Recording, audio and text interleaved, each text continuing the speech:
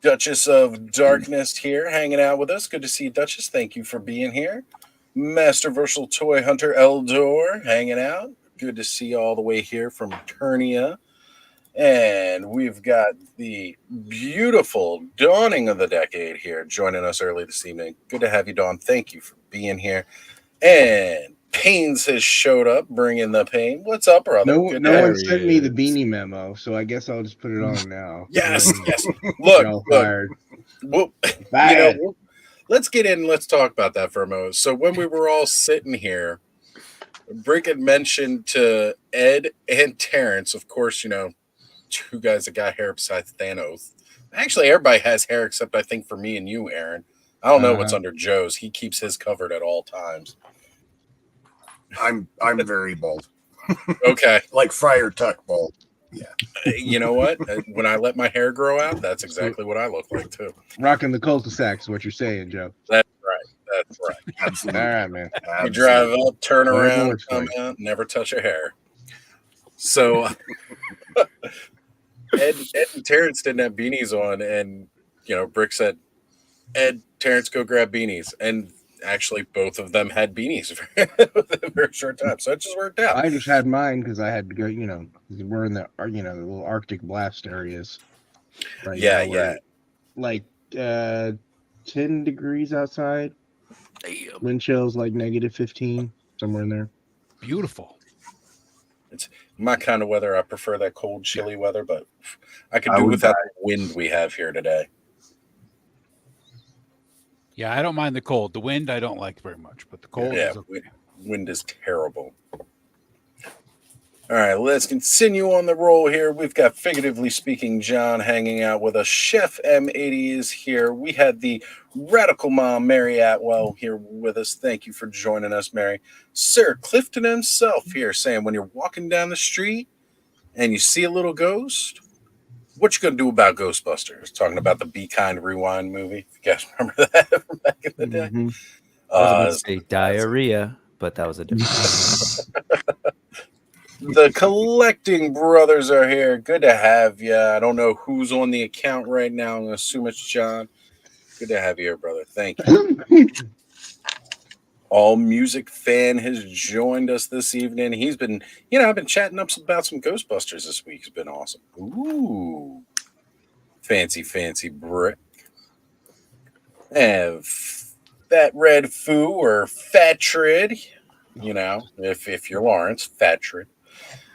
Good to see you, brother. Thank you for being here. What? And somebody's gonna say, now you got it. Oh, we got a co-star already joining us. Yep, she wants attention already. It's like 5 seconds into it. It's like, oh, you haven't given me attention in approximately 10 seconds. I must ask. That's right. Baby girl, spoiled rotten, and she's getting stuff. What are you getting into? You cannot have the wrapper for my cough drop, you silly girl. Puppy co-stars always welcome to the stream. We've got Reploid Bill hanging out with us, who has another awesome YouTube channel. If you have not checked him out yet, make sure to go over and subscribe to Reploid Bill. And Todd C here with us saying, hey, y'all, what's going on, Todd? Glad you could join us. Toy Mama Christina hanging out with us. She actually was just live last night, of course, hanging out with the so awesome Radical Toys Adam. They were doing a little hangout stream last night that was really cool, looking at a couple of figures. It was very, very fun to just chill, laugh, and hang out. We got Cobweb Collector joining us. What's going on, Cobb? Hyperdelic joining us this evening saying, hey, folks, what's going on, Hyperdelic? And K-Roll joining us, hanging out. Good to see you, sis. And we've got Anryu here as well. And that runs out of everybody who I had starred and selected. Now, I know we've had a bunch of people jump in since. Scott Baker's there. Yeah, I was going to say, I know I just saw him popping on this. I'm grabbing him. Oh yeah, no, we got a lot more people to say hello to. I'm gonna bring them all up. Yesterday. We had the Yesterday's podcast. If you guys are not listening to it, definitely check out Yesterday's podcast. Our good friend Derek Hoover We've got Toy Addict here joining us and hanging out as well. Oh man, I should have never switched over to the star screen. Now I'm missing so many people. Again, Digital Diarrhea is here. Ted Darkclaw, our brother from Hella Dope Toys, hanging out this evening. Ted, I'm glad you could make it, brother. Thank you. Boy, The Ted, executives a little from sound buzz. Filmation have showed up in the chat as well. Thanks, Thanos. Just talking to him though, not us. We're not important enough. Oh no, never. We're never. It's rarely important. Well, it's either work or it's not important usually. So I remember that sound from the beginning of every episode of Black Star. Is that right, Thanos? yes, Oh. it was. Every single episode of Black Star ever. Yeah. Scott Baker is here. We've got Nolan in the house as well. I actually don't think I had highlighted one of Nolan's before. Nolan, you know, we're not officially ToyTube and still you're here, brother. So thank you for joining. And Happy Accident hanging out as well. Good to see you, Happy. Glad you could be here. There we go. Negative 35 degrees Celsius, but the wind was negative. That's a no for me. I like cold, but no. What's No. negative? What's negative 35 in American? Negative 35 Celsius. Freaking cold. Yeah, that's negative 35 Celsius would be death. No, it wouldn't. We almost got there here in Northern California today. Almost. No. Yeah. What, you broke 65? No. Yeah, below 60. Woo, it's cold. It's cold. That's why I got the beanie on, man. It's like on my stream Tuesday, Wilhelm Toy and Hobby was on. He's like, "Ooh, it's a little cold here today." He lives in Florida. He's like, "It was 70." I was like, "Oh my god!" So negative 35 degrees Celsius is apparently negative 31 degrees Fahrenheit. Am I going to need to warm him up? I recommend warming up all toys. Am I going to warm him up? Oh, is that the Master That Wang? is Master Wang. Oh, Yeah, he's Master so Wang. cool. Yeah, man. He's Definitely from like South Asia. It's real warm out there. So like where you're at with a beanie, you gotta warm up. I just don't like the cold. And we've got even more people jumping in. Uh-oh. Who did we lose? I think we lost Bud. We lost Bud. Hopefully he's okay, because I know he's getting some crap weather too. That's what he gets for doing dirty things with his toys. Who would do such a thing? Right? Who would have a garden of dicks? Some kind of deviant. Some deviant. I love that picture. That's our deviant, though. All right. It's like I put in the comment, "What the hell kind of fairy garden is this?" Mushrooms. It's a lot of schlong rooms. Yeah, those are mushrooms, all right. Hey, Joe, do you follow Paul's Customs on Instagram? Who's that? Guy's name is Paul's Customs. He does 3D prints. Yeah. No. He's closing his shop at the end of the month. So I'm actually super sad. I wanna place an order with him too. Probably my best custom, that ogre scale dragon that I made. Yeah. That head was a Paul's custom piece. And I want to get at least one more before he closes down. I'm actually really slightly furry. Yeah, I got a slightly furry torso and the lion head and one of his swords that's just ridiculously absurd. Oh man. Mm-hmm. Is he okay? Is he just closing is he sick or is he just closing because he needs to close? I think he's going back to school or finishing school and he wants to finish strong, something like that. I think it was something like that, wasn't it? Yeah. Okay. Yeah, it was. He I think went through a divorce and had a lot of personal problems and wasn't actually selling for quite a while. And then he came back, but now I think he's trying to, just get back on track. So he posted that he's closing the shop. So he has a lot of good stuff. That furry torso is fantastic. I have a couple of those. So really good stuff. Excellent. Well, Bud answered in the chat, says his internet's really going slow because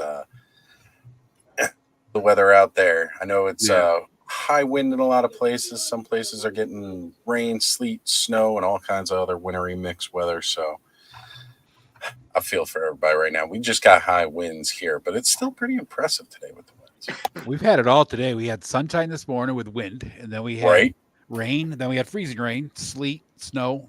Now we're having wind, and I know we've gotten about 6 or 8 inches in the last couple hours.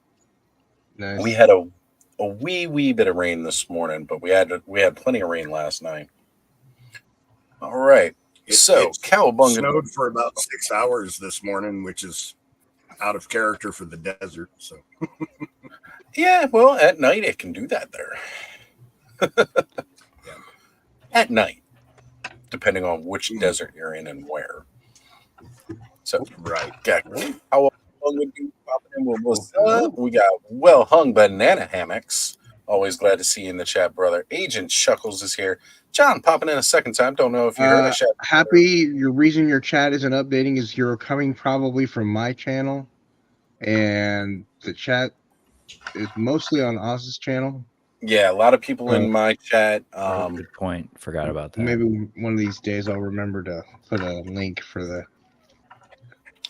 Wish there was a way that we could truly get the chats combined and still stream from each other's channel so that everybody can get views and, watch hours out of it. I wish there was just a better way for us to be able to do it. Could be nice. Make it happen, StreamYard. Yeah, come on, StreamYard. Look, I've been paying you a crap ton of money for a year now. Give us a freaking bone here. We like your platform. The thing is, if they could combine the chat into one that we could all see, there's no reason that it couldn't show up everywhere. Yeah. Right? It's like you just got to program. Exactly. Make it happen. Come on.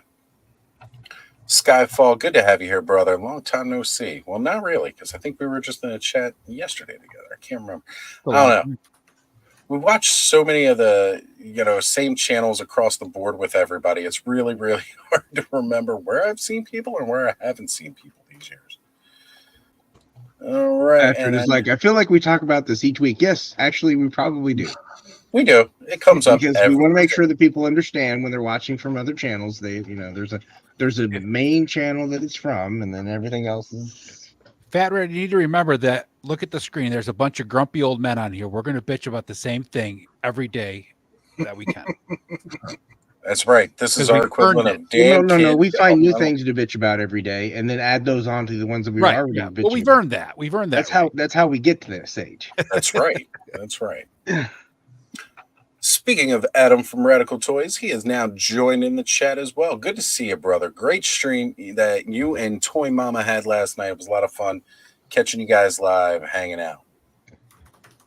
All right. Oh, we got here.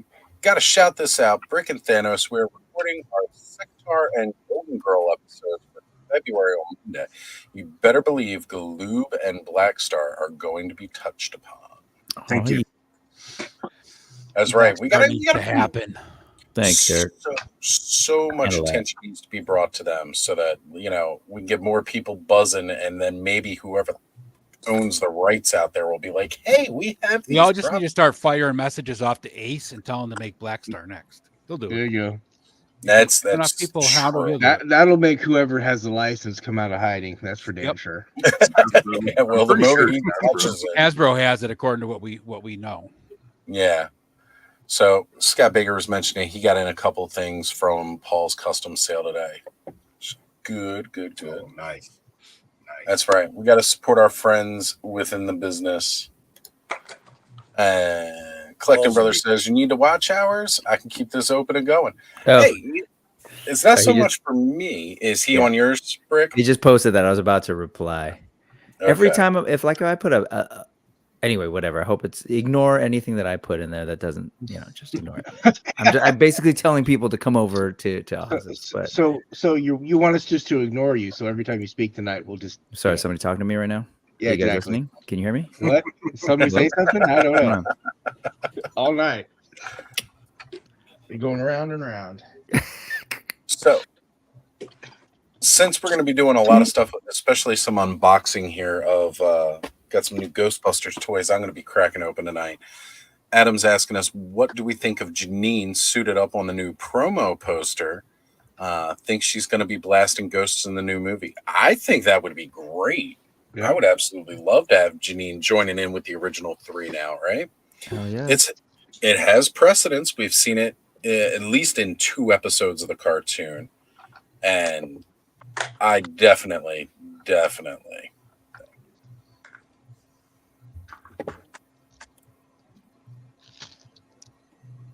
Yeah, sorry. Cherry Yep. was in. I'm with you, man. I think I was excited to see that, especially, spoiler alert, especially since they're down a Ghostbuster, an OG Ghostbuster. But I mean, she should have been in there a while Janine back. needs to be an official Buster. Hey, Rick What was that Moranis you were just character holding up dressed there, up too, Terrence? right? Oh, In the suit the one time, didn't he? In episode 2, or yeah, in the second one, he suited up, ran all the way. Yeah, it's fitting. She deserves it. Radical Toy is saying he needs some subs and watch hours through the roof. Oh, okay. Well, you ever want to jump on and join, and then Adam, you're always welcome to come hang out with us for an evening, and then you can do the simulcast over to your channel and try to get some people over there, and we can get you some watch hours. I mean, it's what we do, right? I know we all chimed in and joined in to make sure that we can get Rick over some watch hours, get his channel up there. Yeah, totally. And got me I there. mean, that's just one of these things that we do. I would gladly direct everybody to go to another channel and watch all kinds of content and really just boost your watch hours. It's one of the best things we can do as a community together, right? Rock and roll. 100. Shining Plastic People is saying hanging out at the Clubhouse is always a great time. It is, Chris. It is. Oh, okay. He's just saying he needs some more subs. Well, that always comes with just putting out content. Like, it was one of my biggest things is that I don't have nearly as many subscribers as some people would think that I do, just because of the fact that I don't put out a lot of short form content. Not everybody wants to sit around and watch us yammer on for 8, 9, 12, 32 hours, however long we're streaming this week. That's right. How many Saturdays can you watch a bunch of old guys say, "Get off my lawn"? Exactly. What the hell's So- up? More like get off my toys. Where's Black Star? Come on, Hasbro. Where's my toy? $40 for a McFarlane toy. Oh, Man, we'll get into that. I was You got a hoping, pretty Chris, painted can you jump face on so we can there, just talk Mr. McFarlane Toy. pricing? Yeah. We are definitely going to get into that because we always try to cover at least a little bit of the news. Let me go ahead here. I want to make sure. Let me get that. You know what? I'll just drop it in Toy Network. That way everybody gets it. Then, of course, I'm going to have like 30 people trying to jump on. Well, we got room for 3 more. At least 3 more.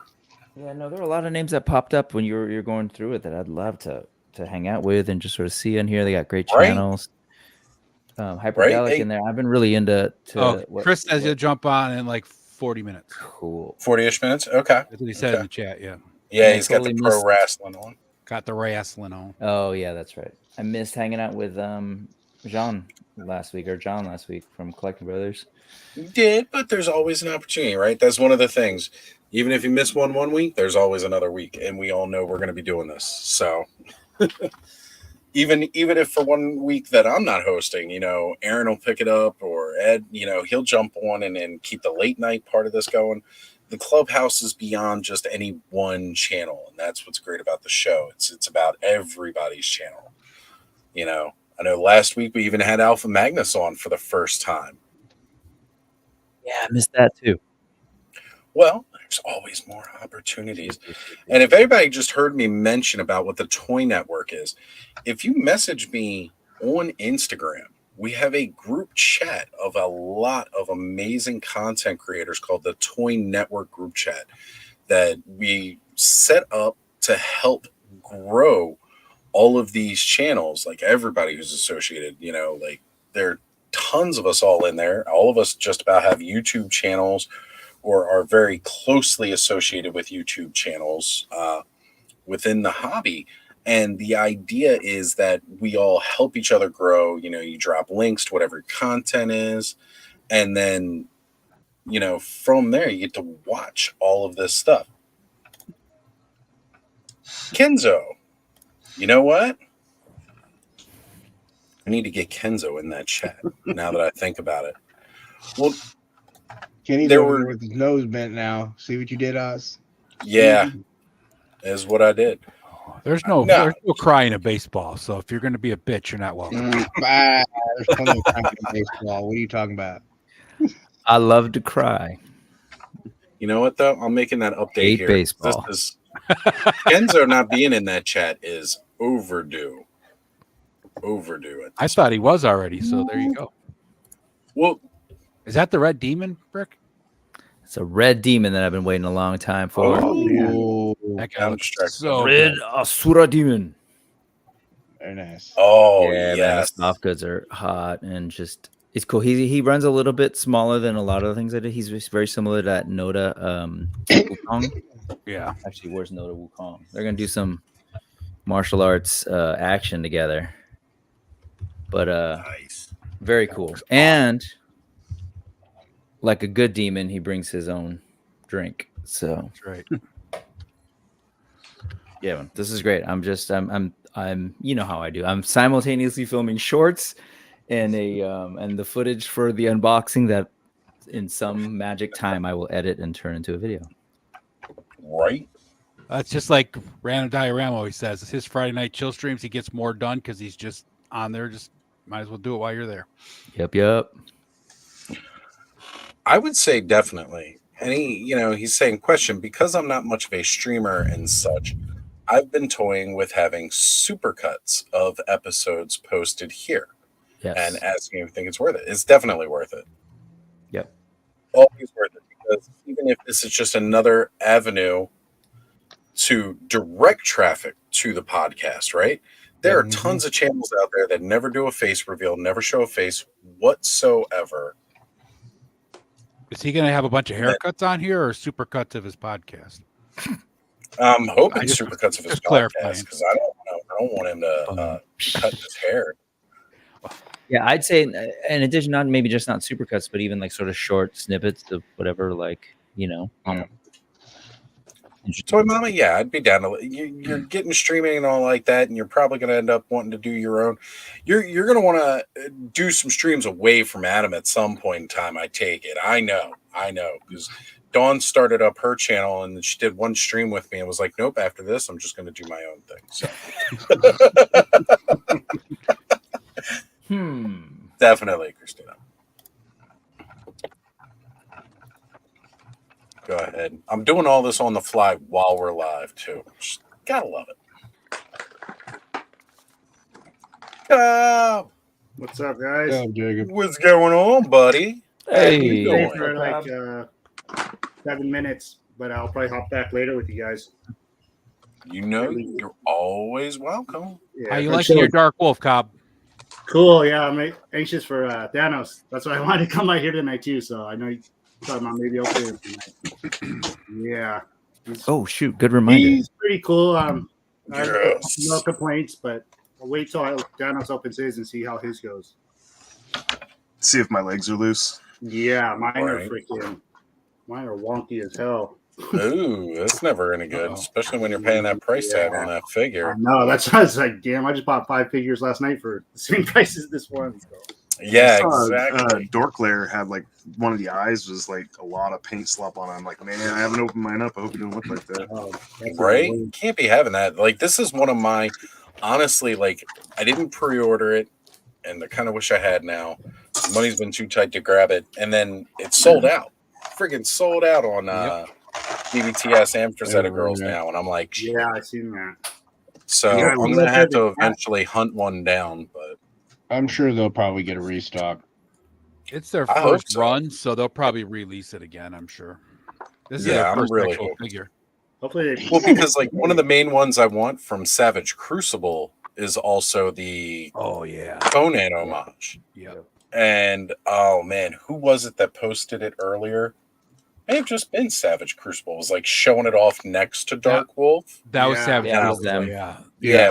Well, it's got to be because nobody else has it yet. Like I don't even know why I was thinking that, but man, did those two look great together? They did. Like just so good. I was like, yes, I want these. Plus, being a big fan of Frazetta art myself, like just having representations of his art and stuff within my collection. Yes. How does it look next to that Batman cob that you got as the fill-in? He looks tiny. I didn't realize how huge that freaking Batman is. It's because Todd loves making them 7-inch plus figures. Like I was looking at that Batman today, and I was like, he's just him to way begin with, out of but scale. man, he really freaking he's a monster That's compared to that. Yeah. It's looking like Kane versus Rey Mysterio Jr. Right? He's got that Kane. It's exactly the thing. Yeah. So, couple of things, Thanos. I figured out some better ways for him to hold the arrow and a couple of different things. So I'll get with you later. Once you get messing with him, you'll probably figure it out too. Oh, you got him out already. It was quick. Yeah. His legs, they're a little bit loose, but they're not like wobbly. Like that's what somebody else I saw a review said. Theirs wasn't too bad, but mine seemed like really bad. Like I couldn't get him to stand and stuff for my video. Yours was made on a Friday afternoon. Jacob, go buy a quart of water-based polyurethane. It's the same shit that's Kiki's. You can buy a quart for what somebody would charge you for a little itty-bitty bottle of Kiki's. It's the same stuff. Heat up the legs, pop them off, coat both sides, pop them back on. Paint his balls with it. Paint the balls with it. Paint them up. I saw that review. He don't have balls, right? Yeah, I know. He's pretty. Tell Thanos. He's not anatomically correct. What the hell? Thanos will fix that. Well, I'm rioting now. There's not an anatomically correct toy. Yeah, gotta have that monster. I don't have the skin tone match for him though. Hey, how much money for this? And it doesn't even have balls. Naked barbarian in you. The balls are extra. It's not for lack of looking great. Balls are exclusive version. They only get sold on McFarlane Toys. I'm feeling left out. $40. Thanks, man. That battle where He-Man you were talking about, Oz? Yeah. About him not having a sword. Which is crazy to me now that I don't think you can really see on there, but his harness that comes with him, besides the battle armor, has this perfect diamond shape, and it's even got two little things, and like the regular sword fits perfect in there, and is made for it. So it must be something they cut out. Because I was looking at the harness on there. I think what it is they were just kind of given a new updated harness, and they were like, people. They gave away like a sword, the power sword with like every character in the original run of the Masterverse Revelation figures. So they're probably like, somebody's gonna have an extra sword. Yeah, it is just a perfect fit for it though. Nice. Didn't Gwildor and Orko have like a new updated sword? They got the glowing one. Oh yeah. So that's definitely where you can get one from for that. So I did want to pop this up here because if anybody's not watching Random Diorama on Friday nights, even if it's not Friday night, but you're going back and watching the replay of his lives, they are so super chill and relaxing. Yeah, I was there he's got night. like some smooth jazz going while he's cutting and everything. Like, I'm not gonna lie, there's been many a times he has put me to sleep on Fridays. A lot of people say that. But not in a bad way. That's not a complaint, because any of these guys will tell you I'm barely about me, ever or are you talking about random? I'm talking about random. You did last night though. Not in a boring way either. It's just backtrack. Friday danger, nights, Will Robinson, danger. Friday nights, I am worn out from having to mask all week long dealing with. Oh, I know.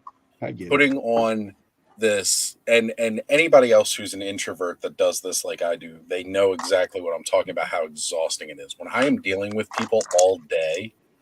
And it's virtually, it's over the phone, but it's, person after person after person, and I have to feign this, oh yeah, I'd be happy to do this, or oh yeah, happy to do, like, that just sucks it out of me, right? Like when I saw the perfect reel for you today, and I was going to send it to you, and then of course I hit the wrong button and it couldn't go back to it because Instagram. Of course. Yep. But it was a guy singing in his car about how this is, for the introverts, this is the most wonderful time of the year. And he's talking about how like all the crazy people have left the stores now, and all the people are just kind of staying home. And he was like, "This is the most perfect time of the year to go to the store for an introvert." It is. Right. Everybody's done. Yep. Done with all the craziness of the holidays. So, but yeah, random dioramas, like his streams are just definitely like what you need at the end of the week to unwind. Which is also why I don't always make it to Mega J streams anymore. Because I used to be like watching and on Mega J streams quite frequently. And then suddenly it stopped. And it's mostly because he goes live at 1 a.m. my time. And I'm normally out. Like just exhausted from the week. Done. Yeah, I mean, I got a prep. Like he was, he was trying to see if I could jump on, and I wanted to, but like to be on his streams on Fridays, I really gotta like plan for it. Because by the end of the work week, I'm just done. Just roasting. Even though I'm on the West Coast, like he's like, "Come on, man!" Right? Nah, my days are long. Out, done and out. And of course, it doesn't help too when he's trying to invite me. Like he's the only person I know who's probably worse than I am about dropping last minute invites to his streams. I wasn't going to add him like that, but yes. Does that fit pretty good on those pegs, or they fit? I actually traded with King Grayskull too. It pops down pretty low on King Grayskull, but it fits. I'll have to try. It fits better on Clam Champ. That looks tight. I like that. I'll have to see without the armor on what it looks like, but make Eternia Black Panther going on. All peg seems the same though. So yesterday's Derek, let me know. You've got me on if you're not following me on IG or you don't have me on IG, you know you can hit me up on the Discord. All right. I got pop out too. Oh, dude, yeah, come through, Derek. Yeah. Right? I'm going to do some stuff with Bill for a little bit, and I'll probably come back and chill with you guys again later. You guys doing Magic tonight? Sure. All right, man. Later, Cobb. See if Thanos is opening that tonight. So, yeah, I'll talk more about it later, Thanos. When you come back, I'll have mine open then, too, hopefully. If I can get the process up here. It might be a little while, but... hey, it's all good, man. Yeah. We all know Bill goes live this time. Yeah, I'll be here well after. And I'm drinking coffee, so I think I'll be up good tonight, so... All right, coffee guys. Still keeps you up, man. Later, Cobb. Need to drink more coffee. And it'll eventually stop working. This is gonna take a long time to film this unboxing because I'm playing way too much with it. See you, Cobb. That guy looks so good. Awesome. Dude, I love like the note that Noda Sun Wukong is rad. You know, it's just really great, super movable buck, and this thing is the same. The challenge is gonna be not splitting his pants, right? But I know. Yeah. Like I can totally get the splits. It's not. It's V Toys, right? V-Toys, but it feels like an almost like an exact same. Their ninja bodies for V Toys was that kind of similar size. So yeah, it seems like it's the same build, and really like these things totally spin around. You know, everything. It's got that, and then of course my favorite.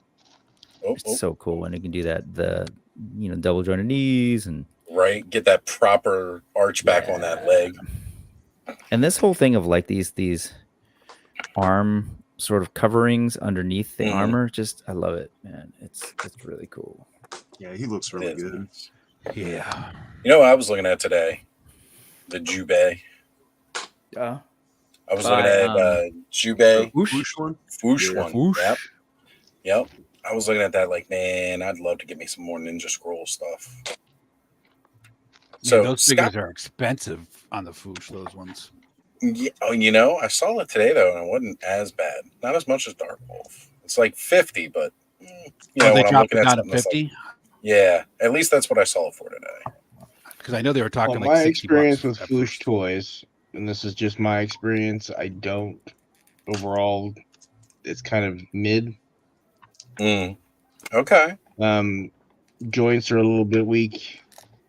I have two of their like ninja. Yeah, hands pop off real easy too on those. Yeah, and the pegs are weird, and yeah. All right, well, now I'm no longer feeling that itch. So, thanks, guys. They're great figures. I'm not trying to get them around. If you like it, you like it. But if I'm paying that, it's one of those sight unseen things. I would wait until it comes out and see how everyone says. Well, I'd see, like also this, wait because last time they did those ninjas, they had some of them marked down to 11 and then $3. Yeah. right? So, like for me, one of my things I is bought a like bunch of those arm packs when they were on sale. yeah, Yeah, the arms work great for other Use things. those It's just the custom. wrists are weird, and Yeah, I hate the ball wrists. they That might have makes me changed the crazy. design on these because those were the Right. last one. Now they have their naked ninja, which is the same ninja, costs more and has less weapons and stuff.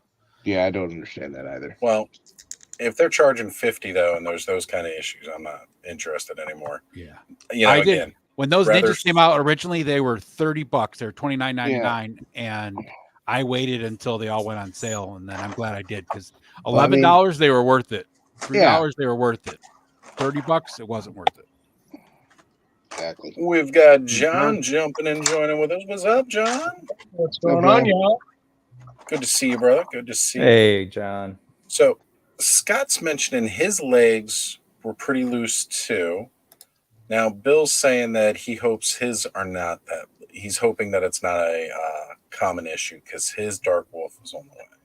Like I said, they're a little loose, but they're not like Cobb's where they were wobbling around, and he stands. Yeah. Well, I mean, he just fell right now, but he stands pretty well. So- Hey, Wilhelm Toy and Hobbies here. What's up, Will? Wilhelm. Yeah, well, You guys were talking about Ninja Scroll. When I was shooting my my YouTube this week, I did a picture of the Vampire Hunter D. Man, I'd love a new Vampire Hunter D toy. that would be cool. I had that same Nice. Vampire Hunter D toy back in the day. I got that around the same time I had my 2000X He-Man. And I used to love that thing, like right around the time that Bloodlust came out, like that was out. And I was like, oh man, this is it right here. I have no idea what happened to it in all of those years. I do know the handle on that sword broke off mad fast though. So did mine. It's very, very flimsy. Yeah. At the time, I didn't know how to fix it either. I just kind of like glued it back, which of course, you know, fell off again before I ended up not remembering where that figure's going. All right. So Bill was mentioning that the harness is meant to hold the sword that comes with Gwildor. Thanks, Bill. Appreciate it, brother. That's what I was thinking. Yeah, because like I even remember like the first freaking launch of Revelations, like everybody was coming with a power sword pretty much. Like you got plenty of that shaped power sword for that harness. Saying, don't threaten me with a good time. I'm down to clown in the very near future for sure. Well, you're always welcome, Derek. He looks really good though. Like, Yeah, he super does. happy with him. Oh, I gotta it's mess like, with him a little bit to get the. I like the Dark Wolf, bow and then and we're the coming arrow. over to you, Terrence. Go ahead. Sorry, Thanos. Gold Love really that skin pops. tone, man. Yeah, he looks really good. I was just saying I have to mess with him a little bit to get like the bow, like actually strung the arrow and stuff because I couldn't quite get it in the pose I wanted. But he just Nice. looks great. Like He does. awesome. The Super happy moment to they have were like, "Yeah, we're gonna do Fire and Ice," I was like, "All right." So Oh, here we got look at some that. DC. We got some Toddy Boys, some Owlman going on. Oh, he looks. Oh, Man, that's the looks thing. good. I love I love the sculpts generally, except for Superman's face. But any Superman's face for whatever reason. him and I was He-Man. saying, Man. yeah, exactly. That's what I was saying on Mega J's last night. They got the same issue that Mattel has with He-Man's face. But dang, that looks so great. And that red tornado, Right? that's one that I was looking at too. Yeah, Woo. he looks The red good. I actually saw him on the shelf the other day, but I didn't pick him Yeah. up. The I'm not you gonna lie, tweet- like the sculpting's still pretty good overall. Wait a The minute. Owlman's got the bat symbol on his chest, so it's literally like A repaint, yeah. That's lame. But yeah, I can see the lines there that you're talking about. Yeah, they didn't even send. It's pathetic. Jeez. That they didn't Never even bother mind. to fill it. No. Never mind.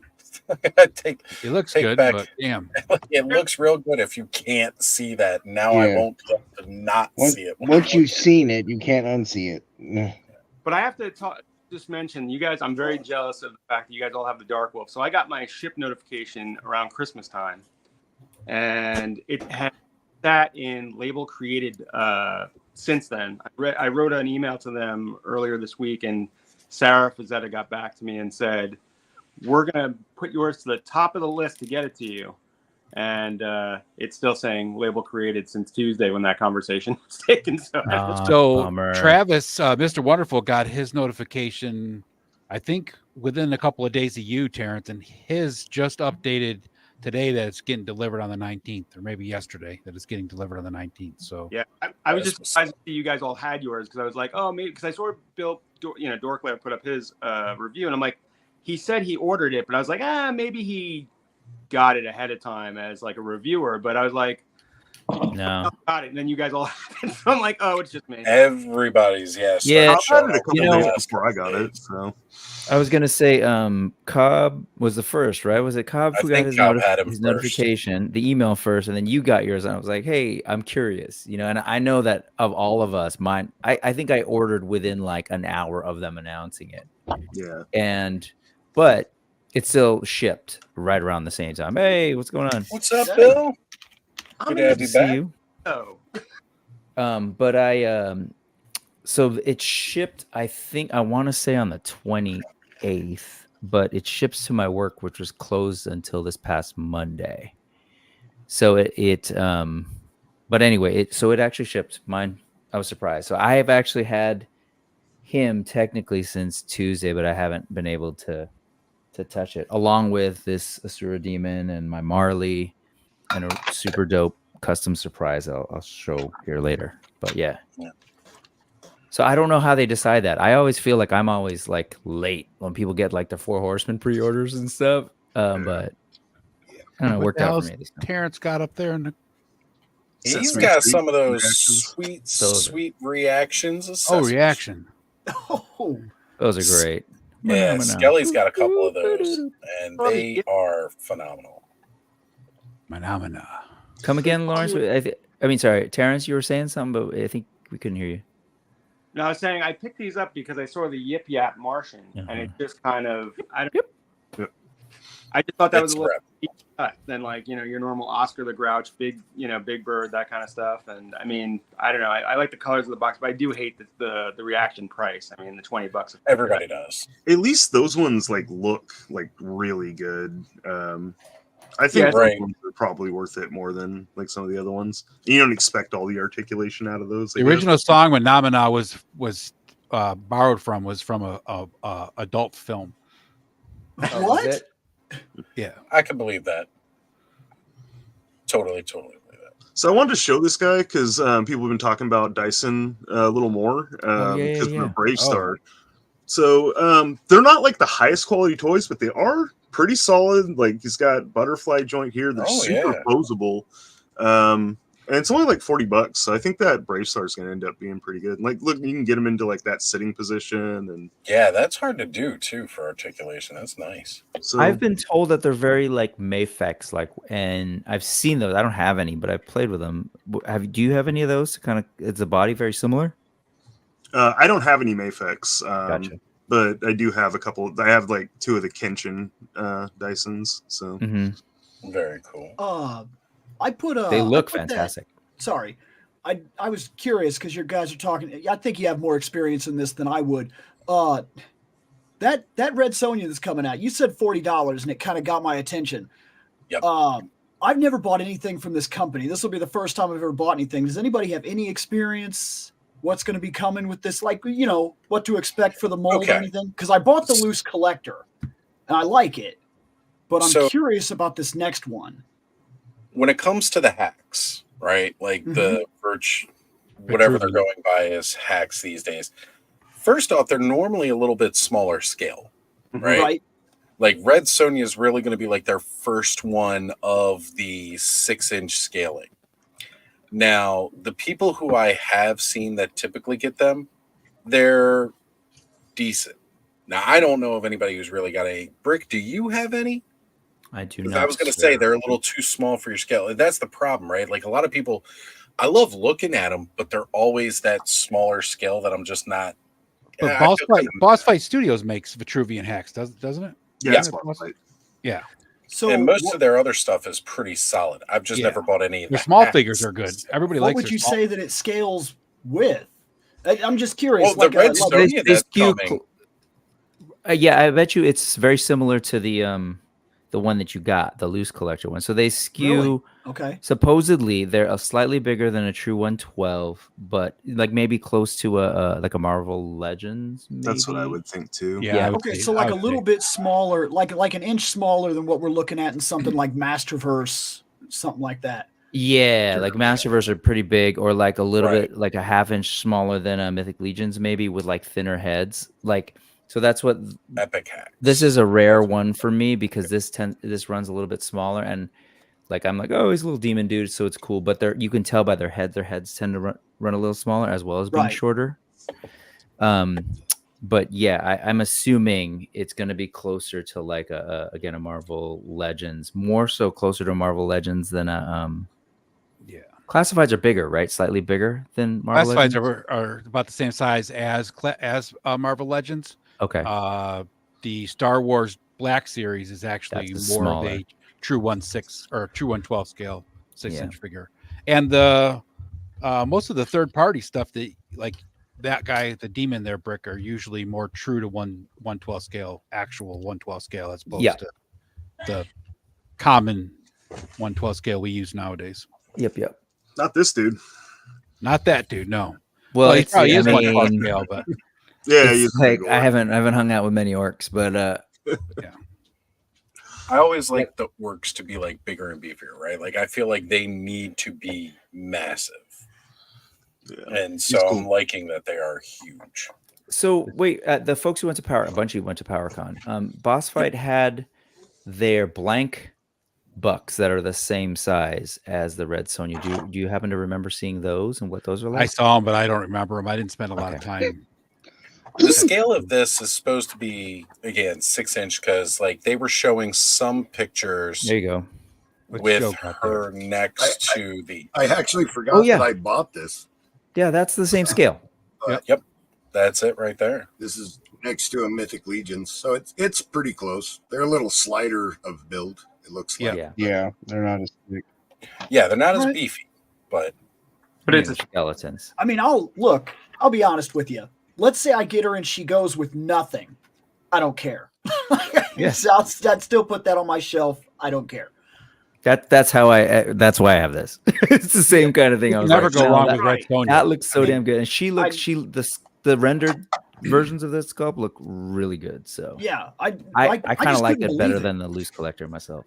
I couldn't believe we were coming off of a Red Sonja already, and I was already in the mindset that's it. I'm not going to see one for another couple of years. That's just where my mind was. Mm-hmm. And all of a sudden, like literally, like 3 months down the road, they were like, "By the way, Red Sonja," and I was like, "What?" And it's cheaper, and I was like, "Oh man, okay, yeah, I'll do it. I'm on board already again." I want a decent Conan. I would love to have a decent Conan for my shelf that won't break me. Like but I want a comic book. Is what Who's that last Savage Crucible is probably the best bet you're going to get for that. That King Conan coming from Mezco, even though it is pricey, that's going to be awesome. It's going to be small though compared to Red Sonja. Yep, and I kind of figured that as well, and I'm fighting with myself. And like you said, I don't know if I can win that right now. He's expensive. When he comes out and he's done well, and he's not. How do I put this? He's not Super 7. He's not Arnold Schwarzenegger. He's Conan from the comics, and that's the one I want. Like that's going to cost me like $100+. Do you think it's possible we'll do like a Marvel Legends Conan? Not anymore because they don't have the rights anymore. I think the Savage Crucible is probably going to be the best Conan you're going to get. Yeah. Yep. Actually, it'll be a Conan that's not labeled Conan. So, it'll be Ball and Chain Barbarian. Yeah. Ball and Chain Barbarian. Can you bring him up? I know. Yeah. Ball and Chain Barbarian. But that's actually an actual Frazetta painting too. So yes. I don't think they're gonna try and do anything like I doubt Savage Crucible would try to do anything that was even closer looking to Conan and kind of like not call it Conan. Yeah. Sorry, it's funny. I'm going between Conan and Conan, and sorry, it's like I keep thinking Conan O'Brien, but mainly because they do have a license with Frazetta, and I don't think they're trying to step on anybody's toes. So right, because see, like, okay, so the original going on there, Travis. the original one that came out years back, the Conan that I wish I hadn't missed, but I was out of collecting. It was a different time for me. Stuff was going on. That's like a $350 toy at this point. Like, I'm simply not going to get it. Which one was it? There was a Mezco a while back for Conan. The It was original, a standard Mezco Conan. one. It was from Yep. 112 or whatever. Yeah. And I missed it. I was not collecting at the time. I was focusing on something else. I was working, and I was completely out of a lot of this stuff. And then, like, as I got back You're in, smart. I saw stuff that I missed.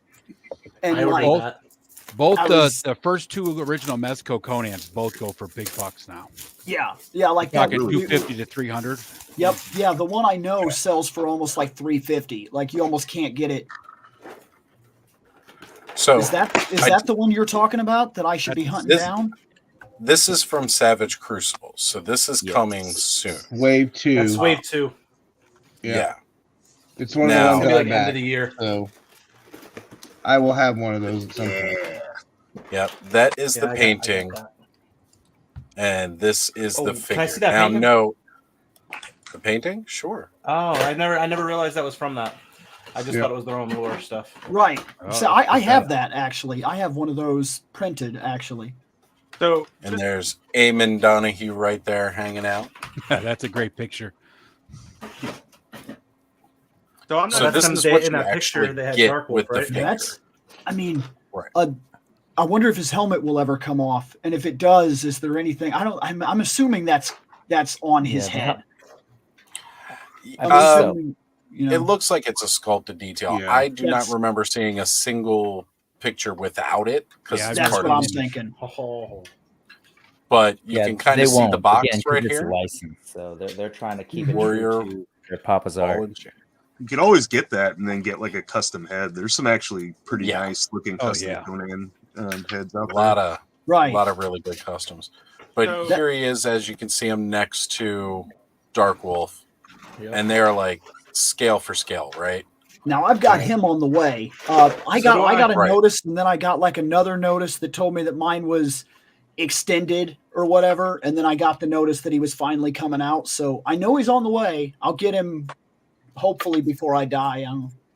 Whatever. I'm pretty sure the talking Dark extension Wolf, was right? because Terrence made a stink, so they put his to the top and they put everybody else on pause. So you can blame Exactly.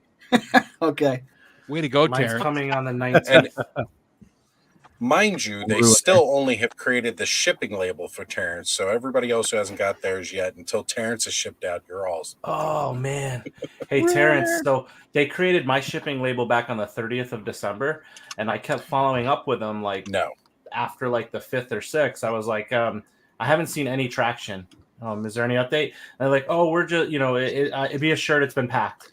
And then I was like, okay, so I let it go a couple more days. And I was like, my only concern is it still hasn't moved. And it was a few days later. And then like immediately I got a message back from one of the gentlemen over there. And he's like, I can assure you it's packed in a box and it's waiting for the United States Postal or FedEx to pick it up. So another 2 days went by and I finally got notice like 2 days ago that it's on its way. So, or maybe 3 days ago. It'll be here at the 19th. It was supposed to be here on the 7th originally. Aaron, I guess.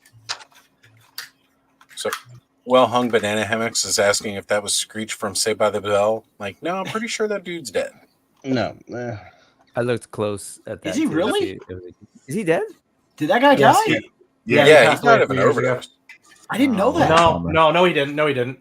A good Wasn't friend, it a good overdose? friend of mine. No, a good friend of mine is really good friends with him. He did a movie with him and stuff. No, he actually passed away from colon cancer. Which movie? Like stage 4. Yeah. No. I'd have to look it up. It's like an independent movie. It's not like anything major. Okay. Right. So So Sorry, that's, I he didn't was want to doing a lot disrespect more of his that memory. stuff. I just remember he was in another movie he was famous for. Yeah. So, by the way, in regards to the Frazetta license, it's actually a little more complicated. Apparently, his kids all fought over the estate. He never left a will. And apparently, when it was finally sort of resolved, I guess like they literally, all the kids got 25% of all the artwork, essentially. And so I don't know if any one of the kids, I think 2 of the sisters and a niece kind of got together and basically created Frazetta Girls. Yeah, Right. it was his wife, along with them, is my understanding. Yeah. Well, she died before he did. The wife. Oh, sorry. It was their daughter. Sorry, his daughter, their mother. The voice of reason, and brought two of the sisters together. Yeah. But like the son, from what I understand, at one point he even tried to rob the museum that they had. Oh Jesus! And like it was a whole thing. There's a pretty good documentary. I think it's even available for free on YouTube that you can check out. But it's kind of sad because I mean he had this incredible portfolio of work and a gallery, and I guess like the whole family kind of went sideways. Especially because there was no will, and one of the sons I guess was a caretaker for the museum, and I guess he took that to mean I should get it all. And that's not the way that worked. No, not at all. And it does suck because it's like now, like that means like certain people are like, depending on how they're going to do it, they can only do certain things and certain artwork and all. And it's just a mess. There's that mouse jaw.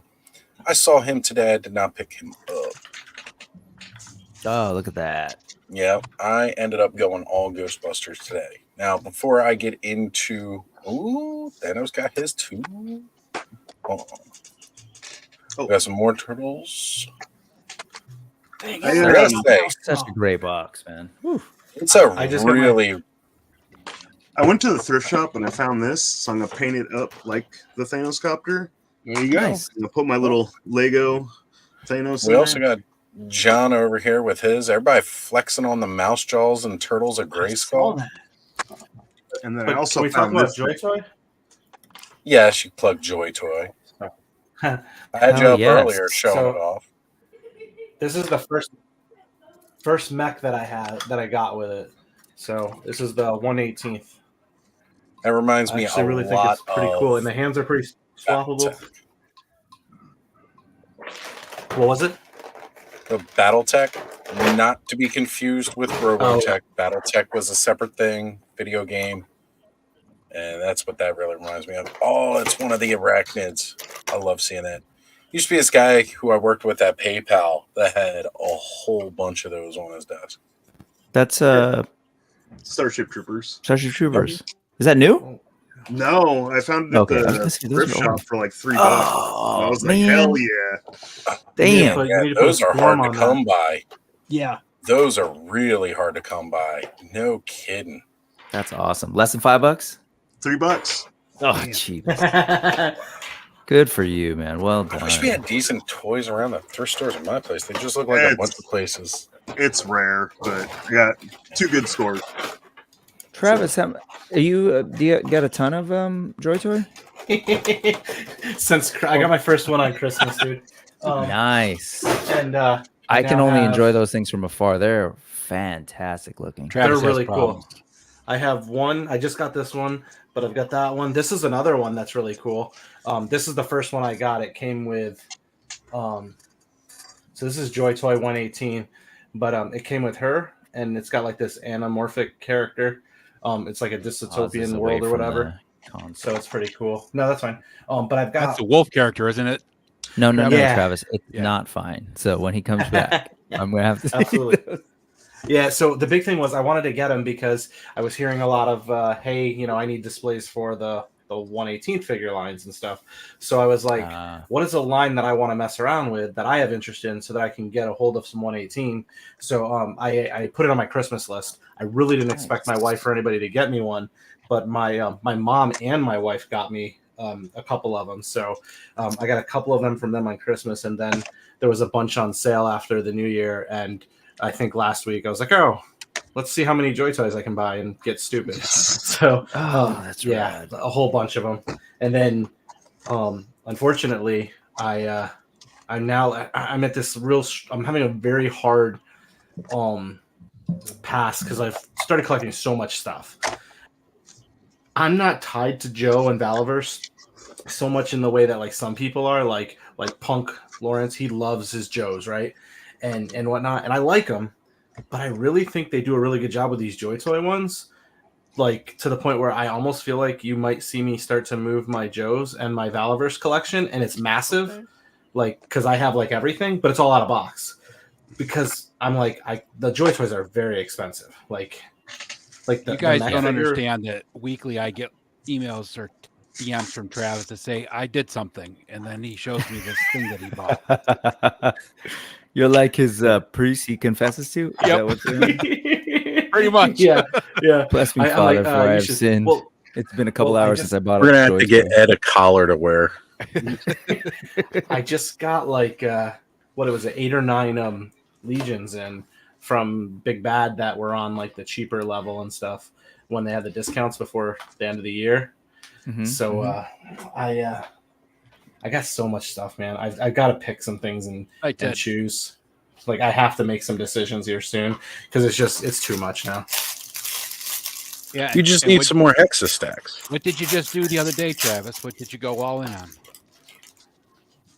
So these are popping up. I don't even remember. The Dollar Tree? The Mythic Legion's Sons line? Oh, yes. Are they supposed to be like mats or something? Yeah, they're like little runners, but they're grass. That's awesome. So, I forgot about that. Photos?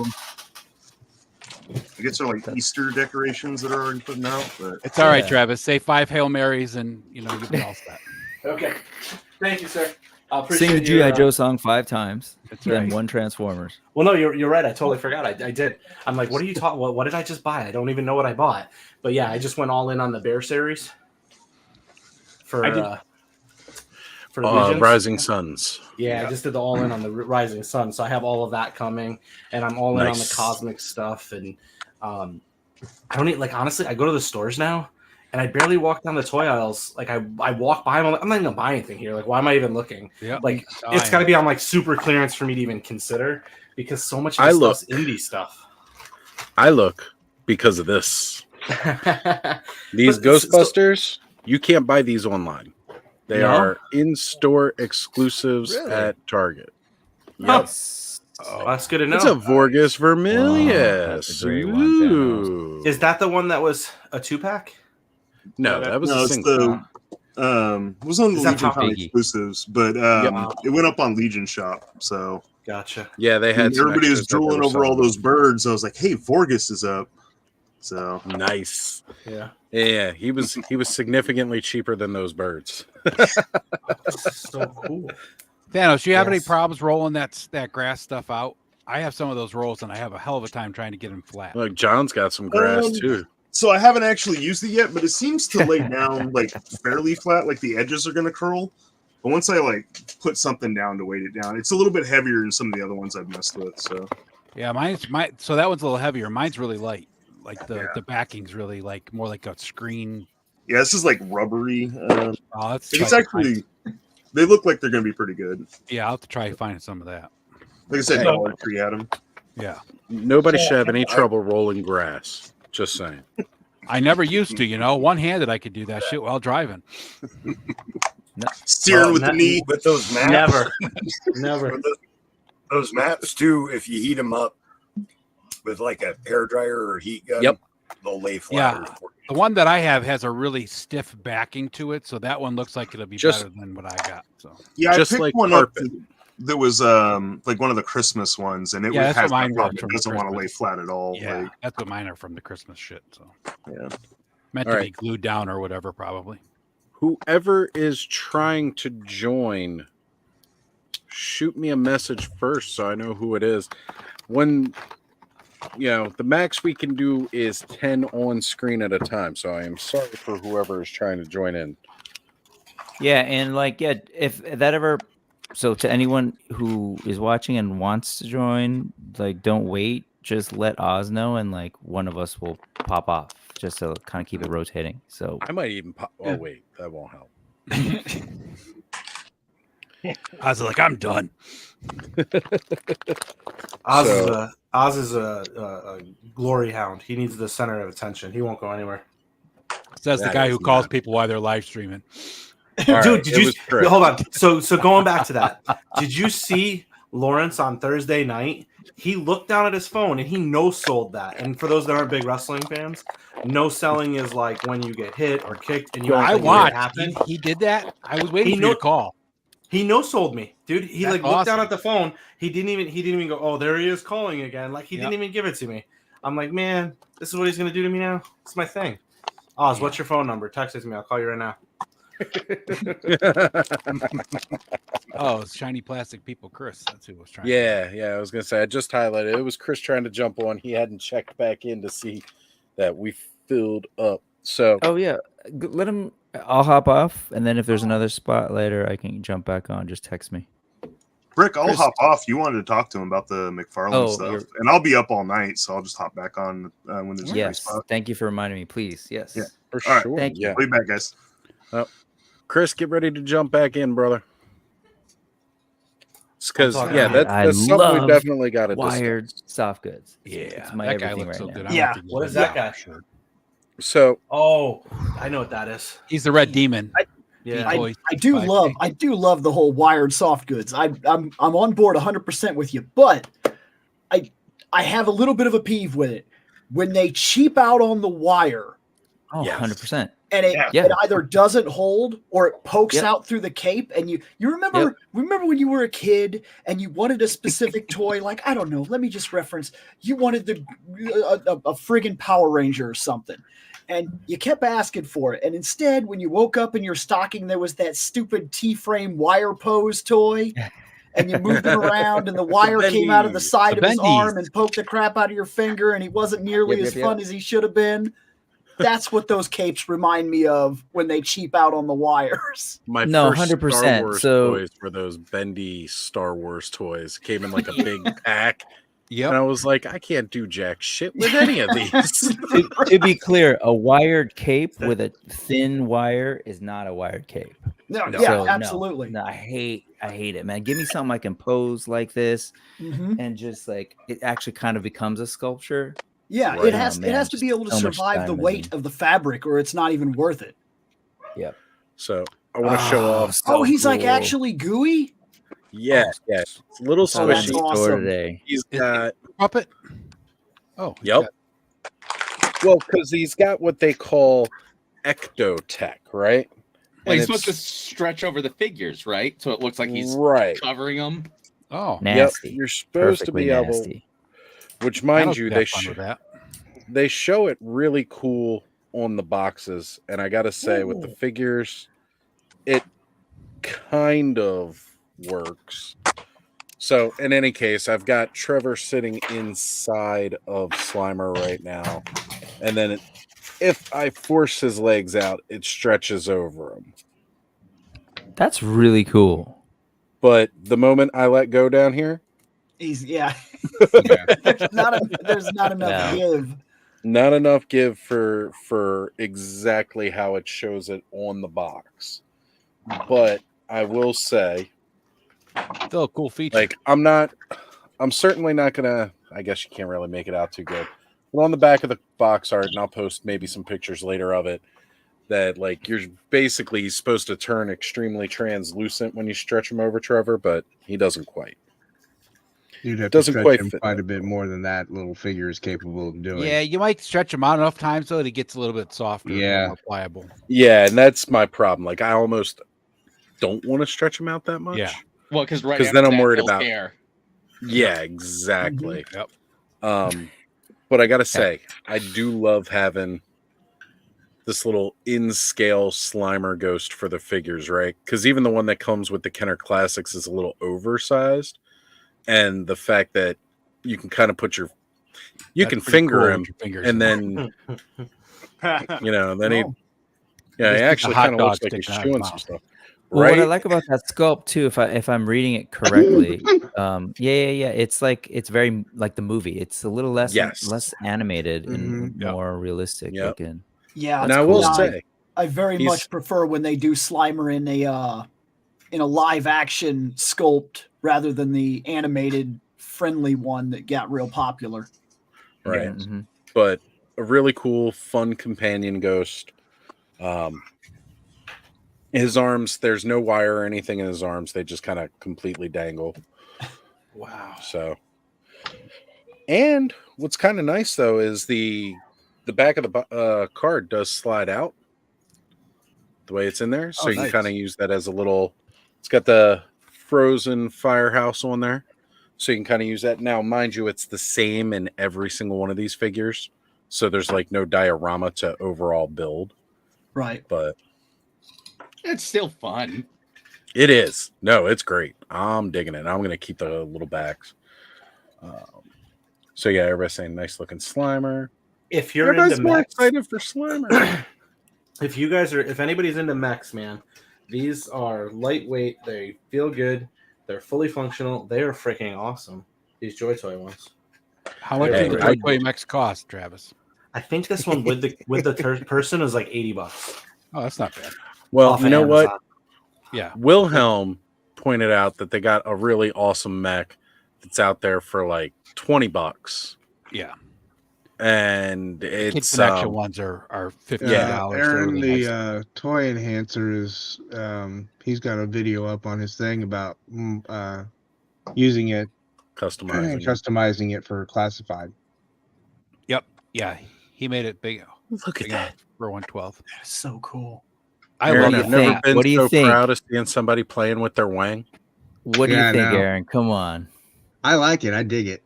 Okay, cool. The size, just the feel, the joints. No buyer's remorse? No, not at all. Those are those expensive 5K toy ones, right? Yeah, it was 10% off. Planet.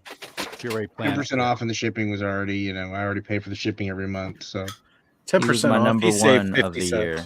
God, What do you love mean that you thing. paid for the shipping already? What do you mean? I bought it off Amazon, so it was Oh. free shipping. Gotcha. Prime. All right. So I mean, it was free shipping. It was $15 cheaper than Big Bad Toy Store. So. I'm sorry. Every time I hear that, and I do it too. I have an Amazon account, but I worked in logistics for 20 years. The shipping ain't free. We just scaled our products. That's all we did. Because we did the same thing. We ate shipping where I work, and we just increased the prices to cover the shipping, and then we claim it free. And so I know that everybody does it. So Thanos is asking if you're going to get any more Maestro Union now. I am getting the one of the pandas. Yes. Not the fully white one. I think the one that's white and black. I have it on pre-order. But that's gonna be like too much young and not enough yin, dude. I'm good with that. They gotta balance each other, man. I can live with that Right? yin and yang. I'm good. All right. Hey, real quick about that whole free shipping thing.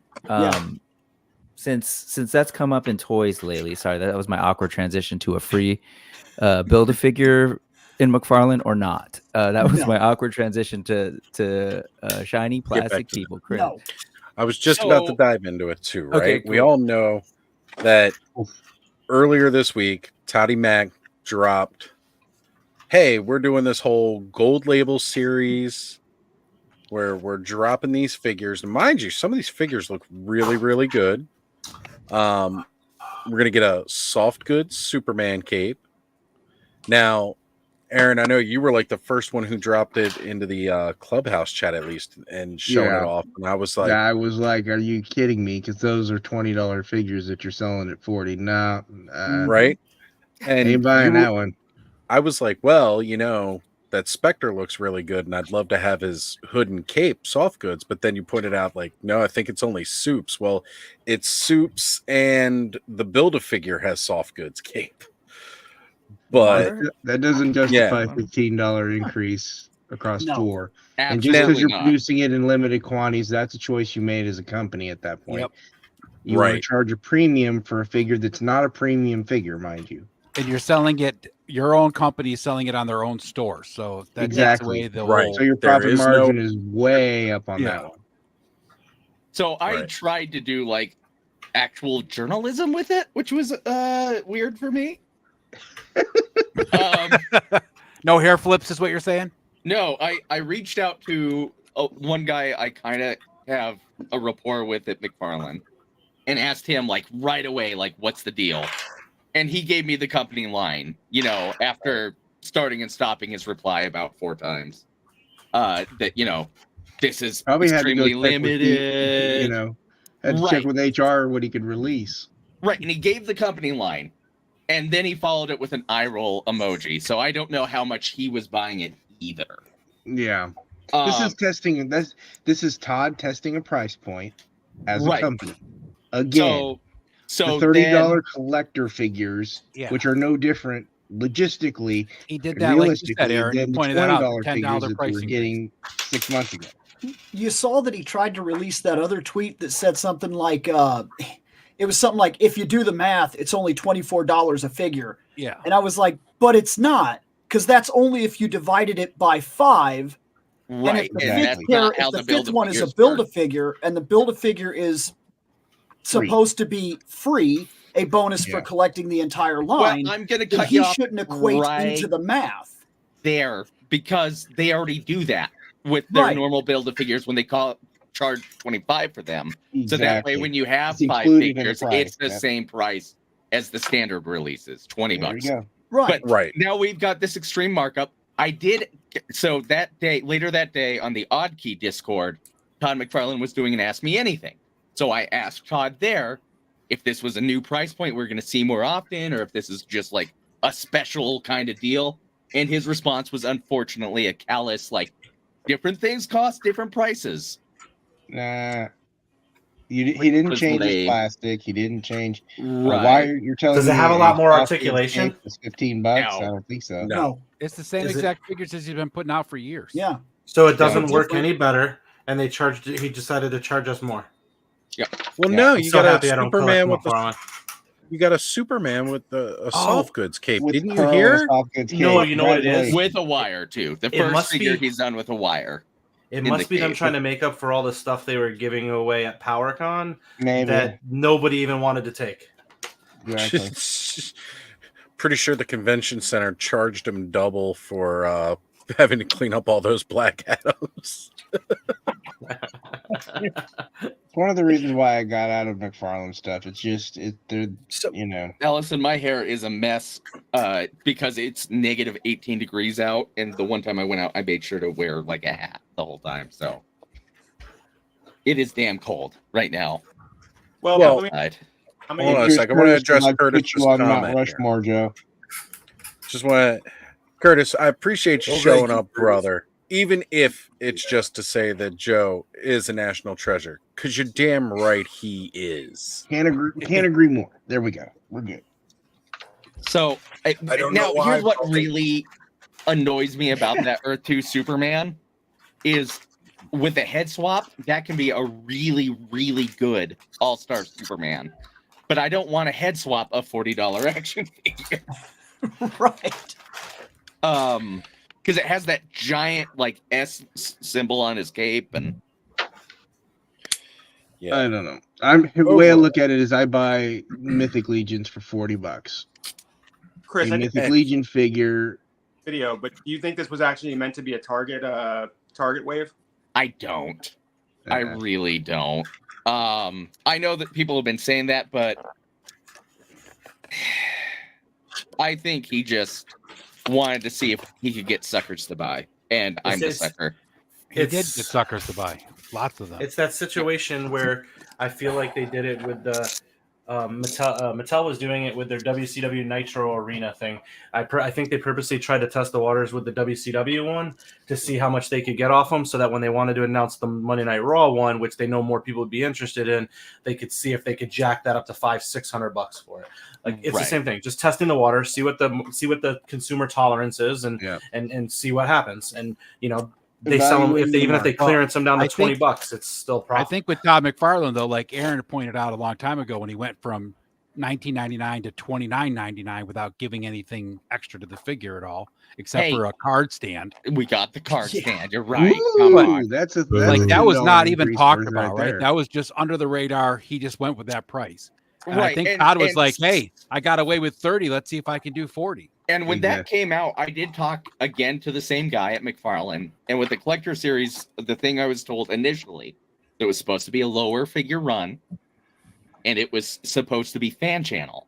But now they're at Target, so who fucking cares? Exactly. Yeah. Now I will point out that as much as we're all mad about the price, Spectre's sold out.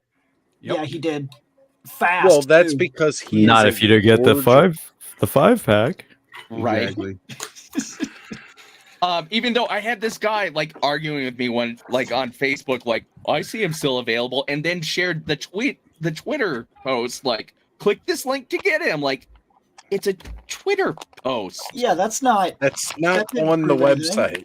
Real quick though, for real though, like I was kidding, but not. I mean, one, it's still available in the 5-pack. They're not actually packed in together. They're all loose. They're allocated. So there's allocated again, numbers for that 5-pack. Right.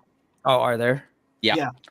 Okay. So whatever he produced, there's a certain number of them that are specifically just for that 5-pack. 5-pack. Yep. They're probably staged. Yeah, they're case packed, and they're just going to ship you the case when it comes in. Duh. Yeah. Yeah. Logistically. See, if I'm going to pay $40 for, here's the good point. Curtis brings up a good point about I don't want him to have the butterface.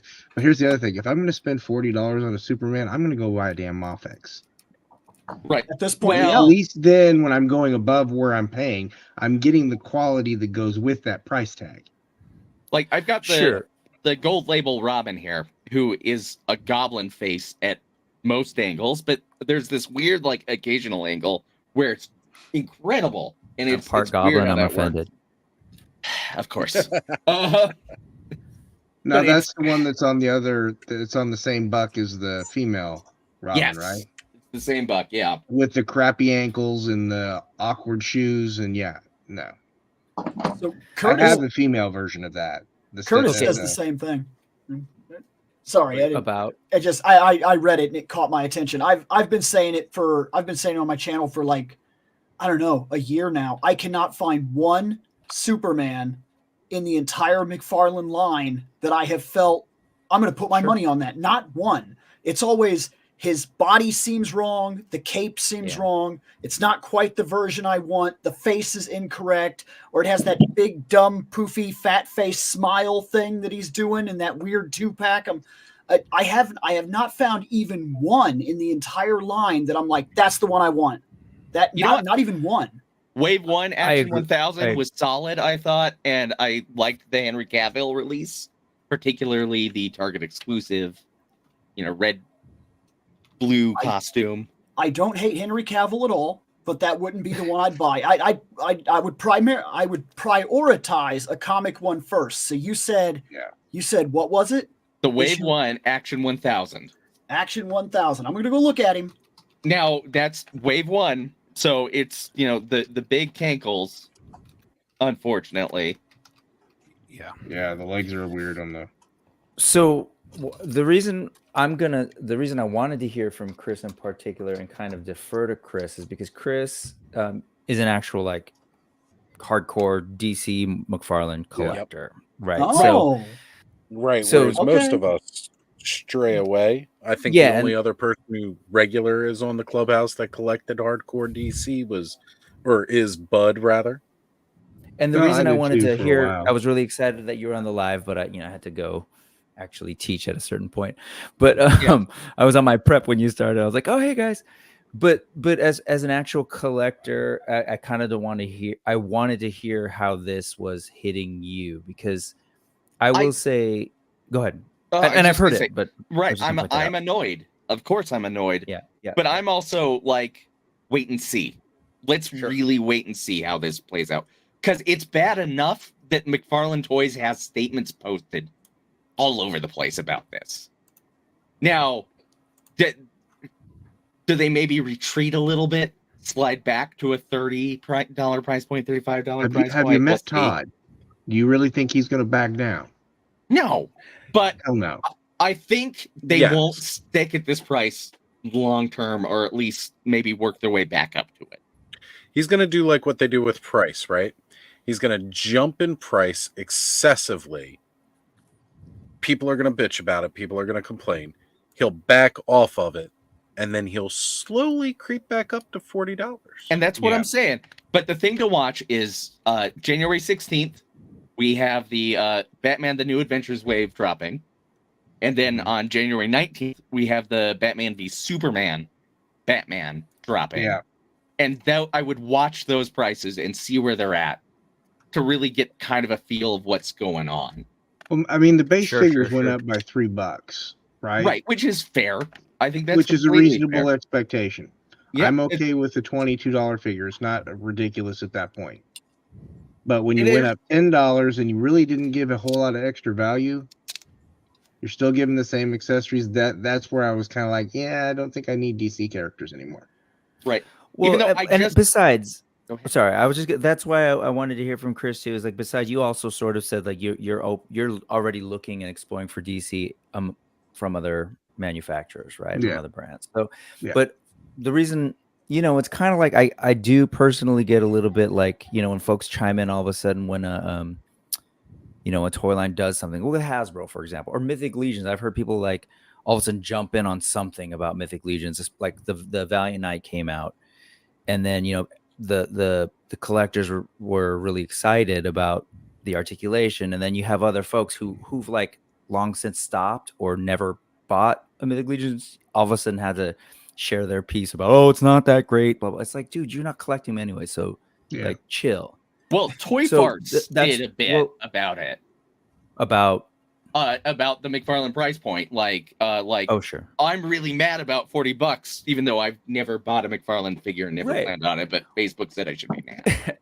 I love that dude. But the part of the thing that I wanted to point out is that, like, man, his figures are like some of the cheapest on the market, period. And they have been, while other companies at retail have been going up. Yeah. So on the one hand, I totally get that maybe at a certain point he's going to have to shift for a couple of reasons, either for because for actual financial reasons, or like there's that part of them that's sort of like, well, if everybody else is coming up, right? Well, and maybe we should DC's as well. the money maker there for them. Yeah. It's just like you look at their other toy lines. Yeah, people like Spawn, but how many figures come out a year in that line? Yeah. First off, DC sells to kids, which again is the primary audience, right? Right. Because Spawn ain't selling to kids. Kids today have no idea who Spawn is, what a Spawn comic is. It's not like back in the day where, like in the 90s, at first I was not buying Spawn comics. I didn't know who he was or anything, but I was buying Wizard Magazine because Wizard Magazine had a lot of articles about comics. Yeah. So I wanted to learn more and grow my knowledge. So I started picking up, and then I started finding out about Spawn. As a matter of fact, one of the very first Wizards I ever picked up had like Todd selling his toys out of his freaking apartment or whatever when he was first getting started building McFarlane toys. Now, I will say this for Todd McFarlane. The guy drives me nuts, but you can't deny that he didn't bet on himself to an absurd extreme. Yeah, he did. More than once. Yeah. He's definitely taken a lot of chances that a lot of people would never try. Right. Yeah. And we talked about DC as a kids line. Kids are buying those toys. They're not buying this line. They don't have a chance. It's on McFarlane Toy Store. They'll never see it. Well, no, they won't buy this one. But I'm saying, like, kids are going to buy Batman. Kids are going to buy Superman when they see them in stores and stuff like that. Nobody's buying Spawn. Nobody's buying whatever else he's got coming out now. Vox Machina. There's Warhammer. Yeah, the Vox Machina is probably not going to get finished. My Hero Academia. I don't think he has that license anymore. Naruto. Or not Naruto. Demon Slayer. Demon Slayer. I knew it. My brain was just like, it's not that. Yeah, he's got a couple of anime licenses now. Yeah. Yeah, if you look under the anime tab, he only has 7 Deadly Sins and Demon Slayer now on his site. Right. So and Mortal Kombat. Mortal Kombat he gets because it's wrapped up with the DC license. Yeah, because it's owned by Warner Brothers. So. Warner Brothers. That's why he ends got a up good getting relationship with them. Yeah. The only other one is Storm Collectibles, and that's because they're different scaling entirely. So well, and they're also imports technically. Right. Is the Superpower still sitting at $10, Chris? It is still $10. Yeah, and they have not gone up at all. Well, see, now if they go up like to $20, I'd be really pissed. I just posted this the other day on Discord. My Golden Flash from the last wave has 2 left feet, which is obnoxious. Especially with Flash. How's he supposed to run with 2 left feet? Well, they're moving so fast. That's all. Sorry. He just runs in circles. It's no big deal. I actually bought 2 McFarlane figures today. I was What'd you buy? I mean, I brought Was I the- two Witcher. Was it is her name Witcher Cersei stuff. or Siri? Siri. Siri. Like I bought the season 2 one and the what did they call her? Elder or something? I stopped watching the show and never read the books. But yeah, John from Collecting Brothers posted it and I looked it up and like, you know, one figure was 11, the other one was 5. So I was all about it because I want to the Witcher figures aesthetically nice. they fit in and I want to do some customizing. Right. Well, You and I buy wonder Aridin, maybe if this is like Aridin. Is that the one you got? The night-looking Aridin. one. No, they're both they both have sort of like it's all clothing looking stuff. The other one's called Elder something. So it's her in her Elder something costume, and then the other one says season 2. I'd like to find the ice. I heard it was at Ross. What's Which that, one? Darren? Oh yeah, the clearance ice giant. Oh yeah. He was Oh, like those dirt things cheap. are fun and nasty. Cobb's got one. He actually had Dark Wolf kicking his ass earlier.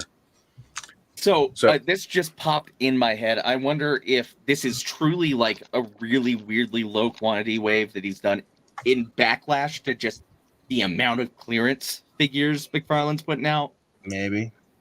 I don't know. Because you wait long enough on McFarlane toys, you're almost guaranteed to find it for a quarter of the price. Yeah. Right. Yep. I mean, And it was it a could be- backlash, it but could really be like in WB telling him that we want more revenue.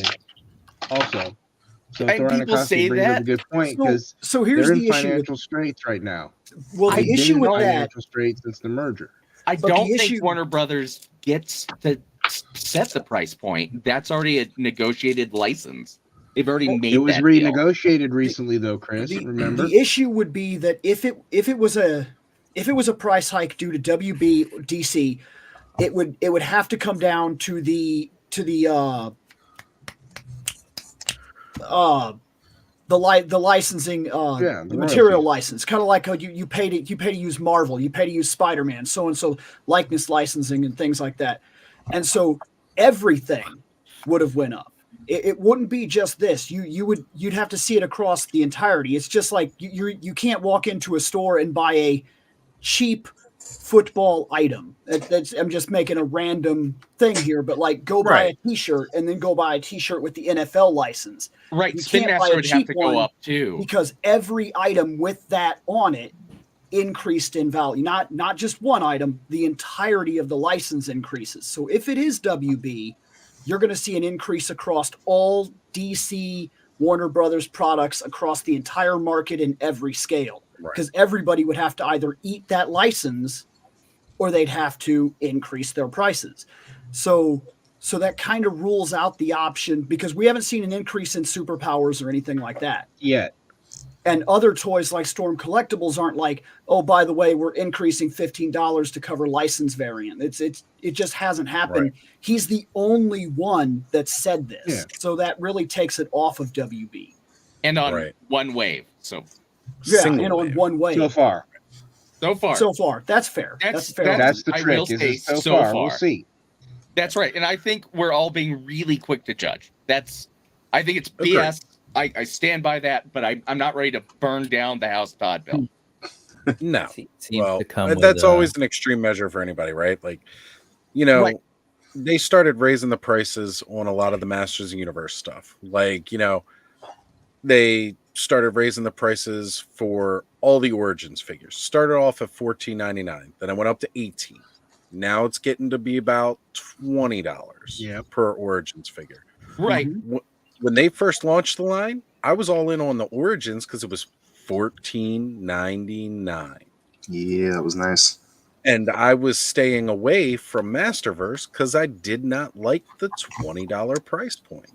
I was like, yeah, I'm not into it. I don't really care for it. And then they started releasing the new Eternia stuff. And I was like, okay, well, those I actually like and I'm willing to pay that $20 for, right?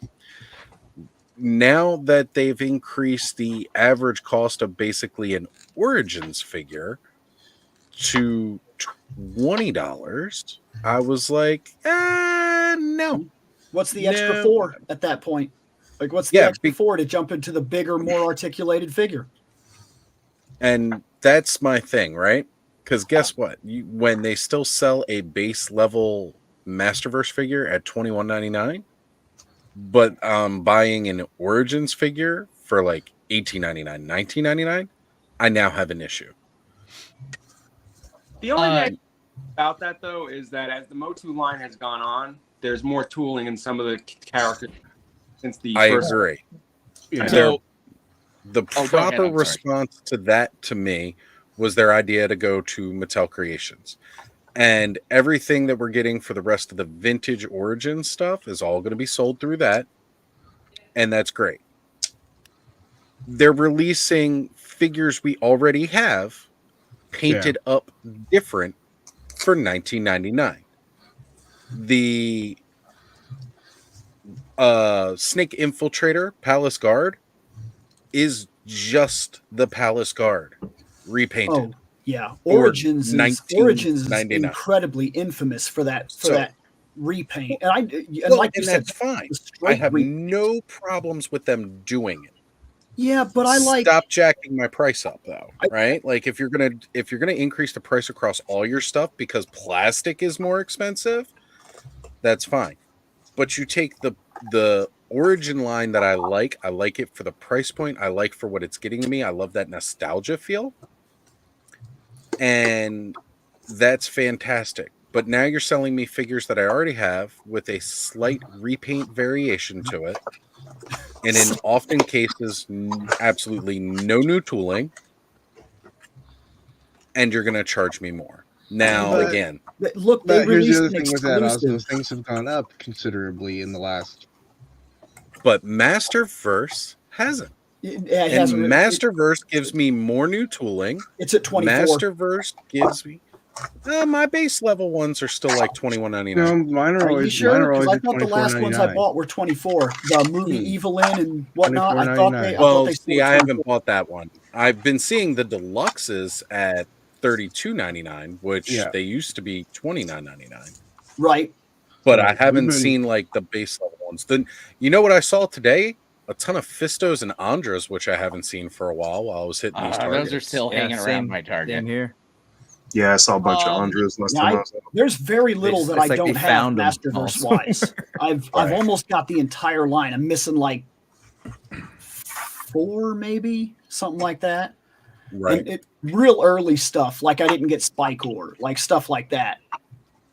So to answer Highly Articulated's question, the whole deal with Angela in the Spawn comics was a nightmare business. Yes, fair. And yes, it was. The first Spawn movie is not a winner. That's a guilty pleasure for me. I'll be honest, I watched that bad movie. Oh no, I give that HBO show all day. I enjoy John Leguizamo's Clown. Yep, that's exactly why I watch it. Violator is great. Hey, I remember is okay. The Spawn movie. No. Martin Sheen is a caricature. I watched that hard animation that he put out too. The HBO animation. I watched that. I own both of those. They're guilty. But yeah, I will say, like, it was funny going to the movie theater because they had the like, you can't buy tickets, kid. It's rated R. I'm like, check again. Right. And they like, oh, sorry, pulled the sign down, and so I gotta see the adventure of Spawn and his dog. Bud saying the TMNT Motu line being $20 because it's a crossover. Yeah, that I don't mind. Again, that I can agree with because again, you're paying more for the extra licensing. But when I'm seeing like again the last like couple of waves were at that same price point, that's when I disagree with it. So the issue here, okay, because like right now, Masterverse sells their newest figures, basic figures like the Evelyn that came out. That's 24. That's their price line. Anniversary He-Man, 40th anniversary. That's a $24 figure, and so on and so forth. Once they hit that line, even if you backtrack and you look across things like New Eternia Jitsu, he's the same thing. They're all $24 now. So that is a standard price of the line. With, like you said, their specialty characters are anywhere from 34 to 39. And 39 was the price of like the Gwildor 2-pack. Or about right. They're clearance at about 50% off though. or well, less. and that's what most people have been doing. They've been playing clearance chicken with it and just picking it up. But if you play that game, and we're all collectors, we know how that game works. Yeah, you can can't play it, judge it by that. but if you're wrong and they do actually sell out, then you're going to be stuck with like $100 plus thing that's never going to be worth that actual price. So you play the game. You're rolling the dice on that one. This thing we're dealing with, this everything goes to Ross, everything goes to clearance, everything goes to Wally's. It will not last forever. Sooner or later, they'll just pull their product back, and we'll be also playing. What happens is it kills have lines. a lot of things to miss. Yeah. Well, and Those this is going to make me to that kind of discount retailer consistently. It will kill lines. Yes, they will shut the lines down because they're not. Because what's going to end up happening is it takes about, you take 12 to 16 months on average for the buyers to catch up to what's going on in the stores. So you'll see a correction at some point, which all those people that are playing clearance chicken now, in about a year, you're going to see them not be able to play clearance chicken as much. Unless it's like, let's say it's something like a Marvel MCU figure. Those things are just warming pegs even at clearance price. Right. Well, let's remember, too, when Ollie's picks it up, right? Yeah. Ollie's is not buying Walmart's warehouse. I know that. They're not buying Target's warehouse. They're buying Mattel warehouse stuff. Yeah. They're buying Hasbro warehouse They buy stuff. overstock freight, basically. Right. But also tagging back, the reason I brought up prices is because this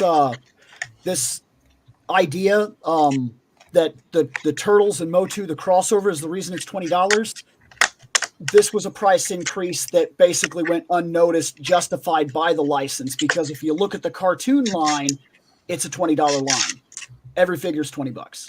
So they almost snuck it in there. They were like, here's the Turtles and here's this, and everybody accepted it because it was like, oh, it's two brands. They probably got to share licensing.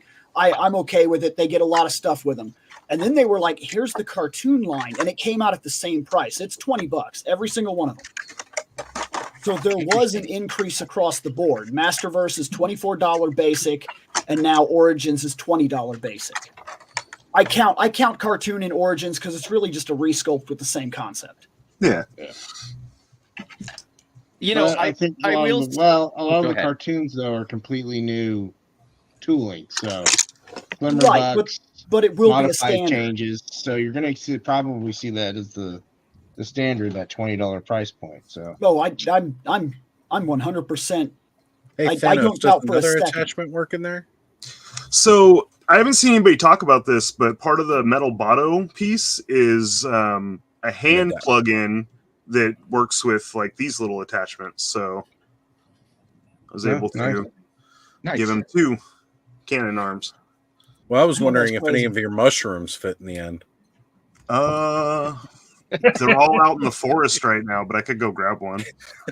Send Tinkerbell out there to pick one for you. Just got them growing in the wild all over the place. Mm-hmm. Well, talking Motu and their price increase popped into my head. Like, you buy a Mattel Creations Origins figure, one of their limited releases. How much is that price increase over retail? Depends what box they put it in. Right, but I mean, like the Frogmonger was 30 something, right? 28, 30? No, Frogmonger was 18. That. I got Frogmonger. I didn't pay that. Okay. It was $18. Was it 18? Yeah. Okay. Yeah. I couldn't remember. Yes. So when they did, what they will do is they will release what's known as a deluxe Origins figure. And normally there's deluxe, right? Yes, Lady Slither was deluxe because there was quite a bit new tooling with that. They did a deluxe Sunman where he had a trifold card, additional head, and extra effect. So when the regular figure came out, he was $18 in at retail. Yeah. But the Mattel Creation deluxe version of him was like $30. Deluxe She-Ra, $30. Yeah, didn't she have rooted hair? Is that the one you're talking about? She had the rooted hair. Yeah. She also had the trifold back card. Mm-hmm. Whenever they put them in the collector-friendly package, though, it's like $30. Right. Regular price. Yeah, same thing with CamoCon, right? Trifold card, collector-friendly packaging. 2 heads, that was a $30 figure. All of their other ones have really just been between, again, 18 or 24. Which one was 24? Origins is at 20, Masterverse is at 24. Yeah. Base figure, base value figure. Muscle Mommy was a little bit of a markup, but that's a pretty unique. She was also considered deluxe too. Yeah, she was without a doubt deluxe. She even had a fold Deluxe out Masterverse. background. Well, yeah, I've got her. Yeah. I know what she looked like. But there was a little bit of a price increase there. It's also a buck they're probably not going to use. So it was right. Yeah, they're not going to be using that again. Which is kind of a shame because it's kind of cool, but there's no other character that fits. Yeah, although now that I have her and I have that Prince Adam or that Savage He-Man, I should check to see if they use the same feet sculpt. Oh, that's a good thought. Savage He-Man. Because they're the only two that have the bare feet. No, the Savage He-Man's feet are much bigger. They're not the same feet. Thanks. Savage He-Man should have been on the Skelegod mold, though. I think of that buck, he should have been way bigger. He should have. Yeah, I agree with that. You think he was bigger than Savage He-Man when we seen him in the animation? Because I thought those guys were about the same size. Figure. Well, I the realize that figure is not the bigger buck. Oh well, I mean, same argument though. So should Skelegod be a bigger figure, or should they have scaled? Figure. Or right? So should they have scaled Savage He-Man to match him because they were about the same size guys? Yes, I'm arguing they should have used the Skelegod buck for Savage He-Man. That's what I was curious of. I thought you were saying Skelegod should have been bigger. That's why I was lost. No, I'm saying Skelegod should have been the base for Savage He-Man. I or also some bigger thing because that thing was huge in the entertainment. I talked about it. I know what they wanted to sell when they talked about him. When they were like, "Hey, this is Savage He-Man," and he's very much he's the guy that you saw in the animation. And I got to looking at him. I'm like, no, that's the guy from the first mini comic. Like it's very blatantly, it's not the guy we saw in the animation. That is very blatantly the guy that meets with the Attorney and Goddess. He even comes with the spear. Like he's very blatantly the guy from the mini comic that happens to come with old Orko. Right. Time skip Orko. Like I thought that was really weird that they sold it that way. So Curtis is checking on you, Joe. Just making sure you're still alive. I'm still alive. Yep. I'm okay. Jesse, I'm just getting old. Jesse brings up the truth, period. We keep buying, they'll keep making, and they'll keep increasing the price. Yep. Or it'll go to clearance. I do, and then eventually some buyer down the road will say, "Yeah, we don't need that many of this figures. We don't need these figures here. We no longer need this line." And that's how you kill things. Now, I've heard this argument 1,000 times, 1,000,000 times. Oh, you're just going to buy it. Don't stop complaining. You're going to buy it. It doesn't matter. But there is a breaking point. I mean, right. I get the idea, and it's not that he's necessarily wrong. At some point, the guy says, "Hey, we need $2 more," and we go, "That sucks. Here's $2 more," and we buy the figure. We've been doing it for a long time, and we know we'll do it for a long time, thus future. But I always stop and I think about it. At what point do we hit the breaking line? And this is exactly what I was talking about, because like, say this is a finalized price. Say that for whatever reason, McFarlane Toys at this point goes the gold and says they're all $40. Just argument. Not that it's happened. Argument. $40 is the base of the line now.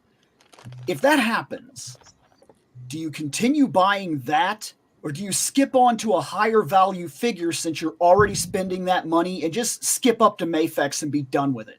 Yep. I think people will eventually skip up to the larger or the nicer quality ones. The only problem with that is like Mafex has a limited DC license, whereas Todd can do all of DC.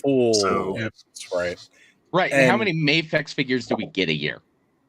Not very many. DC, 2 to 3. That's a fair argument, but I'm just saying at some point, at some point that argument loses its steam. You can't convince me that everybody here in this room, if they said, you know what, it's a video game price, I'm going to need $60, $70 for your Superman, and he has a terrible cape that doesn't move, and his face is big and weird, and his midsection is funky and random.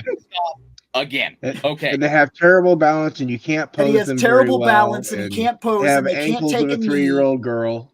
So we're gonna ask this room who already doesn't collect McFarlane. Great. I was just gonna say, I have a couple McFarlanes. Yeah, that's not fair. I cherry pick McFarlane whenever I see something that comes out. Pick McFarlane. No, yeah. Yes, I do. To 40. And now what are we gonna do? We're gonna cherry pick. The line eventually dies and hopefully moves on. That's what we can exactly hope for. Right. But the price went up. Already, we know there's changes to the figures. Not a ton, not as much as we'd want at that price. But yeah, let's sell us a Superman that does have a movable cape. Probably sucks, but it's not immovable. Let's be honest. Let's be honest about our arguments. Yeah, I mean, that's why I'm kind of keeping quiet.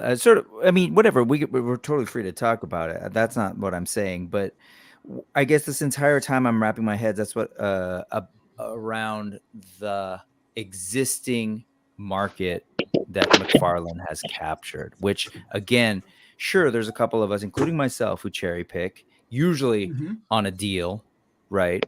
Yeah. But then there are the folks who collect. And here's the thing that I know about McFarlane.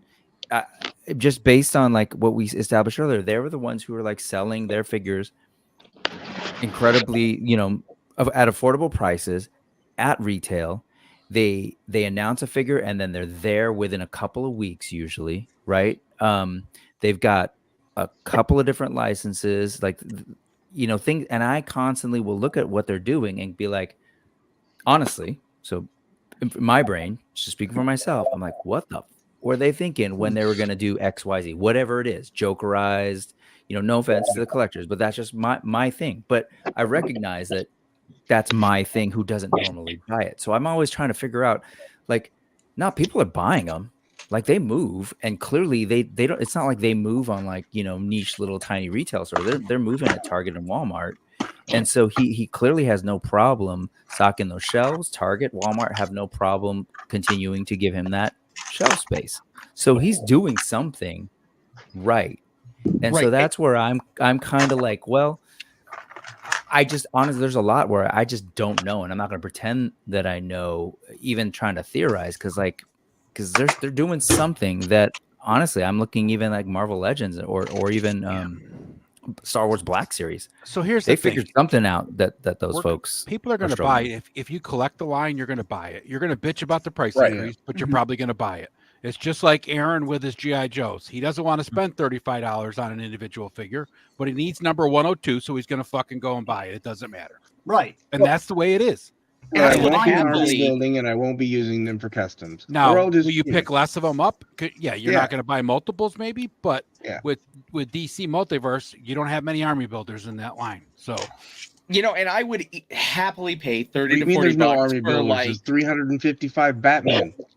Right, but I would pay that for a character like Firestorm because I don't see him flying off shelves. I don't see that for Captain Carrot. I don't see it for those figures. And if you're going to make smaller runs that cost more for Psycho Pirate, okay. Yeah. But don't do that for like mainline figures, Not for figures that people have been wanting. That's right. Not the evergreens that are gonna sell no matter what, right? It's obnoxious he did it to Wonder Woman. Well, like one of my biggest gripes about Boba Fett, right? Okay, Boba Fett tax. Oh, yeah. Spider-Man's getting that tax now. Spider-Man too. Yes, he is. Spider-Man's getting it. These are evergreen characters that we absolutely know are going to fly off the shelves no matter what.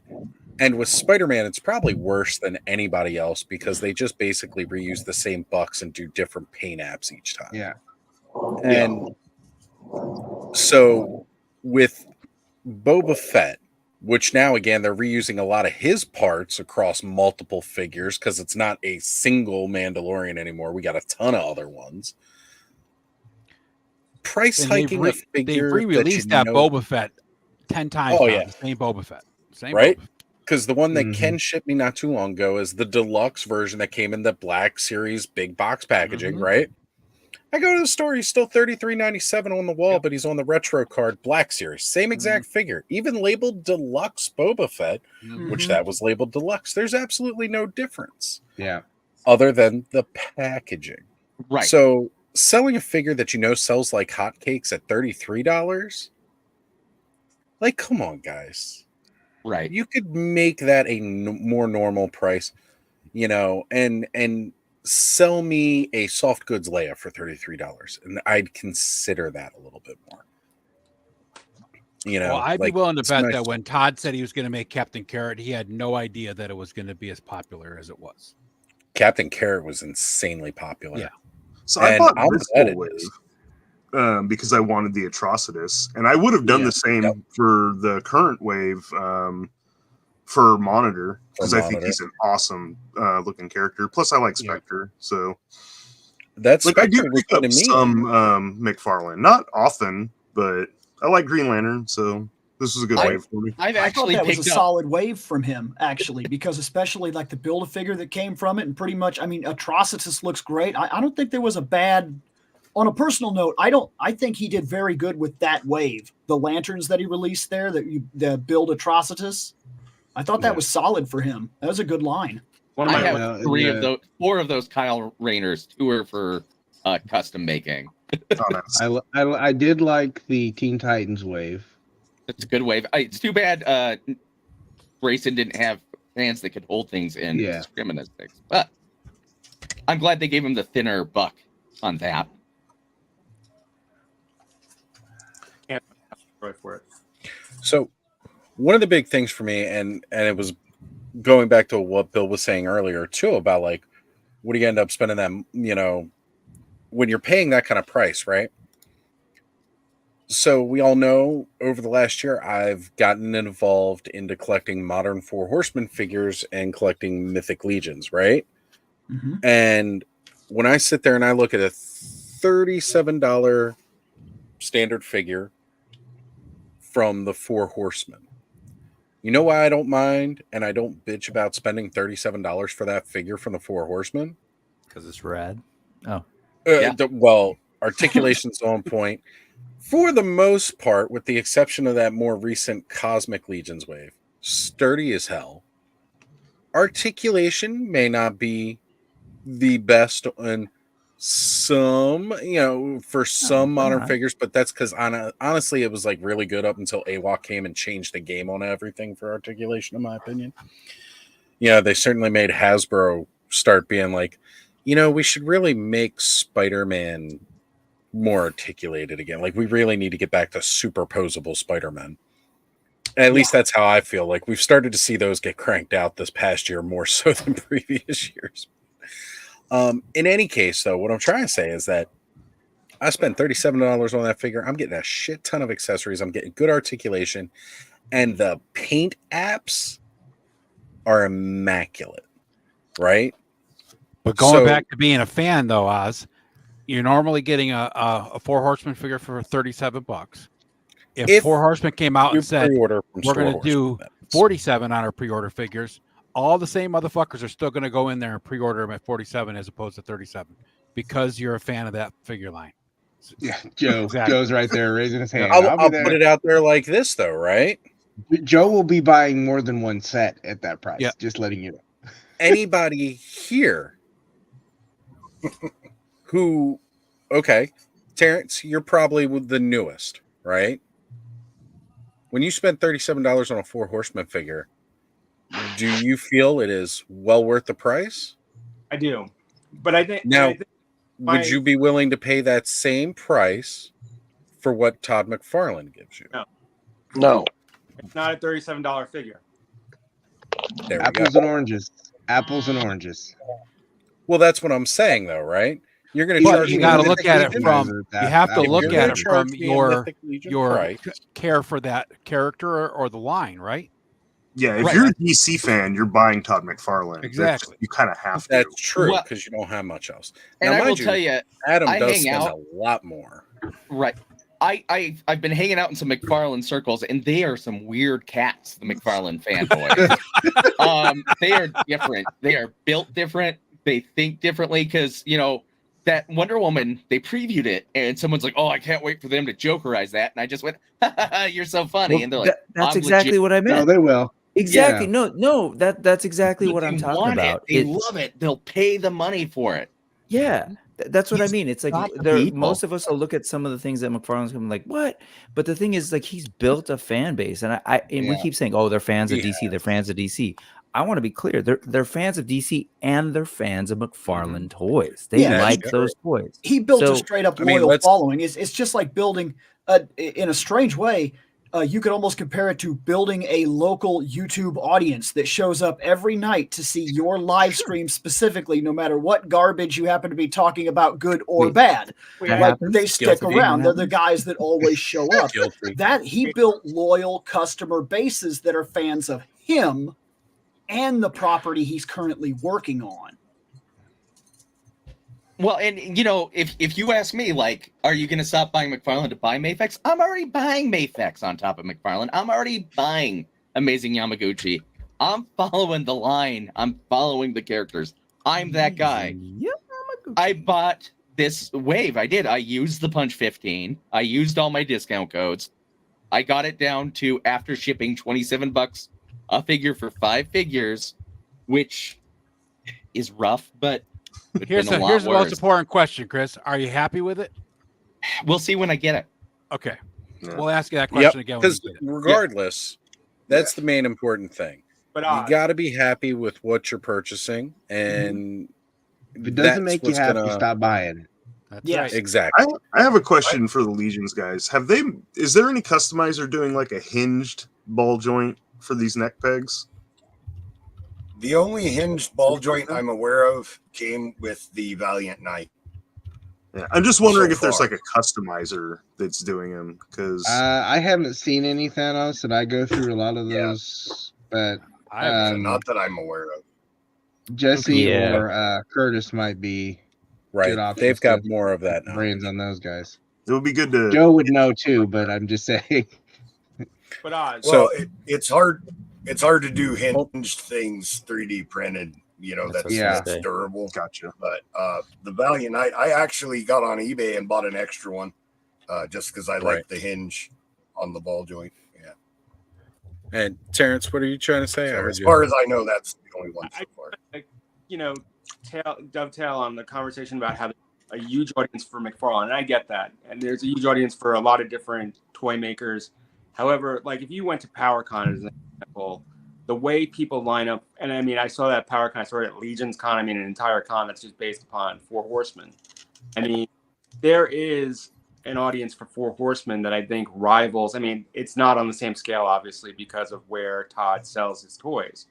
But I mean, you know, there is a starved audience of people that will line up for hours and start at 5 o'clock, 6 o'clock in the morning to get to the Legion's table. So I don't think that he's unique in that way. I think there are people who truly, you know, and again, talking about price point, you know, it's not just the quality. I mean, we're collecting characters we can't pronounce the names of. We're talking about when you're talking buying identifiable characters like Batman, Superman, The Flash, whatever, but people are buying characters they don't even know how to say their names or care about saying their names because the figures are just that, you know what I mean? And interesting. Shouldn't the brand recognition, like increasing that popularity, make them sell for a lower price point as well? Like, wouldn't you think? I think it depends on overhead. So I think it depends on how you want to go with making the money. Do you want to make the money for volume, or do you want to make the money at price? Because here's what happens when they increase prices. What will happen is people will buy less, and they do, but the differentiation between what they're charging in price stays the same. So their profit margins go up in a corporation while their costs go down. I think they're producing less of the figures. If you're following me, this is a sadly corporate logic. Well, yeah, it's economy of scale. But I think So everything is more whoever expensive is right trying now. to add, hang on a sec, guys. Whoever is trying to jump in right now, we are full.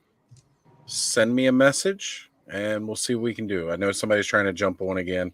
I'm going to be getting a minute or two anyway because I have work in the morning. But I just wanted to say, as a last note of what we're talking about, I mean, in regards to Four Horsemen as an example, yes, it's super popular, but you have to realize too, I think that they realize a big part of their audience is customizers, and they're going to be people that are buying in quantities. So by raising that price, I think they'd be killing part of the audience. You know what I mean? I think that they recognize where their audience is coming from and what their goals are, and that it actually aligns with what they like to do. I think, you know, they appreciate the artistry and the fact that it lends itself to that, you know, customizing, head swap and pop, whatever you want to call it. And I think that they are smart to keep the prices where they are. And if they do go up, I don't think they're going to go up in any drastic number, you know? No, Four Horsemen ain't raising their prices. No. Right. Highly Articulated's mentioning, by the way, that no price increases on AWOC, folks. Just saying. What's AWOC? I gotta agree with them there. No price hike on what AWOC. is that? What is I'm AWOC? sorry. AWOC? What? What? No, yeah. Have I you don't guys know. not heard of this? Animal Warriors: The Kingdom. I can't No, say not I've really. heard anyone talk about that I whatsoever. can't say that I've heard of it at all. I you thought that know. was like a Star Wars thing. Oh, it's Ewok. Oh, okay. I thought that was something you cooked in. I'm doing that's- customs with these because, you know, I don't know when or if we're getting the board game, so I'm just gonna. I bought 2 sets because intentionally to play the board game with my son. You know. So now I have 3 that I can fully customize and just. What the hell, Jerry? Oh man, you know what? That's a point that I hadn't even considered about folks who maybe were buying multiples in expectation of the game. I Ooh. canceled some pre-orders because the game was Awkward. Yeah, sadly. So before we stop shilling for Legions, Yep, tomorrow's the last day for the pre-order I was of going to the say, new this wave. is a really good segue into another portion of this conversation. If you guys have not done so yet, and again, if you're really, really good about,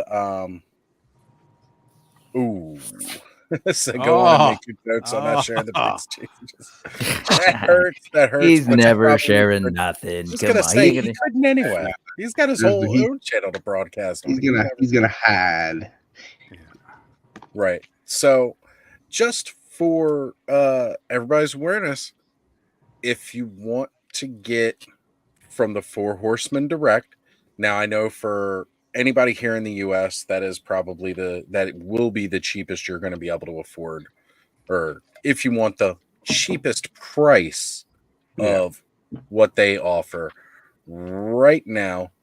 We're within the last 24 hours. We're actually less than 24 hours away from the pre-order for the Rising Suns wave. So for anybody who was planning on getting that bear, if you want it at the price it's currently at, you better go grab it now. Oh, I have to skip it, but I did want that Tomorrow bear. night at midnight East. 11:59 Eastern Standard Time. As much as I would love to have that bear, I can't logistically fit it somewhere. Come on! You know you want to have the. That's got to go on your winter dio, Aaron. What are you talking about? It's the size of a HISS tank. Sorry, kids. It's just not going to bigger than a HISS tank. Here, I have a question for anybody here, or specifically Curtis, because I know Curtis will help me out here. Give me your reasons why I should consider buying an extra bear. Because I've thought about it, and I'm wondering. Why do you need an extra bear? No. Don't To you be have, like, clear, wolves? I'm getting a bear. My question is, why a second bear? Why would you should need a I second? consider a second bear? I have my own reasons and my Wolves. my You have weird birds, reasons. you Just have curious. boar, right?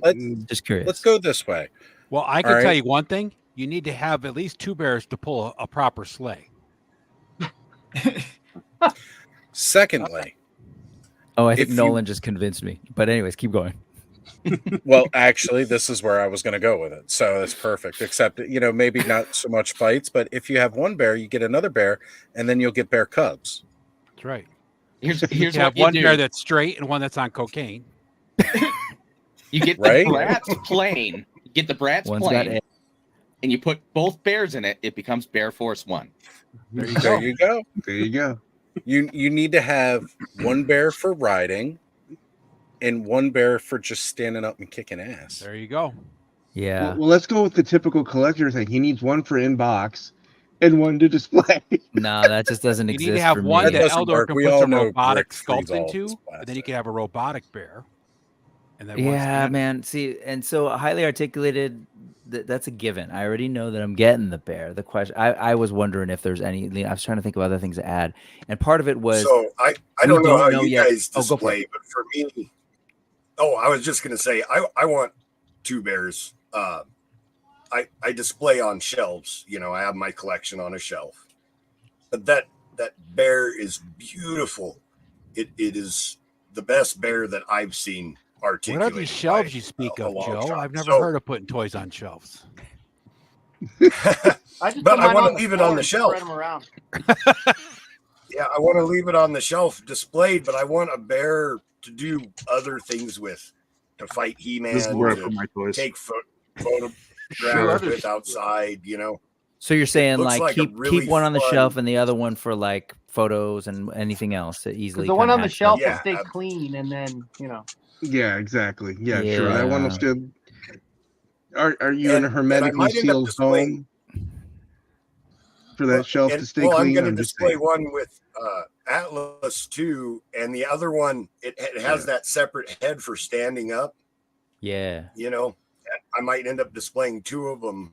You know, one standing and one with Atlas riding it. Clean That's toys where are I'm boring. at. That's Maybe I all need- I'm going to say. Yeah, because you've definitely like there's for the standing position, you got to have a different setup than you do for just the forward pose, right? And- Like it's a different setup. Rick, I gotta be honest with And you. I my haven't heard a main good enough point reason yet. I is- haven't really. Yeah. heard No, good I enough mean, reason. I'm not saying I've been convinced. I'm hearing the reasons. Well, I don't know. I don't but know how much you're into customizing, but some customizing company, like Planetary Dog Toys or Wolf King, are going to come out with a bear head right before it delivers. That you're going to go, damn! I wish I had an extra. I know, because I have to have that custom, and I think that's So the here- main reason to get one. And the Diggs other Figs piece- brings up a very good point. You should always army build in odds. So you need at least two more bears. That's usually how my brain works, actually, in terms of the army buildings. It's like Me they too. they come in threes. But I think, yeah. Well, now For fire teams, they should be 5. So if it's a bear team, you need 5.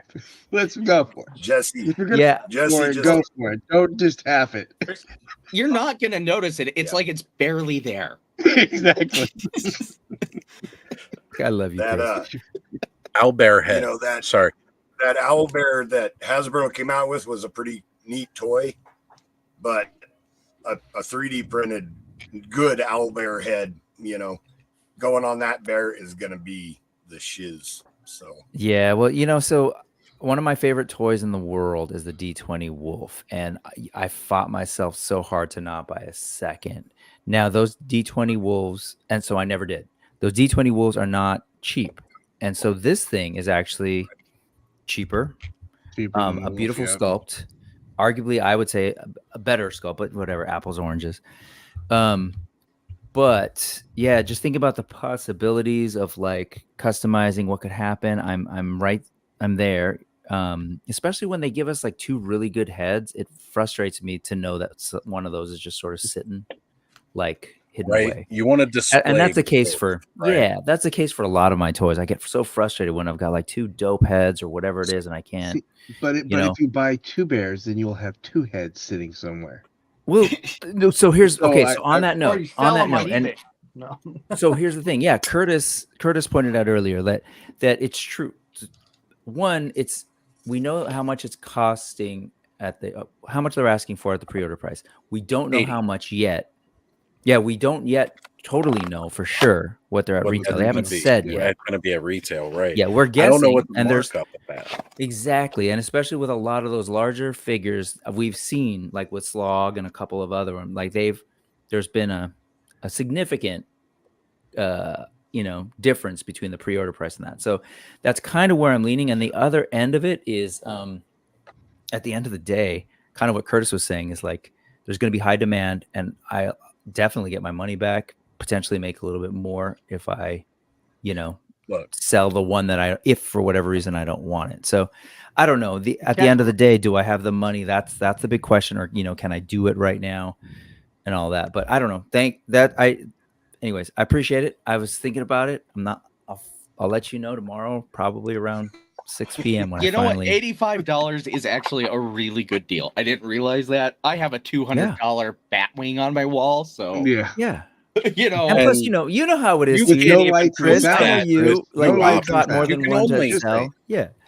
Look, you can only mount that bat wing. It can't stand up on its back legs and fight anything. No, right? That bat wing has one pose. It doesn't even have lights. Fully articulate. It doesn't have shooting guns. It doesn't have anything fun with it. It just hangs. I'm leaving for the second bear, to be clear. Buy exactly one that pays for both. Right. I mean, yeah, I know. I know. So I'm the guy who is sitting on 2 Galactuses too, by the way. But so yes. Anybody want to trade a bear for Galactus? Rick's been trying to get rid of one for a while. No, you should get the thing. I haven't been trying for that Galactus. Yeah, the problem is I haven't been trying. That's my problem. Right, because you would get rid of it if you actually tried. I'll put it out there this way. The only reason I didn't get more bears is because it was right around the holidays, right? Yeah. Like I was ready to pay full price for one, and I just happened to luck out, got a gift card for Christmas that helped me pay off the one I had. But I'll probably release another bear, right? Like at least a polar bear. I'm sure we're gonna get more than one style bear, but worst case scenario, you can always turn a second one into a kick-ass Tenderheart bear. There you go. I'm sure people will. I just realized I think I may have bought some of these figures. I should double check. Realize because they're about to close the pre-orders. Right. Yeah. No, I ordered Neve and Manishi Cinderhorn. So yes, both good purchases, by the way. Amazing. So I forgot I was opening up Ghostbusters toys because we started talking about Mythic Legions again. But you got less than 24 hours to do that, put your bear orders. It disturbs me in a way that I can't describe because it's like, I don't know what it is. You'll see it in your dreams. And be ready to exactly. I'll try to figure out why it disturbs me.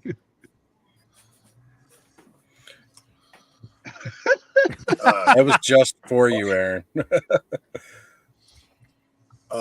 Boxes is on the water too, getting ready to be delivered to the warehouse. Right. So for anybody, too much longer. Boxes will be going up on the approved retailers, and next month is once Boxes is done shipping, reinforcements too. I was going to say reinforcements too should be right on the doors as well. Yeah, I'll just need to get a couple Valiant Knights, but I'm not going crazy with that. Joe, can I ask? Did you go all in on Boxes, or do you generally go all in? He does all in. He does multiple. Yeah, I went all in on Boxes, and I got a few extra. I got an extra. I'm drawing a blank on her name, Wraith Taylor. The Wraith female. Yeah, and an extra Rakagor because I need to get another. Have to. Rakagor is fantastic, and I might have got a couple like rad. But I always get at least. Okay. Yeah. Okay. But I can't wait for Boxes. I mean, that's the thing. I keep telling myself, man, I need to chill out on the Legions, but they keep upping the game in terms of what they're doing, and then I go back and I'm like, oh man, am I going to be, maybe I shouldn't have gotten those early ones. And I think what's coming in Boxes, I'm like, no, I absolutely should have gotten those. And then Necronominus, I was like, absolutely should have gotten those. And so I don't know. It's to our point earlier. They're really solid toys if you're into it, but they're not cheap, and I know that. But I think, I so far have not. regretted paying what I paid. Quite a while too. It's been like 2 years since that 2 years? pre-order went. Mhm. I was gonna say, it got held up with COVID. Yeah, so yep. Yeah, I have some of those too. I'm really looking forward to those. I'm patient, but The question is, Chris, how long will you have them? I plan on keeping at least 1 or 2 of them. Okay. I am a mythic flipper because they're money and then they're legions. Oh yeah, that's no joke. See, I want an Arakagor so I can get a nice blue dragon to go with. Yeah, I have that. So cool. I have Wraith Hailer, and then I have Poxus on pre-order with Big Bad because I wasn't collecting when that was actually in the pre-order stages. If you think about it, though, Brick, $37 really isn't that bad comparatively to the 1/12 scale market nowadays. No, no, exactly. I mean, that's the thing. I'm not worried about legions because I'm more worried about some of these other like the third party stuff that I get. Like, I'm not worried, but I just I know the reality with those. But with legions, like, I know I'm gonna. Again, I keep saying at least make my money back. I know that I can do what Chris is talking about and what Curtis has mentioned. Like, I know that I could potentially make a lot, make good money. And that's the thing, to tie it back to our conversation earlier. And again, it's apples and oranges, and I'm not by any means dissing anyone who collects like McFarlane figures or anything, but that's a different deal where it's like, if I'm going to pay $40 for a figure, I'm pretty sure I can get my $40 back. If I'm going to pay $40 for a different figure or $33 or whatever, and the question is like, can I even get like? Exactly. You can't. Yeah. Classifieds, Valaverse, they sell, but they don't sell it at price. No, they technically the Valaverse kind of, if I'm going to be completely blank with my stuff that's still sitting in boxes because they didn't sell. The stuff that sold was like the exclusive stuff and the stuff that was hard to get. Yep. Yeah, everything else is sitting in a box in my bedroom currently. Yep. And the funny thing is, most of my McFarlane is worthless, completely worthless. But then there's the weird it's not oddball worthless thing. to you, right? But I've got a couple oddball figures that are worth like 3 to 4 times what I paid for them. Yeah, and there's some rare ones there. That is it because of the rarity? Yeah, because of rarity. Yeah. Right. For me, I mean, the biggest thing is you're really going to pay whatever you think it's worth in the end, right? Like, again, I started bowing out on most Origins and like this newer stuff that's coming out because it's not doing it for me the same way it was when it first came out. There's very few figures left in the vintage line where I'm like, ooh, I gotta have. So, like, for me, right now, as much as I've liked some of these Turtles of Grayskull, right? Like, I think they look really cool. I'd like to have some, but I'm not like, oh my god, do I need to have?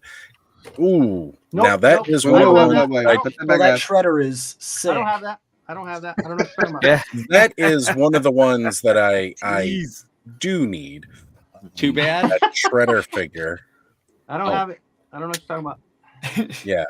That one I do really, really want, by the way. I really, really want to have the shredder. And he's freaking awesome. I mean, but yeah. Yeah, when he gets here, he'll be awesome, right? Right? That's what you said, Kenny. When I see him, and I tell you, Ram Man, holy crap, Ram Man. Dude. I ain't gonna lie.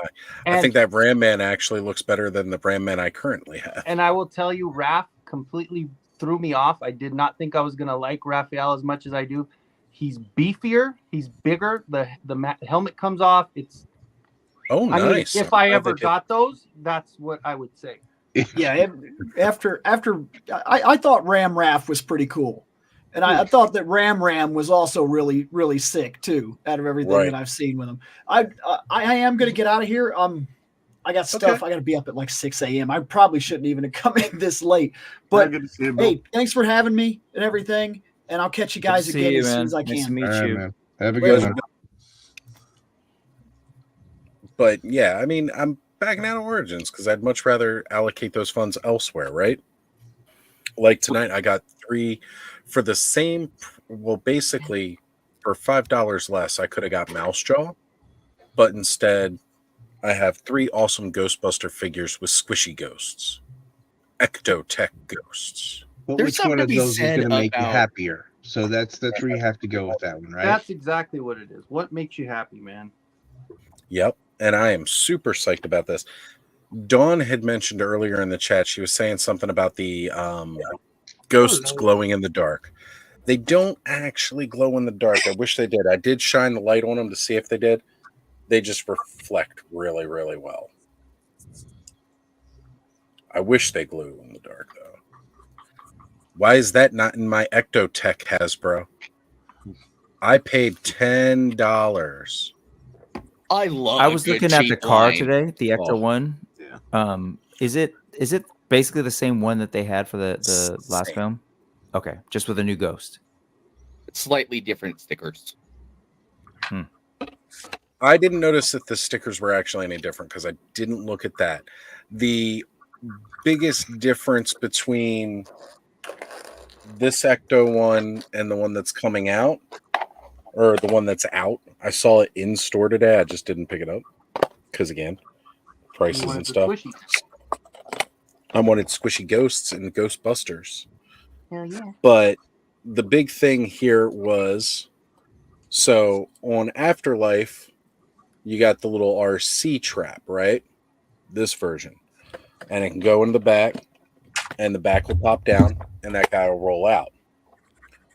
They've got the little peg Drone. hole up here. The new one has a drone that fits on top. So like a flying drone. Yep. I will say the only reason I know the stickers are different is Jay on GDL pointed out the red stripe goes all the way to the front on the new one. Oh, really? Yep. Well, that's not part of the sticker on this one. That's just molding. Like, that's painted red. Okay, well, the new one will have a sticker to complete That goes all out. the way to the front? Yeah. Okay. So that's pretty cool then. And I can see why they probably didn't mold that all the way down the front. And I kind of like that. But yeah, so the new one, it's still got the sidecar that'll pop out like this, or the side door that'll pop out for the gun on the side. And then it has that really, really cool, drone ghost now. So I'm excited for that one. I will eventually grab that. Of course, I don't know where I'm going to keep putting all these freaking Ecto ones because I still need the Kenner Classics one. I heard a good idea was to put them on a shelf. That's what I heard. Yeah, exactly. I put mine on the floor and just kind of push them around, but they move. You use them as skates, right, Kenny? I step on shit all the time, man. That's Hey, Oh, Allison. damn it. Hey, if they're on the floor, you don't have to worry about them falling off the shelf, though, right? No. right. You do have to worry about slips, trips, falls, and toes getting ripped off. And dogs. And dogs. Yeah. Well, I Hi, don't have Allison. the dog. Well, you just put this one at the entrance of the door, and it scares everyone off. There you go. Hold on. I'm giving you a full screen. Oh, nice. Oh God, yeah, I'm He's looking got for that little one. Krampus. And he's a larger figure, right? He He's is huge. Yeah, he's a big one. compared to the other guys. Yeah, dude, and the secondary head is so good. Alberto, I agree. Buddha, no glow in the dark. Anytime I don't get glow in the dark, I get a little upset. Oh, and look at this, Oz, right here. The lightning. It's glow in the dark. You can tell. Yeah. You got two little pieces. And Super of 7 glow in the dark is good glow in the dark. Are you keeping him in the box? Or you open him up? Oh no, I'm opening them up. But is it $90 glow in the dark good, Oz? Because we could talk about that $90 damn Chitara. Look, nothing that Super 7 puts out is worth $90 to me. What about that new? I'd have bought 2 Umrah? Cat Slayers if they were $90. That's a different story. If Cat Slayer were $90, I'd have been all in on a couple. Playset's great. I'm good with that. But it was like 110, 115. Yeah, right. I don't know. Stones, but $55 snarfs are also rough. Yeah. No. Then there's Snarfer too. That was 55. And baby Lion-O or little Lion-O. Yeah. Yeah. I can't wait for Snarfist. Now, when Star Wars does Ewoks, do they charge less? No, of course not. No, they not. don't. And I harp on that too because you're getting less plastic. And they've never done that. gives you a Though. bunch Even of vintage accessories. Kenner, Right? The Vintage Shawa Kenner, cost they the were exact same amount as the. That's why the vintage Shawa Kenner replaced that vinyl cape with the cloth cape, was to increase the perceived value of that figure. Because parents were like, but it's the same price and it's half the size and it just has a gun. That's the reason for that vinyl cape versus cloth cape, was to increase the perceived value. Mm-hmm. So, Yeah, no. But would I spend it on an Ewok? Yeah, because I'm dumb. I now, love an Ewok. here's the other portion of that though too, right? If it makes you happy, Chris, that's all that matters, right? Exactly. Comparing a mass retail market product Night, Curtis. versus Curtis. Curtis is heading out. See you later, brother. Have a good one. But again, that mass market retail price versus a boutique company price, right? Are they really boutique though? Let's talk about Super boutique. 7 at this point. they're no longer boutique. They're still Yes, boutique. they are. They're in Walmart. It doesn't matter. Best Right. Buy. I have a That friend is who has a 6,000 stores. Yeah, but it's there. I have friends If who they're have doing, food if they're doing, businesses. So is say they're doing Jada's massive now? Is that the deal?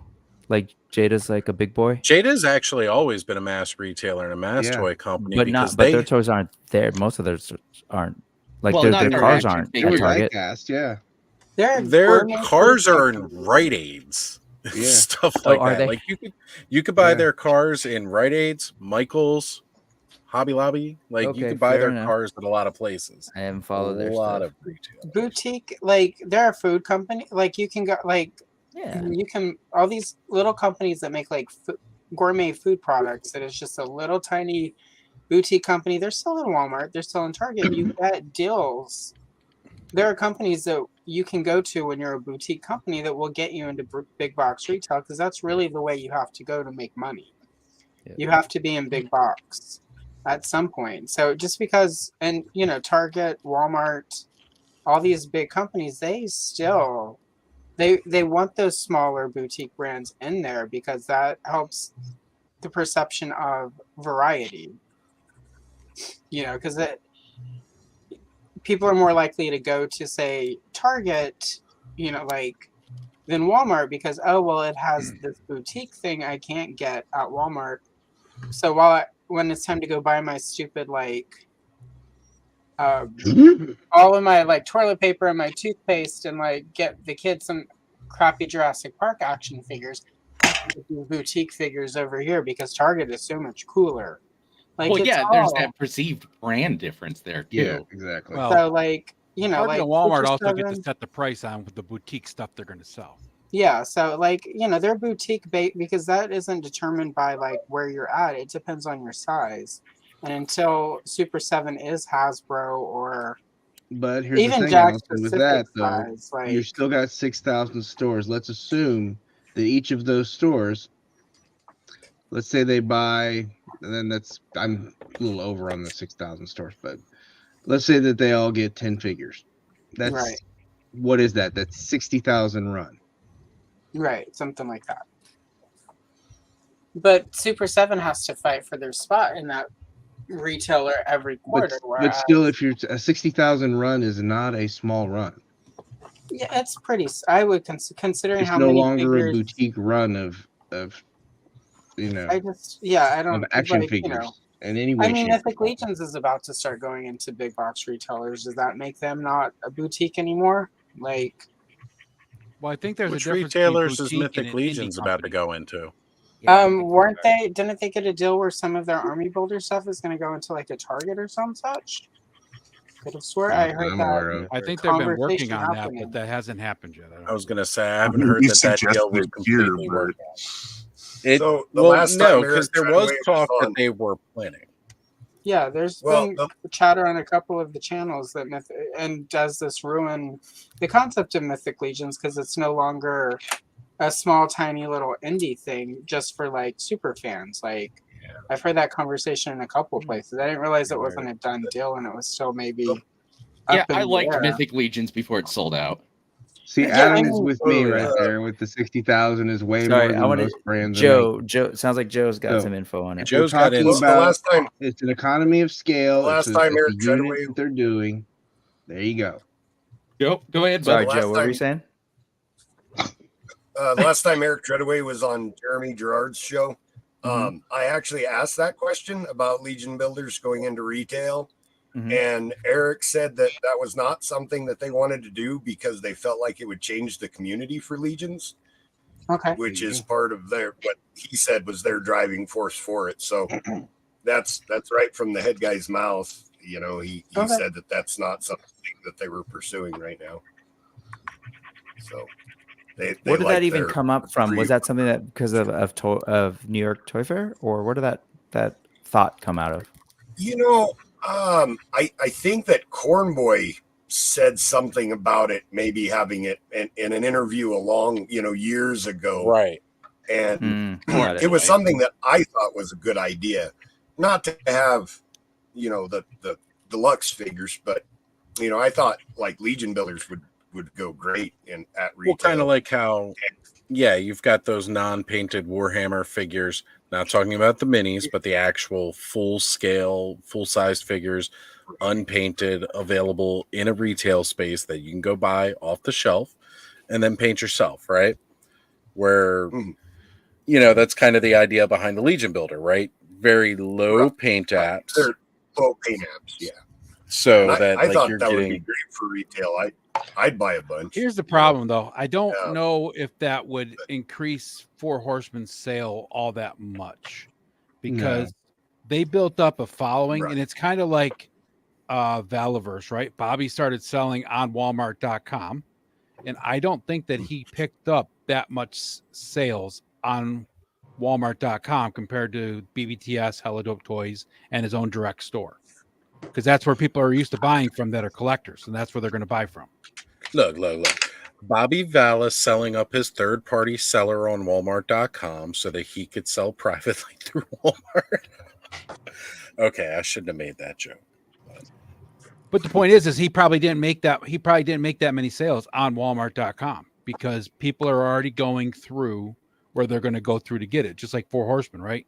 You're going to go through Mythic Legions, then you're going to go through BBTS, Nerdzoic, Hella Dope Toys, whoever it is that you usually buy from. If you happen to see one in the store, us as collectors would be like, oh, cool. But you're not going to pick up a new customer. Well, yeah, because nobody knows who they are in store, right? You're going to do better in store, though, than you would just on the website if you were trying to go Target or Walmart, I think, because you would get someone to get their hands on it. Yeah. I would agree with that for sure, but I don't think in today's world that it works the same as we have always liked it to work. Oh, I think now, if you wanted a toy on the shelves, it needs some sort of multimedia tie-in. As much as I hate it, I think the 80s broke that, and it's just the way it is. If it's not tied to some property, some game, something, I don't know if anybody wants it. Nope. Exactly. Well, that's the thing, right? It's got to be that knowledge. It's got to be something known amongst the masses, right? It's got to be something that people say. One of the reasons that I feel that a lot of kids, again, that age-old argument of kids don't play with toys anymore. And, well, toys aren't being piped down their throats by media anymore like it used to be either. Everything is consumed differently. Right. You know what the problem is that when would a toy company like Hasbro did G.I. Joe or Mattel did He-Man cartoons or Black Star or whoever that we used to watch, right? When are they going to do it?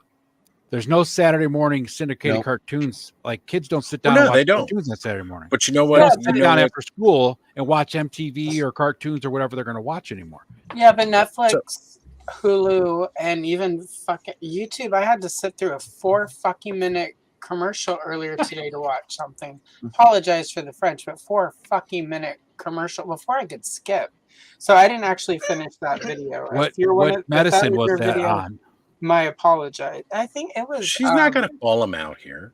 Well, it was also for like medicine or some shit. So I reported and blocked the ad because obviously it was offensive.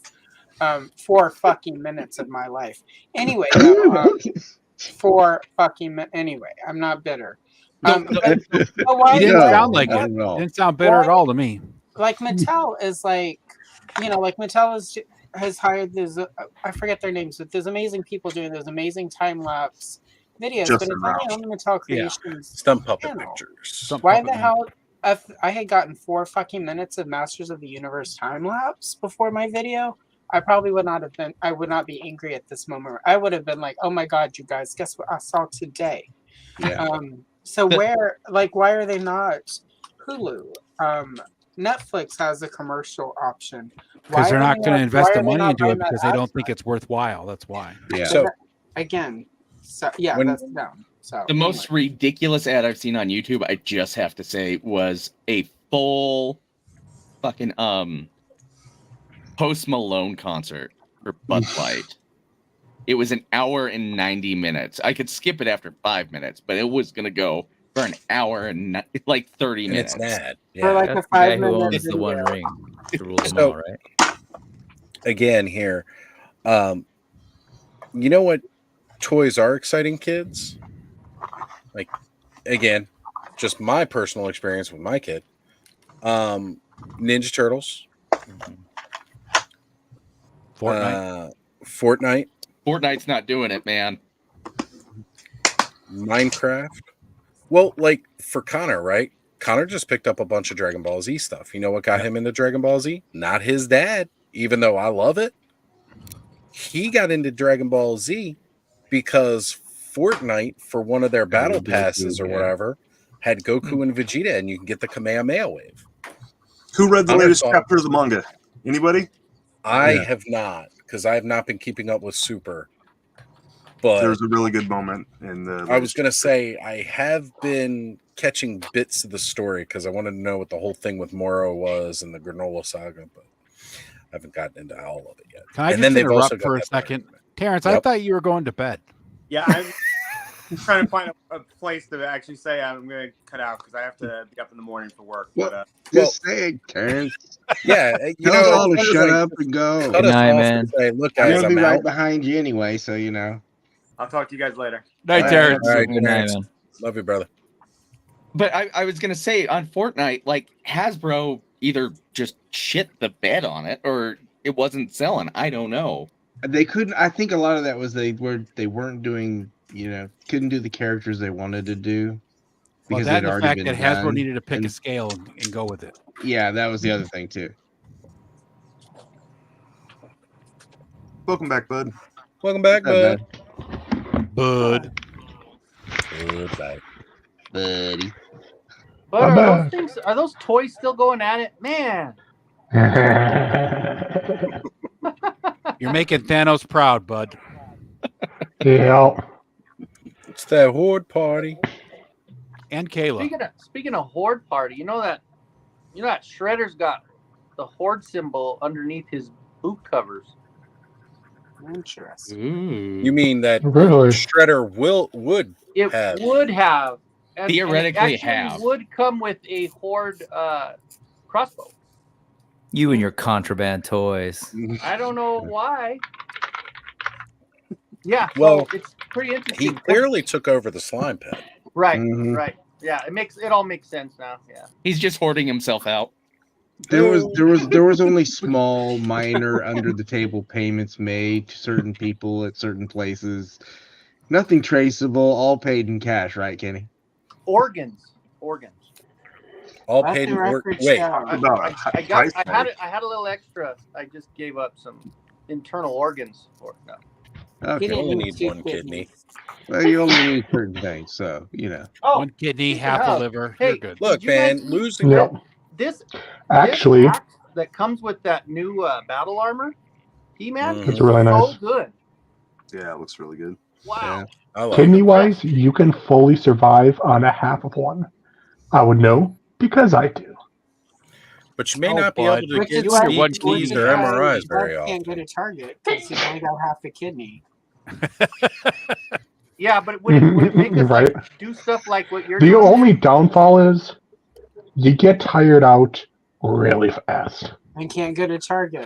Then Oz yells at you for not going to Target. That's right. Right. Your single kidneyed ass is the downfall to the modern toy department, bud. It's all Just because you. Bud You has can't go to the half store How and buy dare toys. you? Everybody's blaming all these other things, and it's actually You're the reason that just McFarlane's Bud. selling toys for $40 now, Bud. You and your You're one the kidneyed reason ass. Scotty wants us to buy NFT toys. Hey, Well, I dang it, got where's my NFT toys? I need like 12. $9 Amazon cyborg here, so I'm good. I didn't realize how they say bless- hard the bless Flashpoint you. Flash was to get to build your cyborg. Look, one thing Yeah. I Because will it's a great, it's actually a really good looking Flash. It is. That's one of like I thought it was turning a corner with that figure when I got it. Yeah, no, I bought the Wonder Woman for my wife to finish the bath, but I have still all 4 of them in the box. That's the last thing I bought was that Wonder Woman. I actually got 2 That of these. The one who went to Brick. That newer Wonder Woman looks really nice, the kind of classic Wonder one. But there's one thing, it bothers me so bad about it. On the kind of underwear part where it's got the blue and the stars, at the top of it, right where the crest of the belt is, there's a space there for 2 more stars. And it's not there. And it bothers the fuck out of me. Well, just put 2 more stars in. Just 2 more. Fair enough. I will, but like, come on, Todd. Maybe 2 more stars. Homage to the John Byrne Wonder Woman costume, where she only Bud, had you were Maybe on that when would cause him to Terrence showed off charge his more owl, for man. the It still has the safety Batman badge, symbol so on it. rather than charge more, he decided to not have 2 more tampos. So I'm sure he was doing that evil laugh when he didn't put those in too. Yeah, exactly. So It's like, I know how to McFarlane piss off that toys. single kidneyed guy who doesn't buy my toys at stores. That's right. I got But what I his do number. I got my custom one that I built here. Todd was like, I may have to make a female figure, but I'll give her 2 less stars. That's right, because female figure custom looks better. Oh, My- God, I love the look of that one. My rule is if it's something Really good, dope. it's someone else at Todd. McFarlane Toys did it, and if it's bad, it's Todd's fault. That's the way I believe it works. And I heard Todd's middle name is Carl as well, so it all is coming together. Yeah, see, there it is. Well, All comes back to them damn Carls. Todd rhymes with God. Hey, look, all I will say is no matter what, I will always love Todd because he gave me Venom, and Venom is still one of my most favorite Right, Marvel Daddy? characters. Did he really? Did he And give you Spawn. Venom? I love Why is Spawn. the floor all wet, Todd? I don't know, Margo. I don't know, Margo. You're not my dad, Todd. Terminator 2. All right, guys. No, we were I going got to Christmas take off. vacation, man. You missed Thanks the for having me. Night, on. Joe. All right, Joe. Have Love a good having one. you on, brother. Thanks Have a for great being night, here. buddy. Mando. You are a gift to the universe, Joe. Actually, now we're gonna have like 30 subscribers drop off because I didn't realize this was Joe's stream all night. Oh no, Oh, no. we're all doomed. Doomed. Nobody will watch us You'll be complain fine. about the price of toys anymore. We'll That video is recover. doing pretty well for me. I'm not gonna Bunch lie. of whiners. Yeah, like it's funny though. That Spectre was like the first one of the DC toys that I've looked at in a long time. Been like, man, that is a really good looking figure. Yeah. That Spectre looked amazing, They and make for stuff a for- character should be so basic, right? Like he's really just okay. Green cape, hood, white bodysuit, Spectre, done. And I Nailed looked it. at that figure and I was like, man, this is a gorgeous freaking figure. The sculpting on the cloak too is really good. It's really funny. I thought they had a bunch of paint spill on it before someone's like, I think that's supposed to be the Starfield. Like, Yeah. Well, Chris, did you get the last Hawkman that it released? I did not. I'm not a big enough Hawkman guy to go out of my way to get it. What, Carter Hall is not good enough for you, Chris? Is that what No, you're saying? that's what I'm Which saying. Carter Hall? Carter Wow. Hall or Carter Hall? Well, I think there was 2 different ones that because there was the chase. Yeah. Yeah, I wanted that Hawkman. I forgot to. I wanted see to if get could him find too because Hawkman is one of my favorite DC I characters. need a classic Hawkman. Superpowers. Now, if he did a Hawk What we Woman, I need- would probably do that. 80s Hawk Woman or a Hawk Girl? Teen Titan run. Gotta make a Okay, choice. Hawk Girl. Okay, to be clear, Hawk Girl. There you go. All right. Yeah, but for superpowers, they need Hawk Woman because she had given up Hawk Girl and was Hawk Woman during the satellite era of JLA. So we need I actually both. got that Is variant what I'm saying, Hawkman. Todd. Easy repack, Todd. If anybody wants it, I got it. I think it's on eBay. And now that they did that, I think it was the what's the newest Nightwing that they did where it's the blue and yellow suit? It's Nightfall, right? Yeah, Nightfall. Yeah, Which They is need- not really great, but Yeah, I want the one with the popped collar. I love that suit so much, and I want it, and I want the like kind of cloth good or like rubbery. I'm trying to think. It's kind of like the Spider-Man webbed armpit wings, but Nightwing kind of has that going on with the suit. Oh, I love that version of Nightwing so much, and I want a Nightwing with the very iconic Nightwing ass. I want that thing to be popping. You gotta get the Mafex Nightwing. That Nightwing is amazing. We need Dick Cake. Like Dick Grayson. We need Dick Cake. I'm just saying. Cakey Dick. Yeah. So I gotta say, right? Like you've all seen Afterlife, and well, I'm hoping most of you have seen Afterlife No, and I have everything. not. There's only one Ghostbusters movie I enjoyed, and it was not the '84. 2016. It was She the one enjoys with the lady. Ghostbusters too, right? Allison? Was that 2016? Did I get that right? That was the Ghostbusters 2 sucked 2016 one. ass. Yep. Yeah, no, I only liked one Ghostbusters movies, and it has my favorite Ghostbuster, Leslie Jones. Anyway, continue on. So I will say Leslie Jones though, she was great in that film. She was fucking awesome. Sorry. Yeah, Go ahead, I Buzz. know, but it's not 11, sir. You've got 9 minutes before you eat. That's kind of a strange likeness, but She looks more like Call Me Chris. You guys familiar with Yeah. the YouTube channel? She does all the fun. Yeah. I was looking at this and I was like, man, she looks so familiar, but Yeah, it's I not don't know. because of the actress. It's Yeah, I don't because know she why they looks didn't like block Call Me Chris. Who you Were the who you last set gonna of call? figures for the Call me sorry. Chris. Were the last set of figures from the last movie like that? Because those seem very much like they're chasing the kind of like illustrated, like the real Ghostbusters toys. Yeah. So the last set were like more realistic looking, yeah?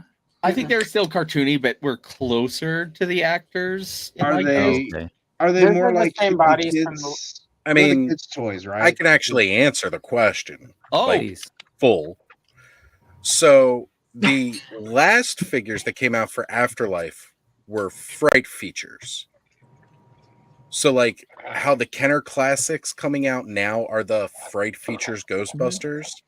The ones from the last movie were all Fright features, but they had the same 5 POA. And they came with their little companion ghosts. Now, the ghosts were the ones that had the actual Fright feature, though. Like, the figures themselves didn't. But they definitely made them look cartoony. These ones definitely have the more serious look. Were there two types of figures? Like, were there more No, realistic? just ones? one. No. Yeah, You had the there original was 4 Ghostbusters. Okay. And then you had the new cast. So you had the Trevor and Phoebe podcast, and I can't remember the other. I think you might be thinking of the Lucky. Plasma No, I'm thinking series and the Afterlife cartoon. because I've been stalking them. Yeah, it's lucky. It was lucky that was Lucky. the other one because Thank Callie you. and the new Phoebe reused the same body from the lucky one. Okay. Okay. No, I was just yeah. wondering. For some reason, I thought in my head like I'd seen the ones from the last movie, and they were a little bit more on the like higher detail, etc. These are, when I saw them in the store, it looked kind of cool. It reminded me of the old toys, but kind of like taking the new characters and putting them in that. Right. No, they I mean, the last ones were definitely a bit more the cartoony homage to real Ghostbusters. Okay. These ones are a little less. Actually, I would say maybe not quite cartoony, maybe more comic booky. Like illustrated style. Right. That's cool. Okay. You know, with those kind of cartoony figures, they should bring out a new like animated series with like the newer love it. characters. That'd be cool. Well, yeah. I'm surprised Netflix hasn't. I mean, well, actually, I take that back. I was gonna say. You guys. I was gonna say I'm surprised Netflix hasn't tried. I don't know that they haven't. See you all later. You out? Good night, See you, Chris. Aaron. Right. Thanks Bye, for Aaron. fielding the McF questions. Yeah. So- my I'll pop herding it up. dog is getting mad at me, so I should probably go. Oh no, Chris. Okay, brother. Hi, Chris. Thank you for jumping on. Of course. Thanks for having me. Always. Here, I was actually just going to go ahead and bring them up, right? So, of course, it's never quite as good. Let me see if I can open the. Just real quick.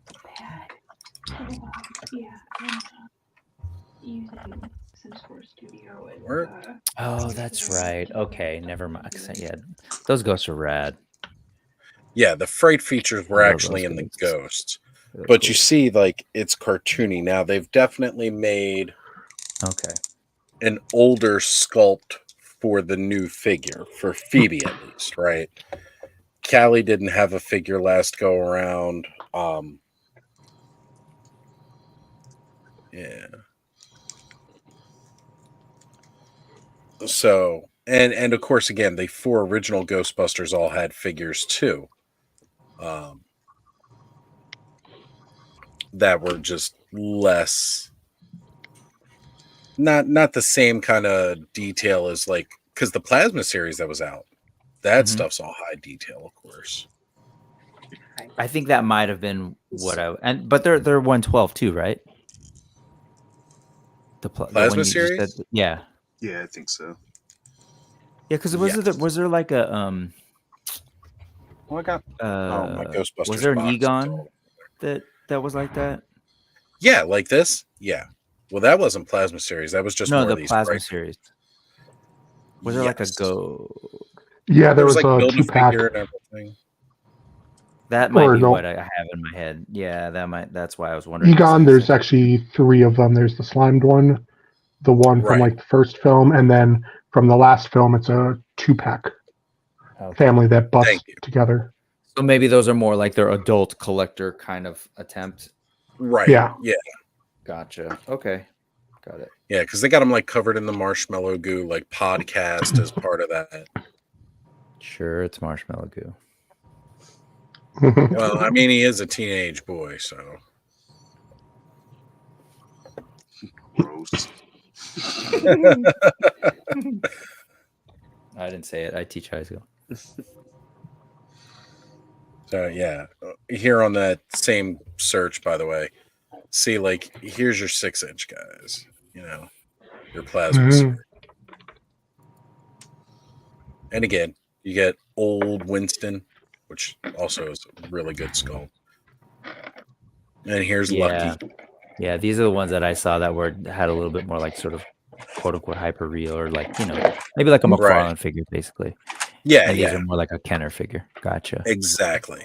That's why these guys have that nice, fine $10 price point, right? And like here again, it's like your Egon. And here is your Ghost. That's cool. That's the 2-pack. Did these scale perfect right with the old toys? Well, these ones, no. These ones were 6-inch guys. Wait, what were the old toys? The real Ghostbusters? They were like 4. No, they were bigger. Yeah, because they were taller than my He-Man toys. Mm. These are smaller scale, though. I don't know. I got my Kenner Classics sitting over there. I haven't opened them yet. Holding off on opening them until Dawn and I do the stream. Man, I was so into Ghostbusters when it came out. You know, T-shirt. Like I dressed up that first Halloween. We did a whole like. I remember thing. snooping around for Christmas presents, and in my mom's closet, they got the slime pack from the second film, and the like a ghost trap.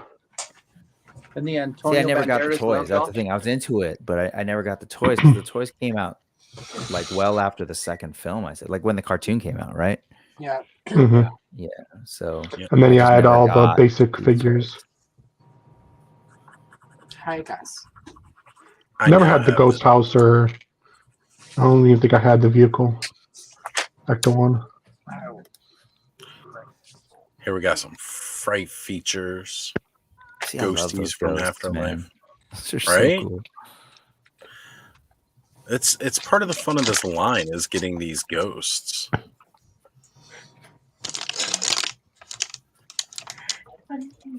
I'm super slow on this filming stuff today. I've only opened the one figure. So like this right here, I love. Like my eye guy here, right? They incorporated him with podcast on that, so you get like an actual like smaller scale. What's that? No, never mind. I just realized I was gonna say you're covered, but that's just for us on StreamYard. Right. Yeah, they can see me on the actual channel. Gotcha. But the fact that they actually made him like a little mini companion ghost, I thought was really cool. There's a dude named Podcast. Yeah, this guy. Oh, okay. Because he has a podcast. Dude, that's so clever. Like, sorry. Right? sorry. Get off my lawn. They're kids, man. The kids named each other. It's their friends. Get off my grass. They should have And never here I made go. another White Man Can't Jump. God damn. Wait, what's your real name? My name's Kenny. Oh, Kenzo. Get it. No. They made another White Man Can't Jump? Hey, no. My last name's Lenzotti, so it's actually even more clever because it's a portmanteau. Doubled it Nice. in. Yeah, I doubled down. Podcast. I just picked something stupid like brick, so. See, this is what gets me, right? Okay, so here we are. We can see on eBay, somebody is out there right now being like all right, $75 you can get all four. Okay, I just went out today, got 3 out of 4. All you got to pay is $30. Jeez. I mean, it's eBay, so. eBay. Yeah, I'm sure there are people who just shop regularly on eBay and just kind of assume that that's how it is. That's sad. Well, Yeah, a lot across the pond that can't go to Target. They don't have a Target or Walmart. So. Yeah, but these guys aren't going to be exclusive for too long. Right now they're exclusive to Target. You're only going to be able to get them from Target for the time being. And then after like April is when we will see these at mass, like all the retailers. Adam, glad you could make it, brother. Happy to be here. What up? All right. Did you come to give us the Canadian take on all the price talk we were doing earlier? Please. Man, that got tense for a little while. When I was yelling, "Get off my lawn!" I was like, man, the energy just changed completely in the room. Well, sometimes you got to have those tough conversations, and people got to get all that out, right? Yeah, no, it was good. It was good. My input will be this: there are a lot more factors that most people just aren't aware of. Yeah. As far as pricing goes. So it's not, it wasn't just this conversation. It's every conversation that I listen to about price of action figures that just drives me nuts because it's misinformed or ill-informed or, well, I heard from somebody who heard from somebody else and it's like, it's not accurate and it's not, it's not very informed. I absolutely have arguments no idea a lot of the time about any of it. So I just know my gut reaction when I see something. I go, "That's not worth it," or I see something. It's like, "I'll pay it." Like at the end of the day, that's all that matters, right? Well, and that's all that it is at the end of the day from the consumer standpoint, right? Like you're either going to shell out the hard-earned money, and I mean, you know, every dollar is getting harder to earn. So the good, you know, the good retailers, the good brands are sort of aware of that, right? And they're trying to do everything that they can to sort of keep, you know, things affordable. I mean, affordable is not the right word. It's we don't need any of this stuff. Affordable is not it's out the window. That's not sort of the vocabulary that should be used, right? That shouldn't be in the lexicon. I mean, this is want-based items, and you either want it enough to pay the amount that it's been set at, or you play roulette with pricing and hope that you get it on sale. And I've said this before, like for Canadians, we don't really have that luxury. It's like if you the way I buy is if I see it and I want it, I will buy it. And you know, that I have far fewer FOMO purchases, and I have far fewer regret purchases as a result of that too. So, and that's not a bad thing. That's actually a very good thing. It's a healthy thing. But buy what you like, man. If it makes you happy, yeah, buy exactly. it. At the end of the day, if a All we need is our McFarlane figure makes you happy, that's you'll truly probably justify a price point change. Like that's the reality of it. People are going to complain about it. That's fine. I mean, you have the right to complain about it, but ultimately, if like Brick said, you know, if you're not buying it, you don't really like your opinion is invalid anyway. And if you are buying it and you're complaining, there's something wrong. So it's like rethink. Like if it's really so expensive and you don't think it's worth it, don't buy it. And if you're not going to buy it anyway, then why are you telling me that it's if you're buying it and you're upset, who hurt you? No, I think you cry at the cash register, crying while you open it in the parking lot, you know, like, well, nobody will see you because you're like, oh, I feel terrible. It was $40 and I shouldn't have bought it, but I did anyway. I feel horrible inside.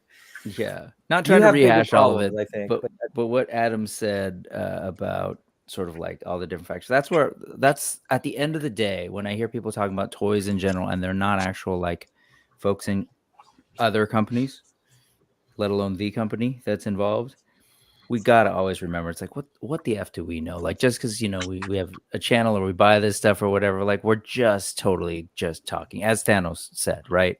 And unfortunately, a lot of times when the conversations, right, but when the conversations happen, people sort of like that we kind of lose that. At this point. We lose that sometimes, you know. It's sort of like people speak. People think because we're on here, we know what we're talking about. And when they're on there, even the person's talking, sometimes they speak with such like a level of authority, or they sound like it. I don't think they mean it, but that, you know, rather than just sort of like, you know, I think or I wonder or whatever it is, and whatever, I get it. That's just the culture. That's where we're at. I mean, we didn't start this, you know. It all comes down to like you just said, Adam. Like Adam just said, if whatever you pay for it. When I buy a $125 Mezco figure, I justify that it cost me $125. I know I shouldn't spend $125 on a figure, but I justify it. Well, that's what me asking about two bears. But I think that's where it's like at the end of the day, because to go back to something Adam said, you know, if you are buying this stuff, then you know, sorry, the whole thing about the consumers, like they're going to pay what they're going to pay, and if they can't do it, they're going to do it. So the thing that gets me is that because it is, we're on the sort of consumer end of it, as we're talking, and it's not just us. I don't mean even on YouTube. I just mean when people kind of like lend their opinions, that does affect other buyers, right? And that does affect people's opinions. And it's just, it's a bummer to hear people get so like up in arms about toys. Well, especially when they are not. Well, that's exactly what happened with the engine of vengeance.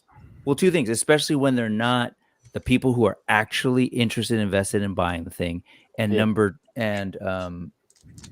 two, whatever, I lost it. Go ahead. It's such an inane statement for somebody to say that people are gonna pay what they're gonna pay. Well, if they're gonna pay it, then yes, they are gonna pay what they're gonna pay. Like that's But if they're not gonna buy it, then it doesn't matter. Like I said, it's a moot point until you sort of get to the cash register, and at that point you're at the cash register. So like it's just I don't know, it's ridiculous. But like you said, Brick, too, that the sort of the opinions of the commentators, right? The armchair, Monday morning heads. quarterbacks that are like telling people what they should and shouldn't buy because this price is fine, but this price isn't fine and stuff like that. It just right. I mean, it's all subject to opinion. It's all based on perspective. It's not like I said, this is not need based. We're not arguing about like, well, why is gas so expensive one place and it's less in other places? Like, why is rent expensive here? We're not talking about stuff like that actually matters to people. This is stuff that, like, if you couldn't afford it, you could cut it out of your life and it wouldn't change your life in the slightest. So it would free up space. Yeah, exactly. it would change for the better. No, it's joking. Well, you're not wrong. I mean, let's be honest. I mean, like, objectively speaking, if I didn't collect, I'd have a whole wall. But then I print this shit, and I have like a room full of like parts of printed stuff, and then I have these boxes, and I'm like, it's ridiculous. Bad. Want to sidebar here for a quick sec? Oz, you know how I was making that Donatello from the Teenage Mutant Ninja Turtles coming out of their shell tour? Yes. Figure. Well, I was trying to find. I basically had to make a jean vest, but I was sitting here looking at my figures, and I'm like, Duplico. Holy crap! So you ruined a Duplico? No, I just put the vest on him. But here, and then I took this weapon, flipped it around, so it's like a guitar. But here he is.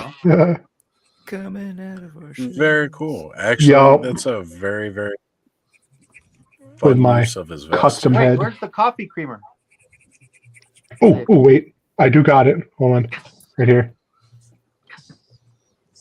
I don't have it. I have it for his like actual Man-at-Arms armor. But yeah. So the coming out of their shells tour, Donatello. So I've looked up the Afterlife toys a couple of times now, and one thing. Okay, maybe Allison. I'm gonna try taking a look at that Wow. specifically. See if I can find. Oh, Kenzo. Looky, Allison. What's? Whoa. Hey. That's pretty cool. Not bad, huh? Not bad at all. Got a painter though. Where'd you get the sculpts? Cults 3D. Okay. Yeah, there's Nice. I believe it's Moron Wallace did this one. I believe I try to give credit to the guys, but I forget. I think that's him. But whoever did this one's the same one that did that Adora head that I did with the Adora custom. Nice. Which came out great. That Adora head was great. No, that was a good. Whoa. Really good. Cool. That was really cool. Sorry, Oz. Go ahead. No, it's okay. I was just talking nonsense anyway. One of these days, Oz will just. Never mind. I'm not going to make that joke. Oh, please do. We want to hear it. No. Just go ahead with your. One of these days, Oz is just gonna, just be happy and cheery and be like, everything's good. Yeah, I think you just completely went off course there. You had something else you were going to say, bud. Come on. How about this part? Name this part. I don't know if there's any Joe people in here. Yes, There are a couple. No, it looks like, is that from the flag? Is that from the Terrordrome or whatever it's called? Terrordrome, yeah. It's like the turret sits on top of it. Right. I'm printing like 7 of them for somebody. Oh, are they building one? It's actually to kind of complete a bunch of different ones. So. Okay.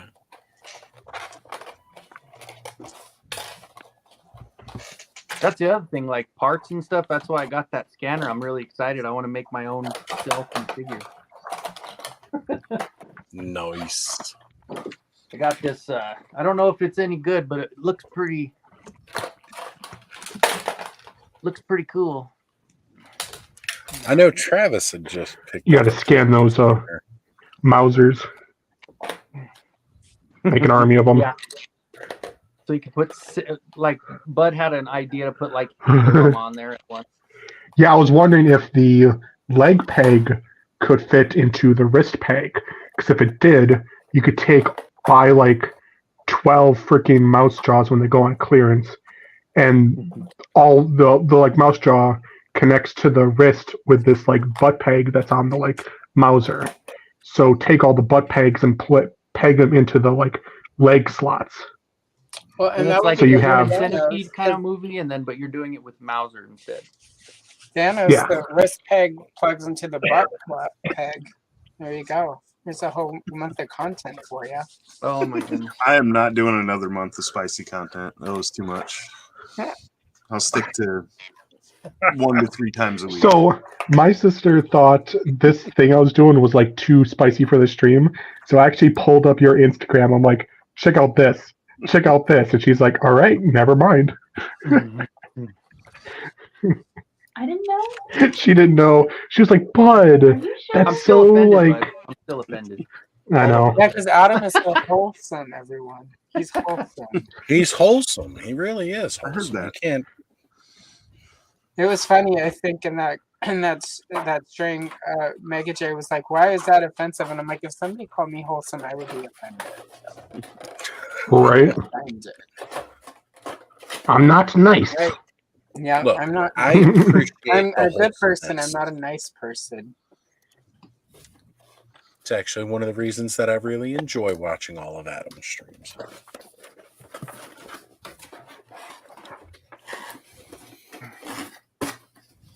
I don't want to be nice. I want to be evil. Right. So I think I've probably found the most expensive Afterlife toy that came out, and it is definitely the Ectoplasm Lab. I know one that's pretty pricey. I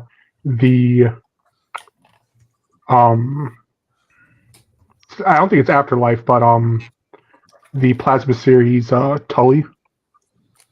Right, yeah, that wasn't It was a Afterlife. con exclusive. I'm looking up specifically Afterlife stuff that was tied in with like their movie release figures, like the ones I was showing off earlier. The more Kenner style ones, right? So they released a Ectoplasm Lab for Afterlife. Now, mind you, like I said, I've been looking at these figures for a couple of months now since I started picking up the Kenner's Classics. And because I wanted to get a full set of the Afterlife stuff too.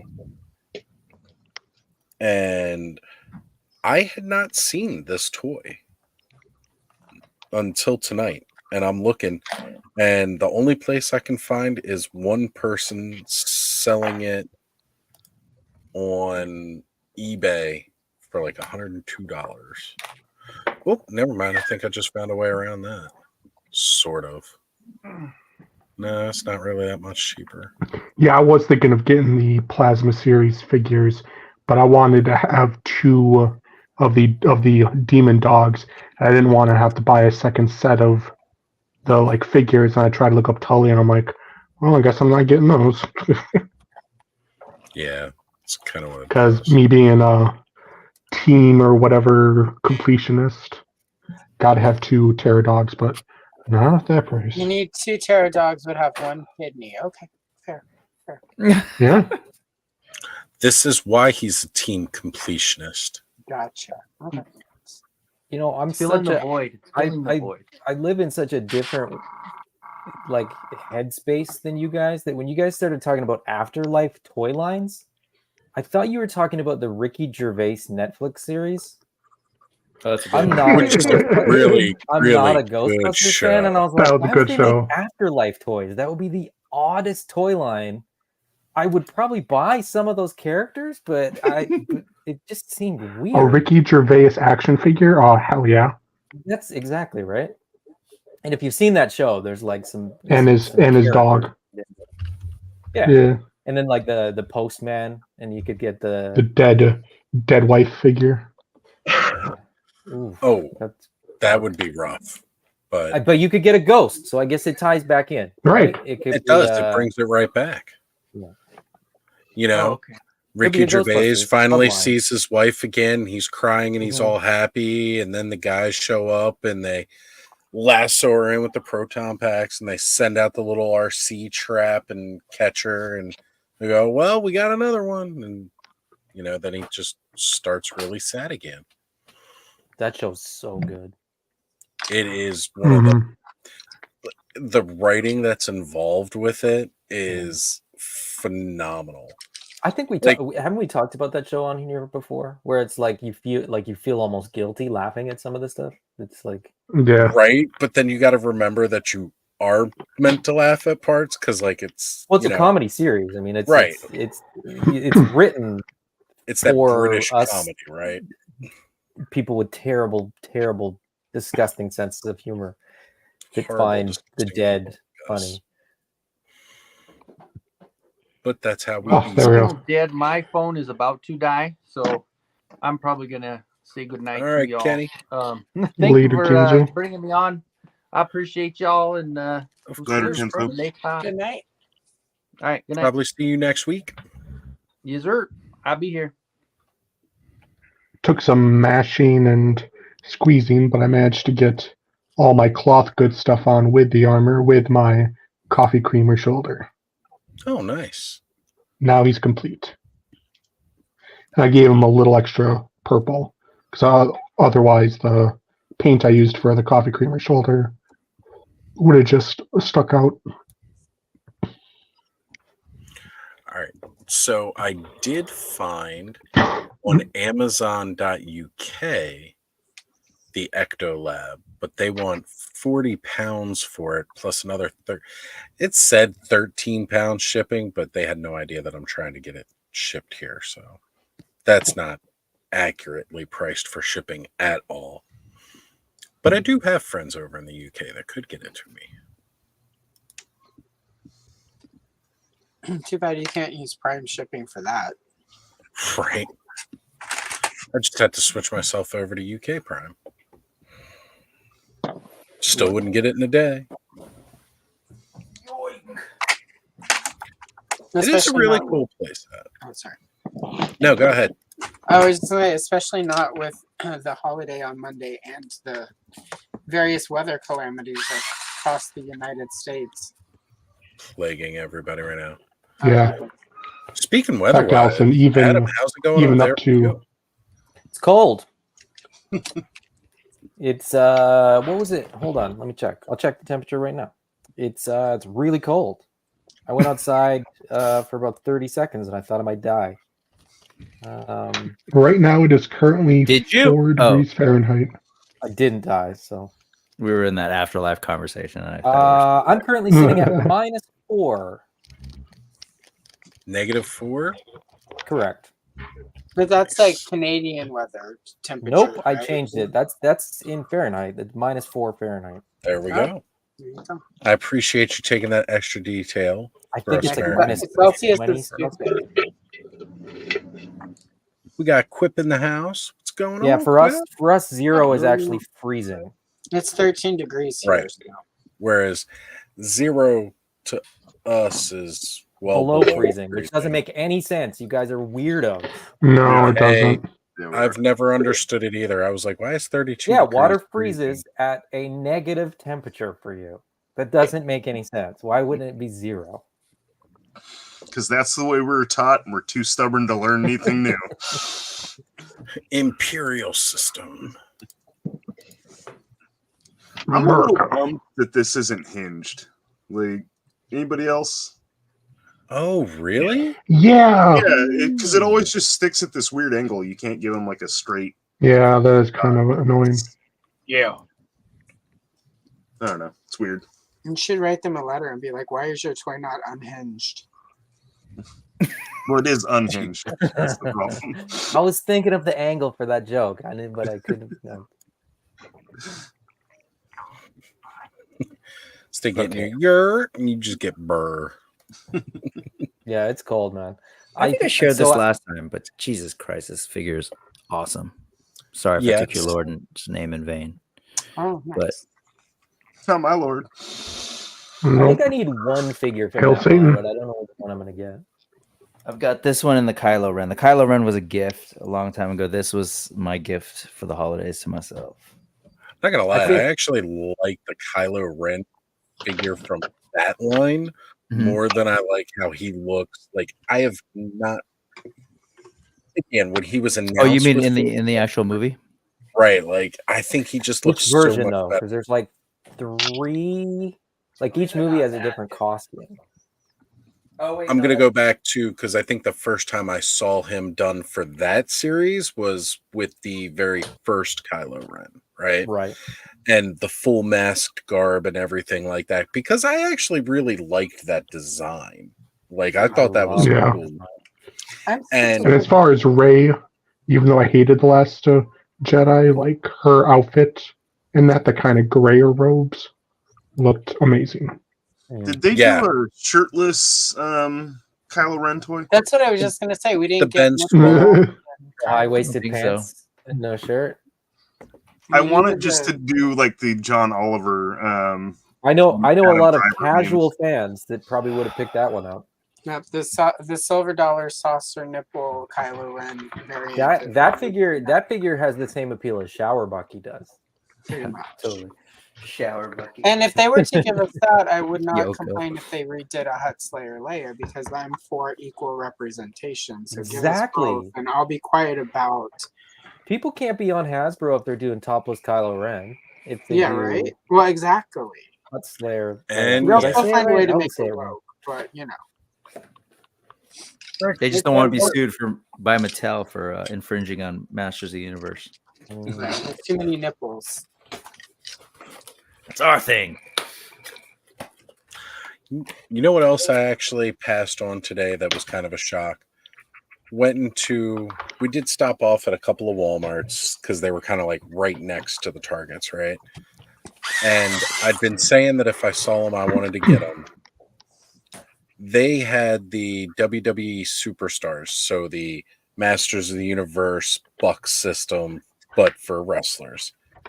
They had both of the natural disasters, typhoon and earthquake. Oh, I was gonna say if they had Typhoon, I want Typhoon. And there's one of them might be Typhoon, but the head really makes me think of Jack Black. Right. And I want a Jack Black Masters of the Universe figure. Now they're doing Captain Lou Albano too, right? So I could even have their manager. Like, oh man. Like I really missed that opportunity and I wish I had. But at the same time, I just need the chunky a couple of that chunky I think we may need to. Hey bud, can you go handle that in the chat for me? Oh Jesus. Oh. Yeah. I would really appreciate that. Never mind. I'll take care of it. Oh, geez. No, I got it. Wow, that.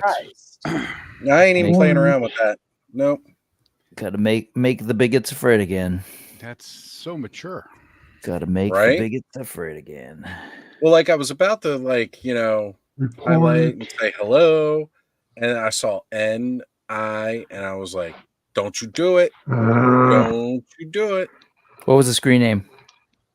Oh, I see it. Christopher Claiborne. You suck, mother. Right? Fuck off. White supremacy. Reported him and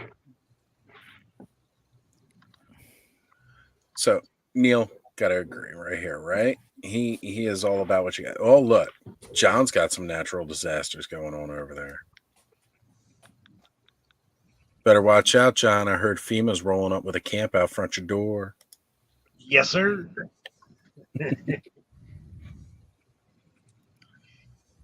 Yes, everybody. Yeah, we totally had that. It was great. I didn't highlight any of his chats. Like I said, I was about to highlight, say hello, and I was like, nope. I see where this is going really quickly. I was trying to get some. I got a little paint smear on my Duplico's arm, so I didn't see it right away until you. If I'd known you were working on something, I would have just handled it. Oh no. On my coffee creamer shoulders, some of the paint rubbed off on his skin. Gotcha. I must not have sealed that part. So now he's got blue smears. So I'm using some acetone to kind of get that shit off. Because this figure needs to look pristine. Neil's mentioning, do those superstar figures come with cool accessories? Some of them do, but I think most of the newer ones are less accessory. They all have soft goods, though. Like, that's the big push for those. Like, they started, when they came out with that line, they started charging $20, even when Origins was still $14.99. And then it's like the amount of soft goods that they put in that line, because again, you got jackets, entire onesies and outfits, like, or singlets rather, shouldn't call them onesies, singlets. Is that what you call those, like what Andre the Giant wore? Yeah, the wrestling. Yeah. Yeah. Okay. What's up, Bill? With like mics and stuff Great too. thing about these is that they Hey, came up. what's going on, guys? How y'all doing? Doing good, brother. Hey, Bill. Hey, what's up? John, go ahead.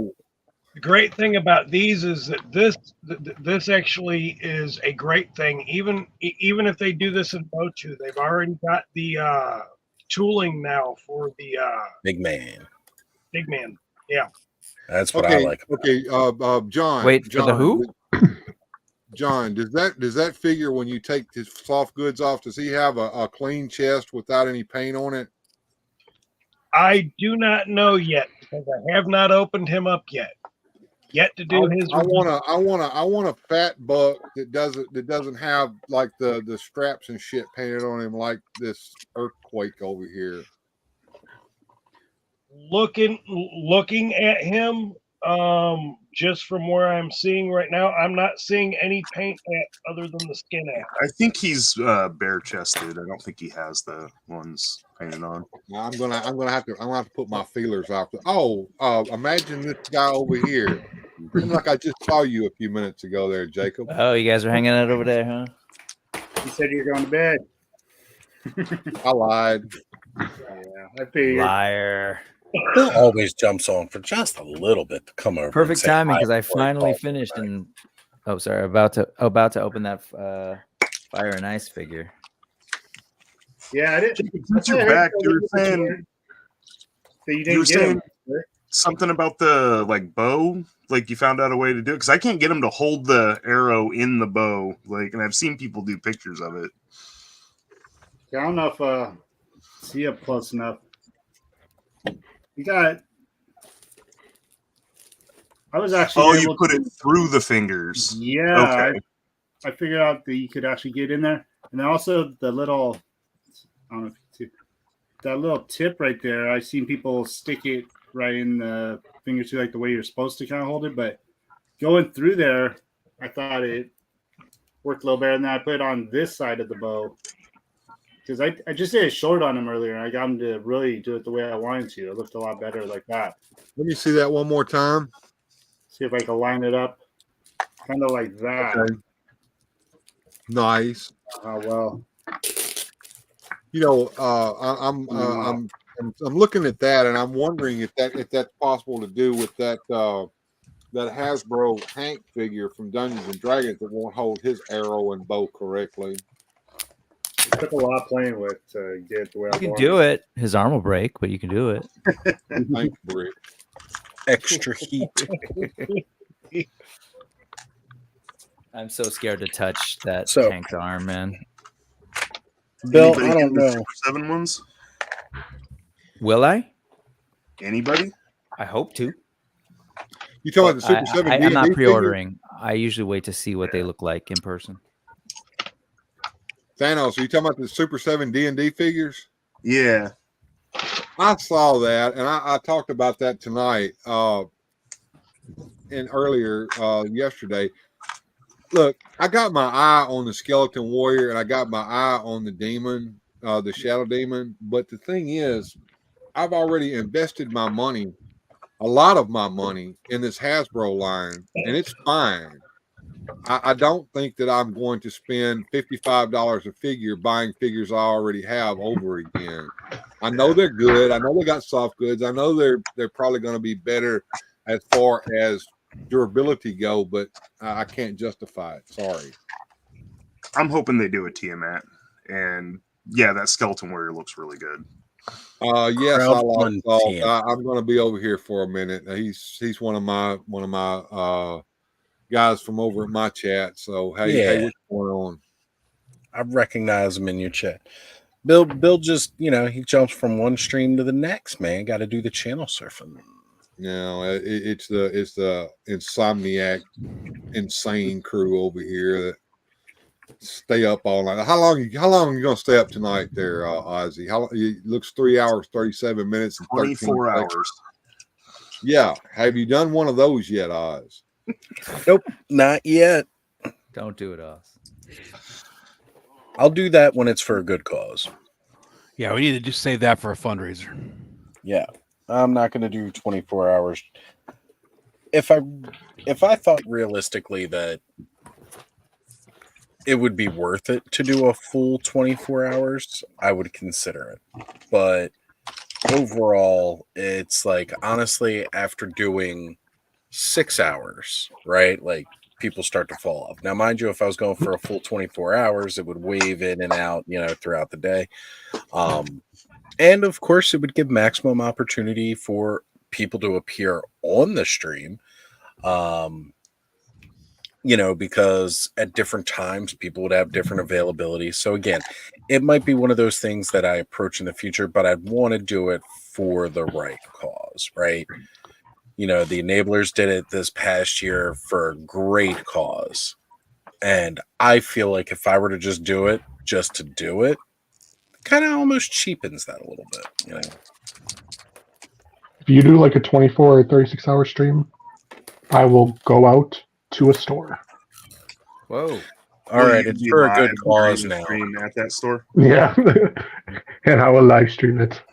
I was going to say, we would need... At least walking up to the store, because for some reason, all of our Walmarts and Targets have the worst connection. Like, I can't even call someone in a fucking store. It's because they got a lot of solid concrete and cinder block around it. The Walmart I used to work in like that. You can see me walk up to the store, but that's about it. That would be proof enough for me. Did you get it, Thanos? Yeah, thanks for the tip, Cup. Yeah. Hold on. Yeah, I took a lot of playing around. I was like, let me see if I get that arrowhead through there. And I was so scared doing it. I just did it poking the tip in. But hey. Just we've had some tip in come. So your legs aren't that loose, lost though? an arrow. I dropped one of these arrows like 3 times already. Yeah. People are like, oh my god.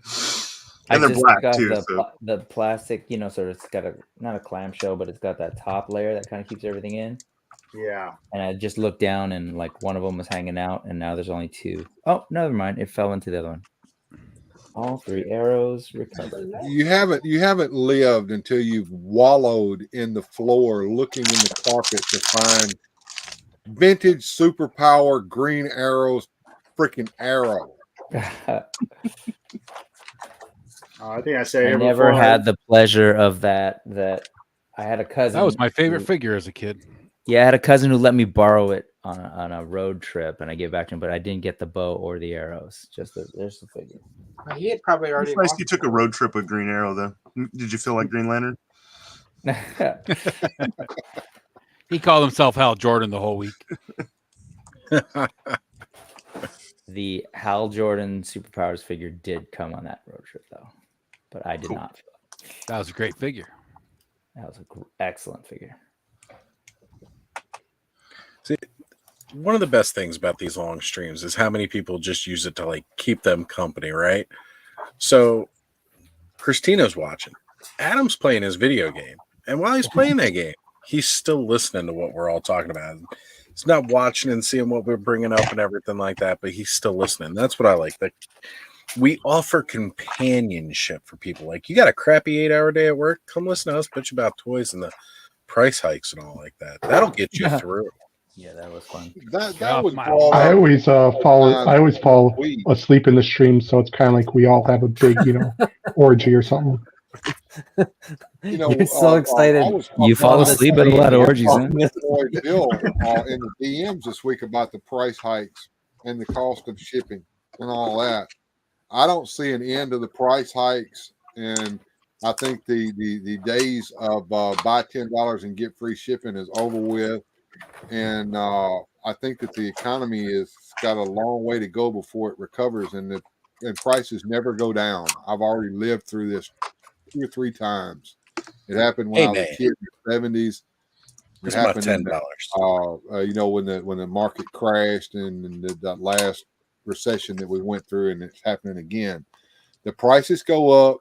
Our pay doesn't go up along with it like it should, and they never come back down. So action figures are going to cost upwards of $25 to $30. You just got to get used to it. Well, there's no point in bitching about it because you can't change it. I agree. Look, my Ghostbuster was $10. Is that the new line? Are they out yet, Oz? Yes, sir. They are Target exclusive until about April. Yeah. So you can find these guys at your Target. Got 3 out of 4 of them today. What about the car?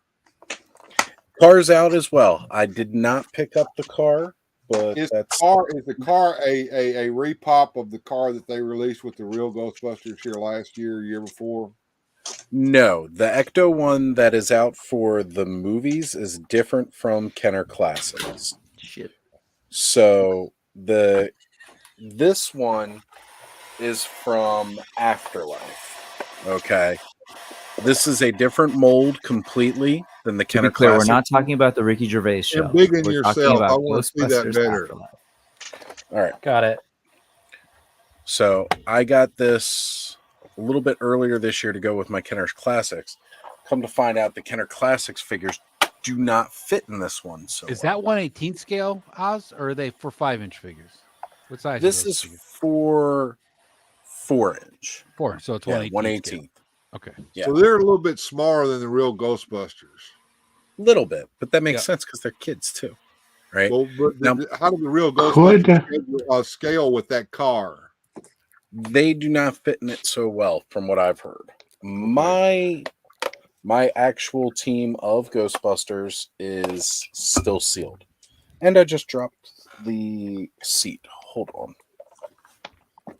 You know, I wonder if the new TMNT Mutant Mayhem figures could fit in them.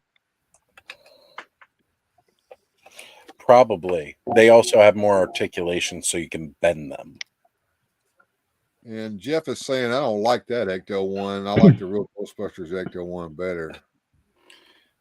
Well, one thing that I do like about this, that gold wing, that door that opens up sideways there, I like that with the seat coming out. Yep. So, same hole for the proton pack. There's a little plug on the back of the seat here. And you can just go ahead and pop them right into the seat. So he's in there. He's not coming off. He's strapped to that seat. He's not going to slide and fall out. Take a little gun from the top, pop it on the side of the seat here. Now he's got a little blaster. So those figures are just 5 POA then, Oz? Yep, 5 POA. That's it. Okay. It's all Again, necessary. For $10.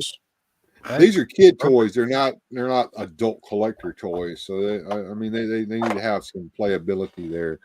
I mean, I don't mind 5 consider POA. myself an adult collector. I'm old school, man. Give me a 5 POA all day long. Largo says, "Did the Extreme Ghostbusters ever get an Ecto 1?" I want to say they did. They definitely did.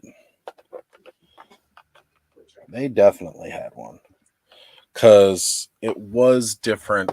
Let me pull it up. I do not need to have myself large on screen anymore. Let me pull that up. It looked vastly different from the RGB one.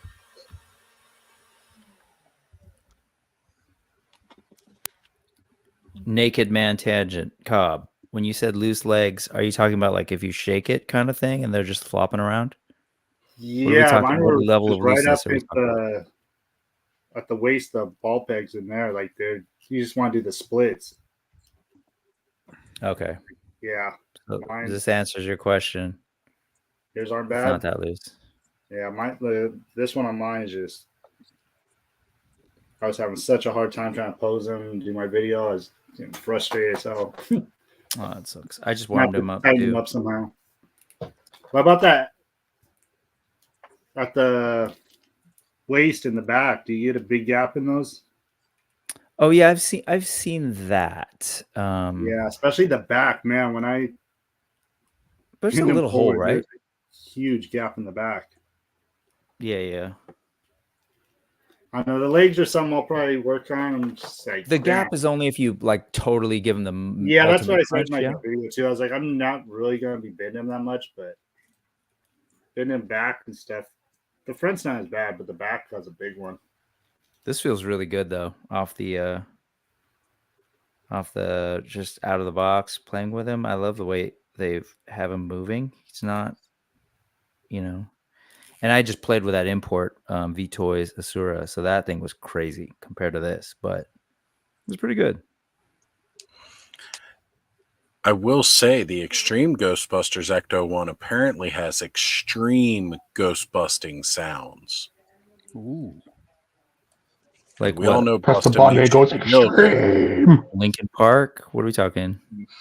Oh, I don't like the way that one's shaped though.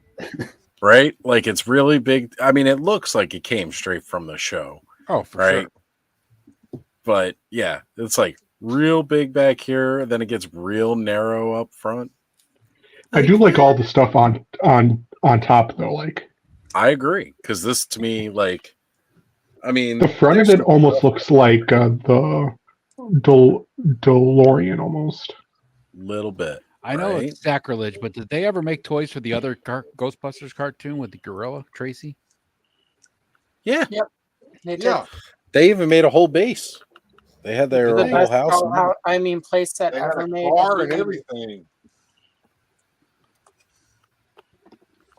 Yeah. That definitely it had all the good stuff for that one too. Which I'm glad they did do that.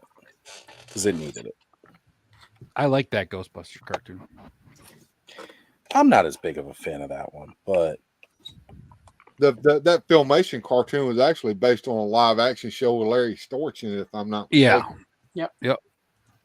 One thing I will say about it, I think one of the reasons why it doesn't do it as much for me, of course, as the real Ghostbusters, is because of how many times I was tricked into thinking it was real Ghostbusters was going to be on when I saw Ghostbusters on TV Guide, and it was that.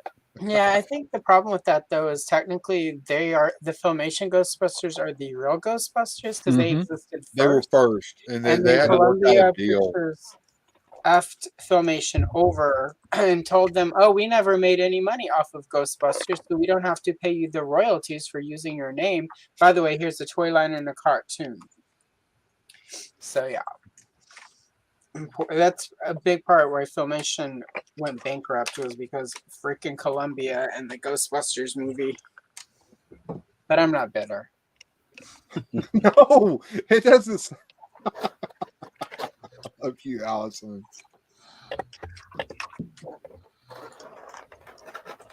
Yeah, I would not suggest doing the arrows that other way that I did. Getting it back out was a pain. Yeah, Pain in the butt. Dragula intensified. So I found something kind of cool. In my thing of spare parts, I had this WWE figure that had a Build-A-Figure part. I don't know who this is for, but I looked at the peg and I was like, I wonder. Oh boy. Whip says Now Orko has legs. She-Ra and He-Man. I don't agree with that, but okay. Well, actually, Filmation had already stopped making both of those by the time it all went down, because Mattel didn't pay to. Everyone's like, oh, like they canceled She-Ra for He-Man. It's like, no, Mattel didn't pay Filmation to do more He-Man. They're like, we're good with like 1,000 episodes you've done. Let's pay you to do cartoons for She-Ra, because like where I lived, like that was a like package. You like He-Man came on and then She-Ra came on. Exactly. Like, Monday through Friday, like, and then they moved her to Saturday and she was only on once a week, but still He-Man was on before that. So like He-Man never technically went away. It's just we didn't get any cartoons. Well, let's look at it. Let's look at it from a different point of view, folks. All right, so most Filmation cartoons lasted 13 episodes long and were Saturday morning shows. Look at how many episodes He-Man got as compared to that. I see you nodding your head. You know exactly what I'm talking about, John. True. He-Man definitely had an above average count, but that's also why we had new He-Man episodes every day. Whereas a lot of cartoons, you only had a new episode every week.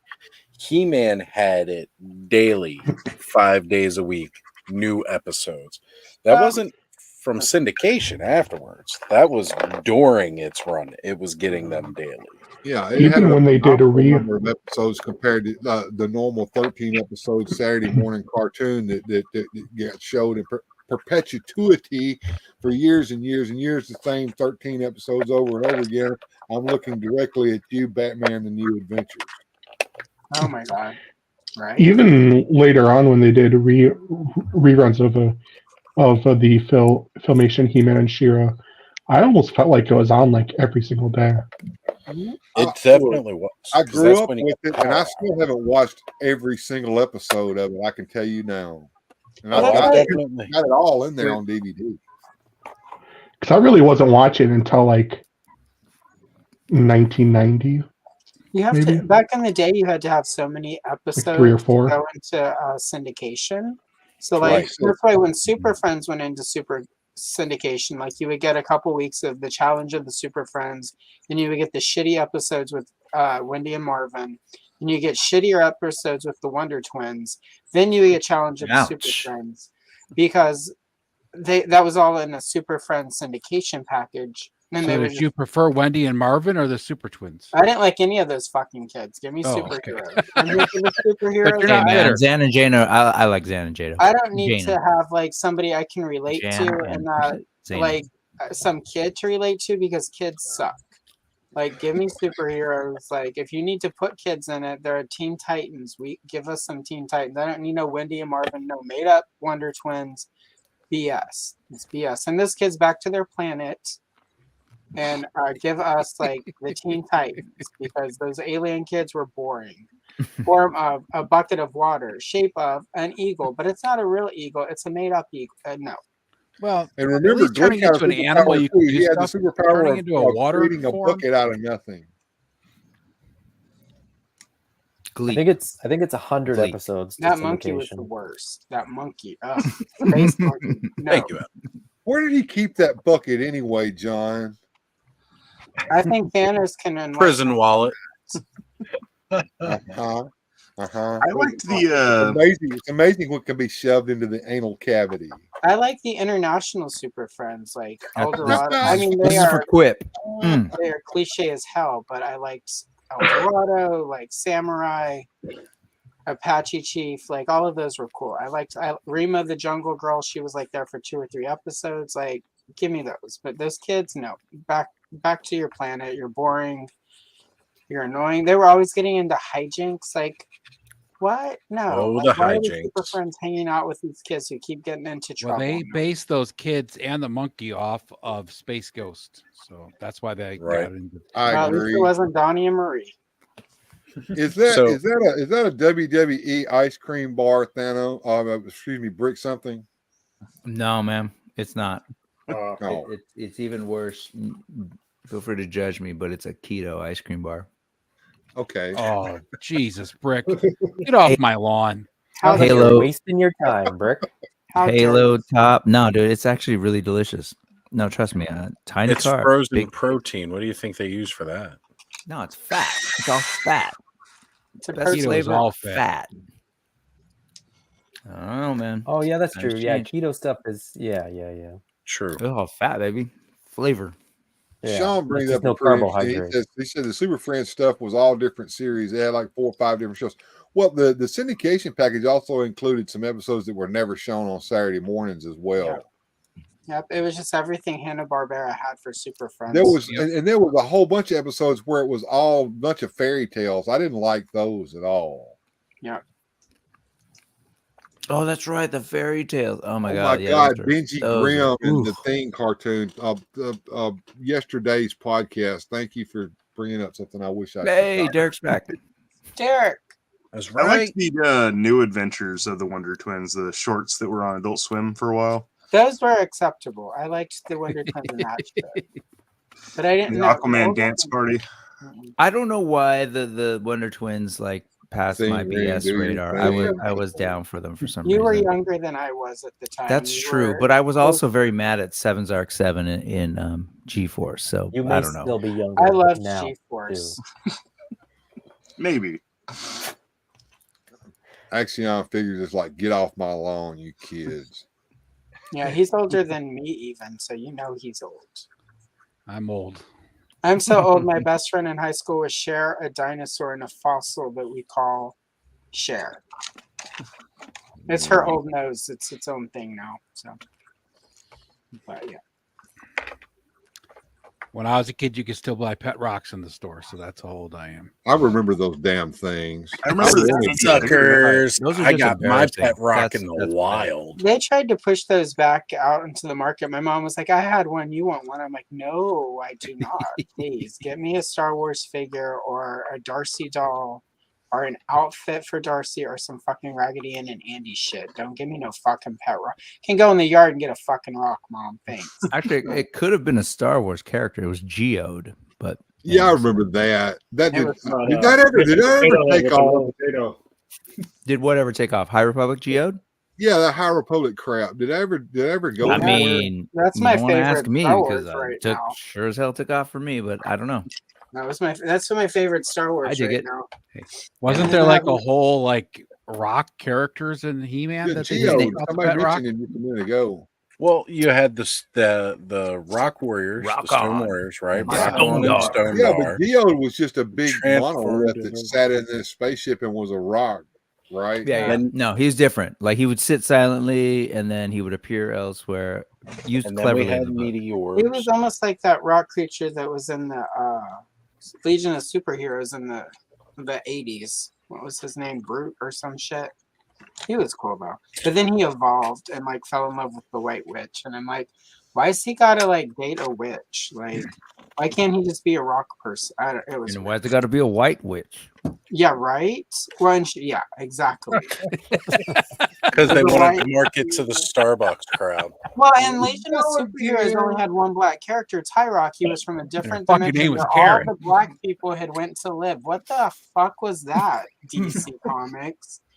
We were sent all the black people in the 1970s to a different planet because Earth sucked. It's like, well, yeah, but that's not. Well, how they it- might have left because they saw how they were being drawn in those old DC comics. Probably a good point. Yeah. Muriel and I have been reading Wonder Woman comics for our eventual podcast, and she keeps messaging me. She's like, "What the fuck is this?" I'm like, "It was the 40s." Mod Wonder Woman. Mod when I Ching. Yeah, no, we're not even to that. We're to the 40s, the golden age of comics, when there's some fucking. Is that when And Wonder Woman Muriel had is- that tire Muriel up is not a fetish? white. She is not white. So but I warned her. I'm like, you're gonna see Bondage some shit fetish here. era. It's not my fault. This is how comics were. It was a different time, and yeah. So I'll be glad when we start recording those, so she can rant, not to me privately a message, but on the air, and we can. I'm looking forward to you guys going through those too. I think that'll yeah, be fun. it's gonna be fun. She's gonna join me. We were supposed to do strawberry shortcake for Christmas Eve, and her boyfriend's family invited them to Christmas Eve dinner, so we didn't get to. So we're making up our colored date tomorrow, 11 a.m. Pacific Standard Time. Everyone should join us. Since you're all snowed in. So the skeleton We're style never snowed in companion New York. ghost that came with Phoebe is riding shotgun in the Ecto one. Nice. Oh, okay, cool. Is that window tinted? Oh, it is blue, huh? It is, Yeah. which kind of sucks because that's the blue ghost too. Yeah. But there's just enough room that I could fit it, and with the position it's in, like the way it's kneeling, it actually just looks like it's sitting shotgun. Huh. Allison, speaking of Wonder Woman, I just sent Lawrence a reel on Instagram earlier today of Wonder Woman from the TV show chasing down some criminals riding a skateboard. Oh, the skateboard with the full-on helmet. And it's so funny because the guy in the car is like, "Man, some broad's chasing us on a skateboard." And she's gaining on us, and then they get out and run. Yeah, and even whenever, in that one she has that when she does her spin, she turns into Wonder Woman. She's in a skate Wonder Woman costume. Yeah, that's right. That season had all kinds of. She spun one time and she's like in a deep dive outfit, so she could go. I don't remember if she actually fought a shark, but in my head, she went underwater and fought an evil shark. Well, she had shark repellent. She wouldn't have to worry about fighting the shark. What year was that show on? It started in '74 with it was called the all original Wonder Woman because there was originally like in 1973, I think, a movie with Kathy Lee Crosby where she was blonde. Yeah. And she was in like a little jumpsuit thing. It was like stupid. Fuck that movie. And it did all right, but of course it sucked because it wasn't the real Wonder Woman. So then they did the movie and everybody loved it. So they did 2 or 3 more movies. And then it was a series. And then they moved it from World War II to the 70s. And it wasn't as good. But there was that was the same season where she met Leif Garrett.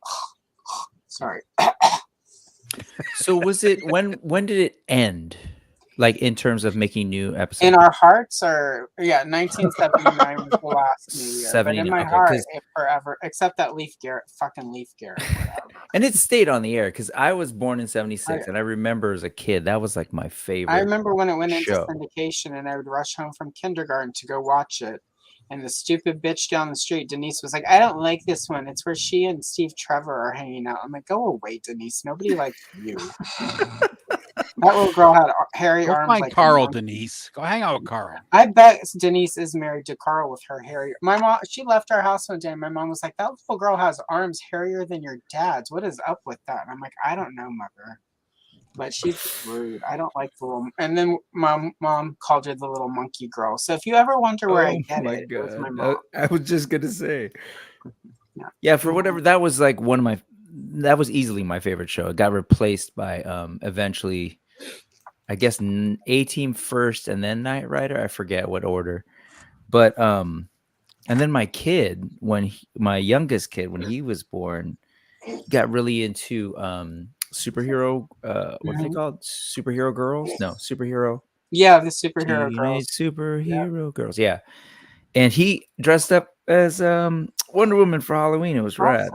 And I was a burglar. So he had walked me around with the lasso. You got the lasso of truth, huh? Yeah. Damn. Did we lose Oz? I like the superhero. I was sad that the superhero girls action figure line didn't go longer because there was, it was clearly not for me, quote unquote, because it was new designs designed to appeal to kids. But I was sad it didn't go longer because there were some fun toys. That was when my wife, learned because Brick something was not very happy when he found out that Mom, with the kids' permission, made the decision to sell those toys that I bought for him. I was like, okay, we have to have a conversation around the kids' toys. Right. I bought all of those for him, and I was just like so excited. And even though I knew it was like, oh, he's not as into him anymore, but just that call of selling him, I was so bummed. Was that show out the same time that they were doing that Star Wars one with all the girls that was drawn basically the same way? So. That was later. The Star Wars one? Yeah, there was a Star Wars one that was out. Oh, Forces of Destiny, the short. Yeah. No, that was kind of No, I think it was a long time before it. I think it had ended maybe they before crossed Forces over of because Destiny. I remember buying Okay.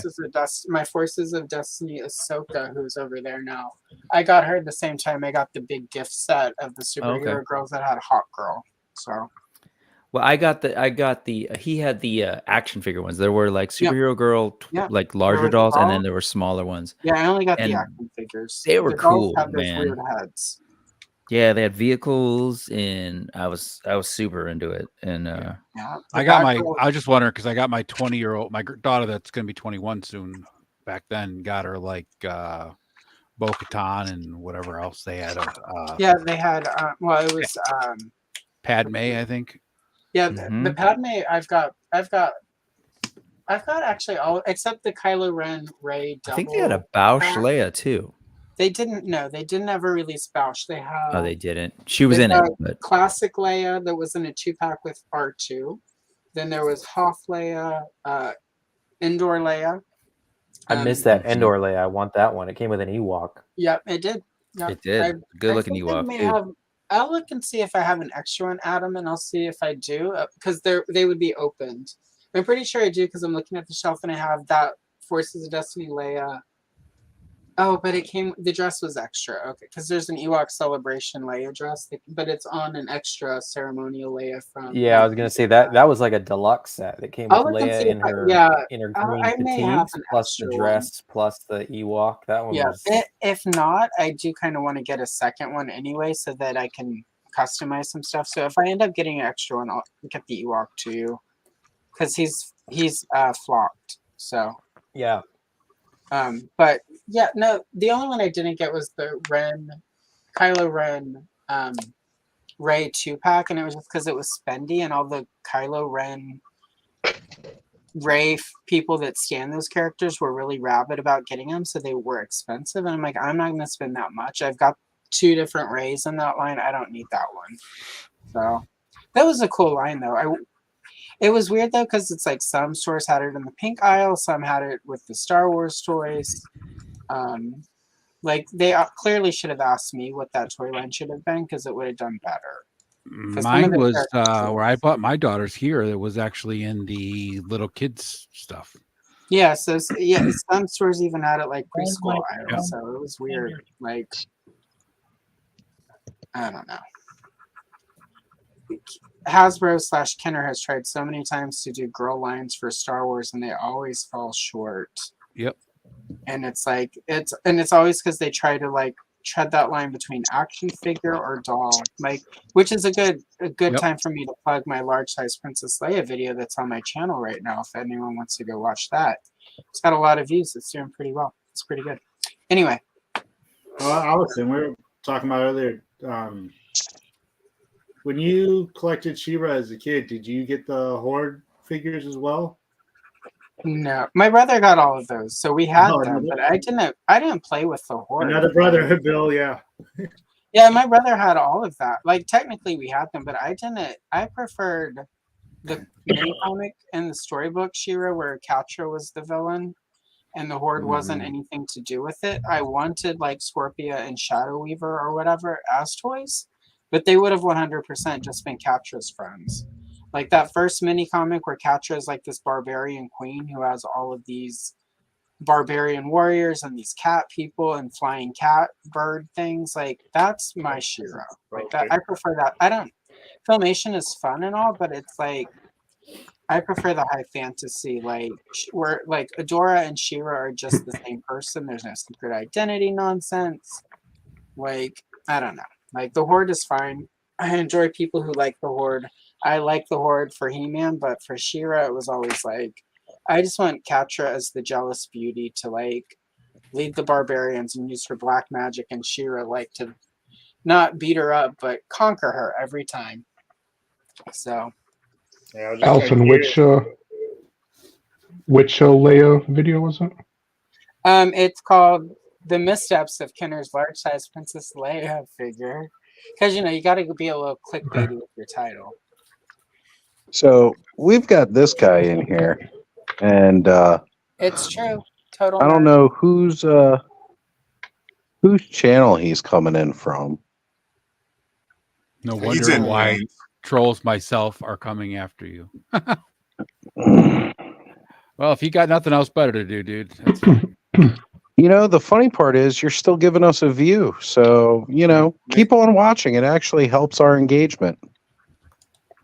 You're only actually helping everything. Monu, is that what you're talking about? Yeah. Yeah. Let's go check out Monu's channel. Let's see how cool Monu is on his own channel. Do that. Hey, so question about She-Ra. Was She-Ra in the comics? Are you saying it was in the mini comics where she didn't have the mini a comics that came with the first wave? So, okay, was there any connection to He-Man at all in those original ones? Yeah, in the first one, it starts sort of like with the movie where like the sorceress is having a nightmare and she comes over and sends He-Man to Etheria. But like, there's not she's not been brainwashed or anything. She's just been separated. So the intent was that she was going to be He-Man's. Yeah, she was their He-Man's siblings. sister. Yeah, they were siblings, but it was just like I would assume because the toys were separate, like they didn't want to confuse the toy lines. So Gotcha.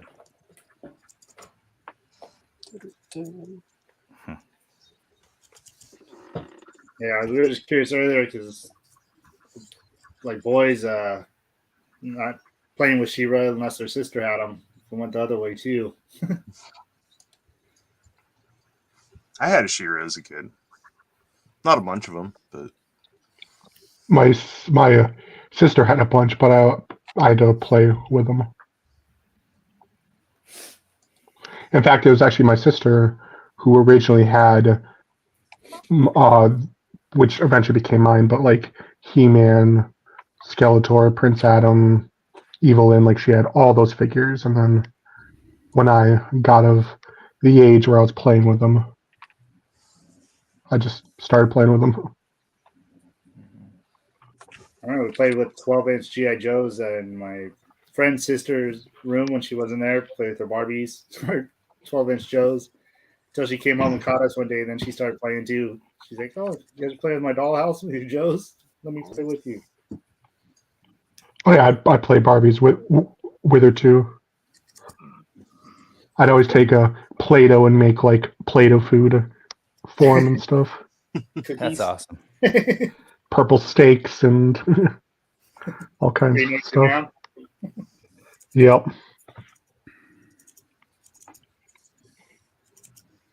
So we was on the topic of comics a little bit ago. Is anybody even interested in Dynamite Comics doing their reboot of Thundercats? A lot of people are. That thing's sold like crazy right now. Yeah, I know. I got that on pre-order. I'm really anticipating that. And then of course, they did a Teenage Mutant Ninja Turtle mashup with Stranger Things as well, a 4-issue comic set. Oh, I didn't know that. And that is awesome. It's really a good read. I gotta check it out. out. I got one comic book shop around here, and it's closing down. It's like within like 10, 15 miles of me. Closest one. And we're shutting down last time I went last weekend. Yeah, one of the ones that's been here forever is shutting down soon too. Yeah, we had one that opened up a couple years back in the next town over, and it was nice. But then, of course, pandemic kind of screwed it over. So I'm pretty sure it's closed. Yeah, the one over here is closing because the price on the building's going to go up like 70% or something crazy. So the guy's like, "Yep, it's been a good run. I'm out of here." It's that market's getting more and more fractured too, though. Like it's it used to be that everybody got all their comics from Diamond distribution. But then DC pulled out of Diamond. Marvel went to Penguin.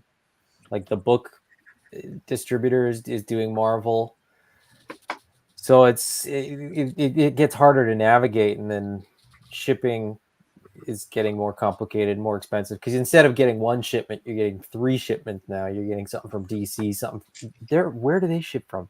DC's got their own weird thing set up, but so you get like a shipment from Penguin, you get a shipment from DC, and you get a shipment from Diamond, and they all show up on different days, and it's different invoice formats, and like a lot of comic book shops that I am aware of are just sort of like,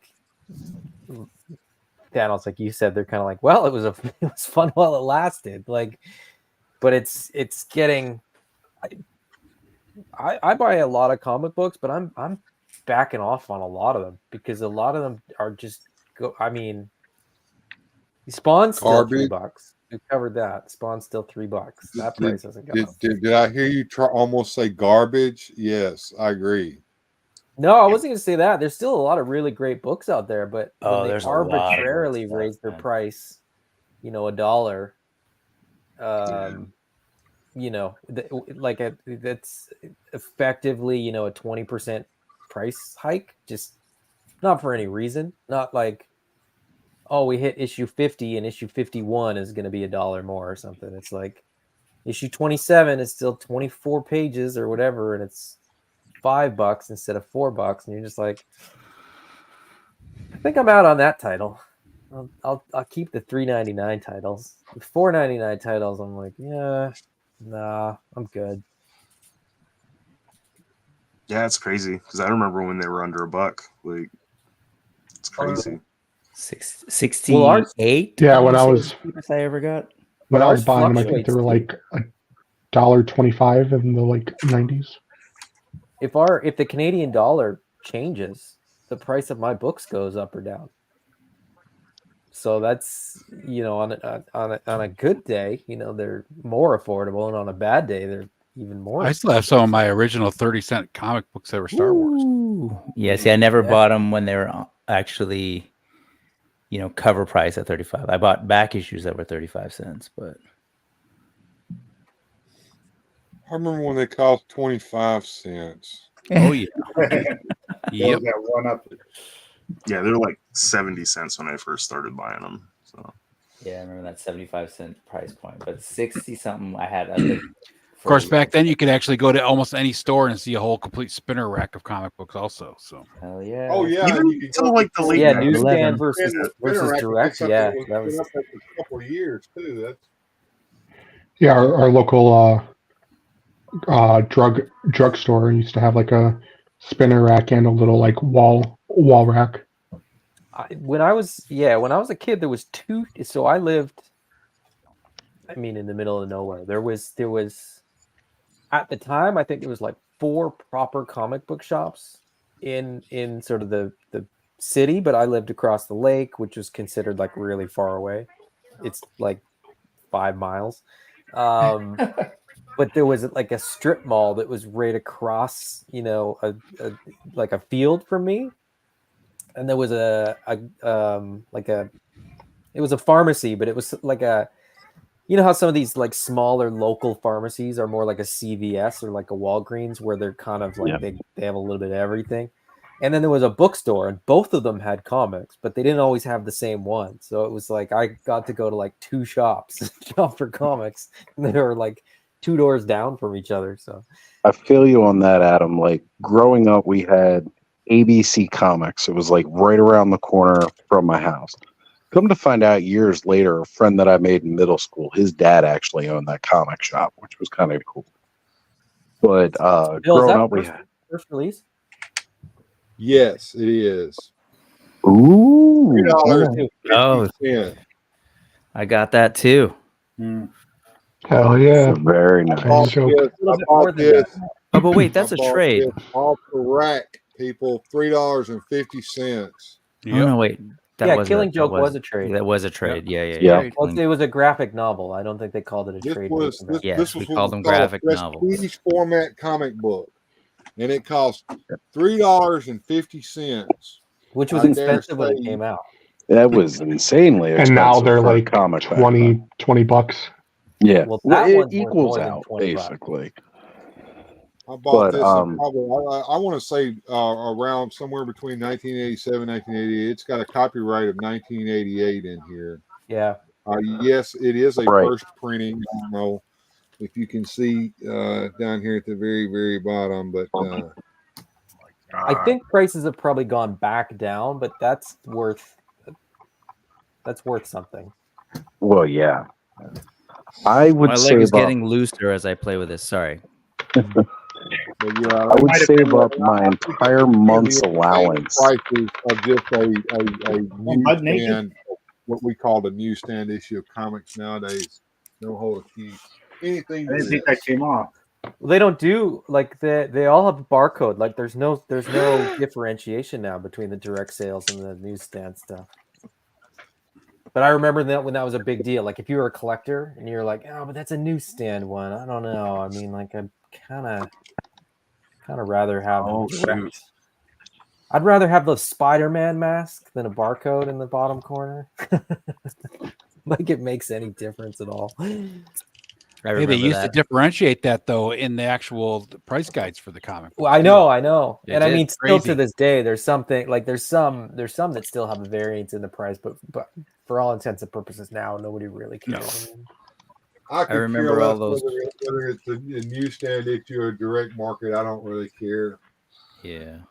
No, Remember those I'm- ones that would be in like bags that like there was like Yeah. 3 issues that I had multiple copies of because some relative got Well, them for me that's free. I don't know if it's still the case, but X-Force #1 was the biggest selling comic book of all time because it was because of the art, purely because of the speculation.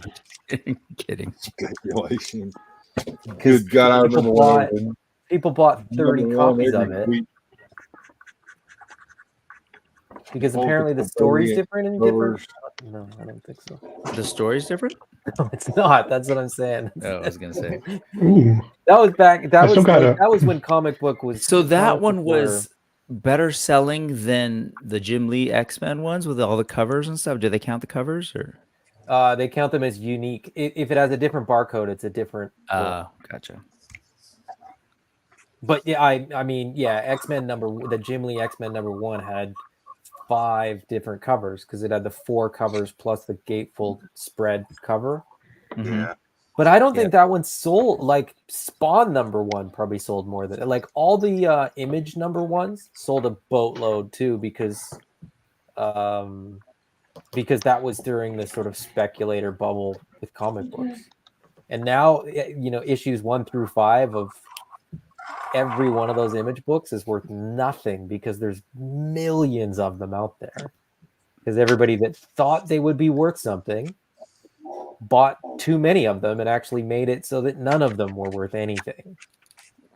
So the speculators did it to themselves, and that's, I think, what's currently happening with action figures too. It's going to happen with trading cards. Completely agree with that point. It's the same in any market, right? You buy to sell, but so does everybody else because the market looks like, it's gonna.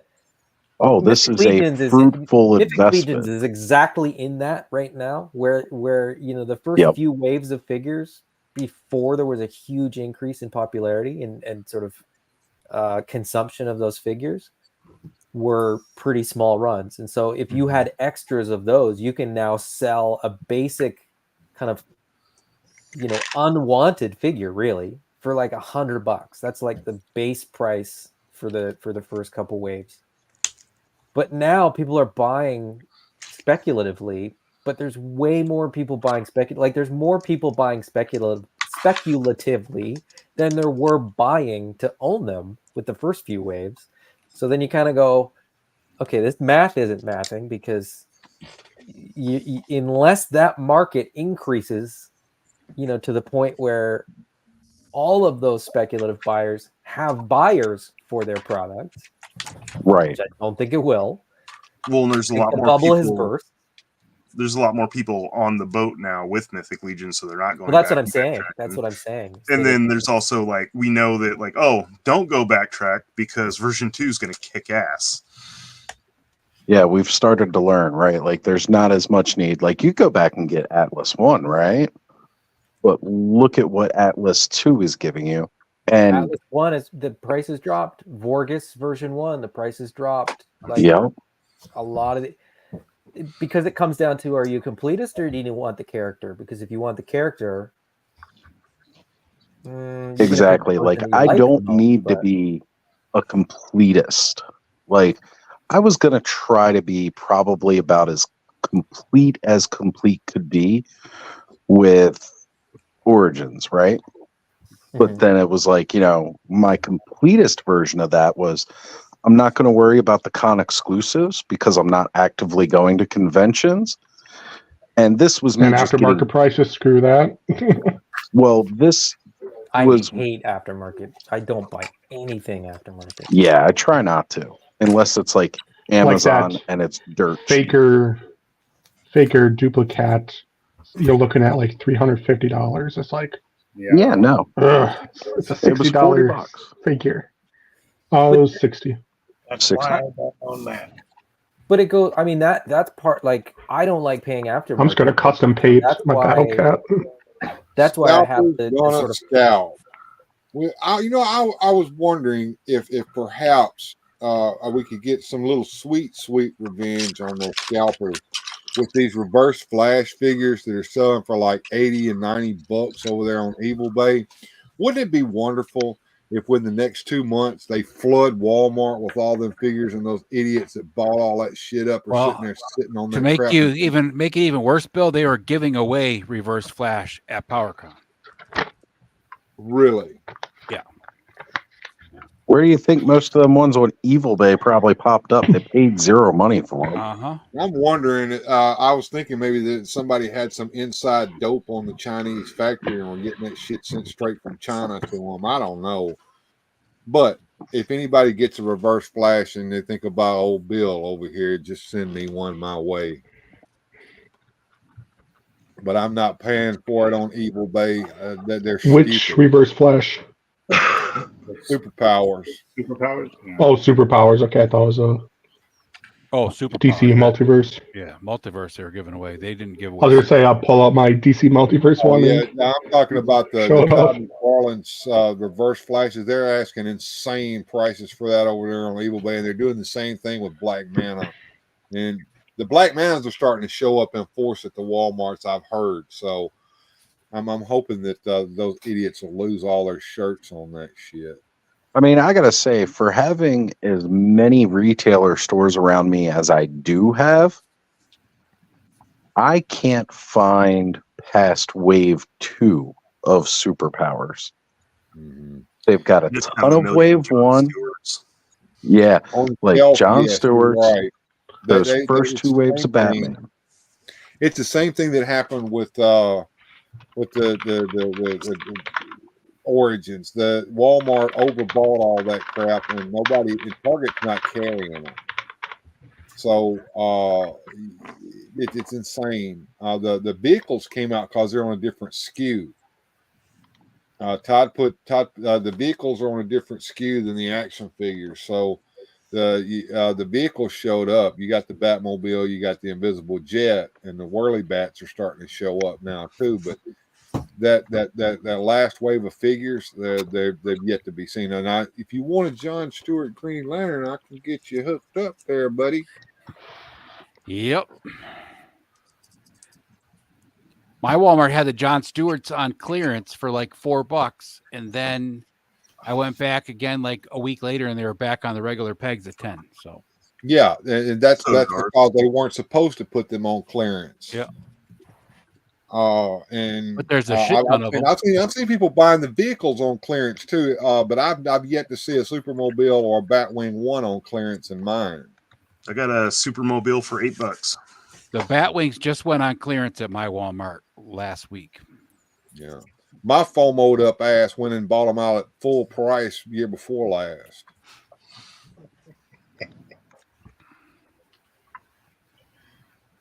Newest wave What I did you got my learn robbery. from this, Bill? Yeah, I've heard that they're starting to show up at GameStop. I don't walk in that store very often anymore. I stopped walking into GameStop the day they asked me to walk out. Yeah, I can feel you on that one. I mean, with a couple of exceptions, right? But I mean, to me, that's all fine and good because I walked into that damn store every damn day for 8 years. I've been into a GameStop a total of 4 times since I've stopped working there. I went there once just to get some extra stuff for Christmas one year when I was still with Connor's mother. I went there once to get something for her eldest daughter for her birthday one year. I went there one time after that just to kind of walk around and see what had happened in my store since I had left. And then I walked in there one more time just to kind of check out some toys. I happened to be eating lunch right next to my old GameStop. And I went in there. And the first thing I noticed on the door was that they had a sign up. Now, this was like October of last year. It was in October of last year. They had a sign up saying that they were closing early for Halloween. I was like, since when the did they start closing early for Halloween? They're already screwing their employees. They're getting ready to go out of business. They're firing people left and right. They've always they've got 1, maybe 2 people working in a store now by themselves. It's Well, that's how my store always was. I would be in my store I'd be in my store working by myself the majority of the day. I would have another key holder come in at around 3 o'clock. Now, we were only open till 9 for 6 hours at the end of the day. And on the few times that I had payroll, they would actually have somebody else working with them. But I didn't have much payroll, right? I was given for the full business week, the bare minimum hours that they could give me to have other employees work was 72 hours, either 72 or 63. Now, mind you, I had to give 40 of those hours to my assistant manager. My hours didn't count because I was a store manager and I was salary. But I had to give 40 hours to my assistant, and then I had to give at least 20 hours to my 2 third key managers each. And that would basically use up my entire payroll, like just having my managers work without even having what's known as that base level associated game advisor. My payroll was already taken up by my managers. So I would have to find ways to still work my 44 hours or more so that I could actually get some of my other employees in there. But yeah, it was a real garbage crap system that they had, and they would definitely screw you over. Like, I had to work a midnight release every Monday into Tuesday night, basically. And we had to have a midnight release, whether we had 4 people showing up or whether we had 250 people showing up. Then I would have to turn around and open my store up early the next day. Store managers had to, required to do so. And you guys wonder how I can get no sleep and, be up again the next day. When I worked at Game Crazy, that broke my sleep schedule for a good number of years because I would like close and then open and then close and then open like all the time. Like it just alternate between them to where I just had like no concept of time. It was basically a zombie. So. And K-Dog's got it right. GameStop's been on its death's door for the last 15 years. That's why they've changed up the way they were doing things. when I started working at GameStop, they used to sell like some collectibles and some toys and stuff like that, and then like other card games and everything. And then when they had, I remember like one of my first tasks was to box up all of that stuff. Oh, you've completely disassembled them, huh, Brick? That's how his faceplate switches Brick, out. is that a little poop? Something. No, right? it's a face. A little poop? Oh, the faceplate. He was. You were holding up that faceplate, and I thought it was a little poop. Oh, gotcha. No, Just the it's a way you were faceplate. like holding it. Oh, okay. All right, Well, that's you the hold your first breakdown of camera that. every now and then. Sorry about But how that. many edibles have you had? This is what I None yet. appreciate. I was Oh, gonna that say must either be the too problem. many or not enough. Gummies. The So back check of it out. that This is open mouth the faceplate. I did have some gummies, but Yeah, they were exactly. just normal sour gummy worms. maybe this is, I don't know if that's what I thought too, Well, the Kyle, back but of maybe that other one has a whole insert Channel. for that mouth. Yeah, I thought that was. yeah, it's a whole insert Hello, just so Stanley's Toy Channel. that you can get in there and paint it, and it's a different color plastic so that the base is a darker. Yeah. Cool stuff. Some really cool stuff going on with this figure. I also am having an issue though with that Wait leg, till as I you- pointed out earlier. So it's Yeah, loosening I for was. sure. I was checking out. I saw you up there. I mean, it's not, for me at least, it's okay and it can be fixed. But like I've got better paint quality than what Dorkler had. Yeah, I was worried about that when I saw his video. My legs haven't loosened up, but I haven't really been moving around too much. He looks great though. Like, He really does. He looks really good. I'm so. How many faceplates does he come with? Cobweb had Three. the same problem. I mean, He's for got me, this one. He's got this one. And then he's got this one. Perfect. Now I know exactly what they look like. I mean, for me, it's the most expensive figure I've bought. Thanks, Brent. New to the higher end. Drink always figures. out to hell. Thanks. Oh, sorry, I meant this one.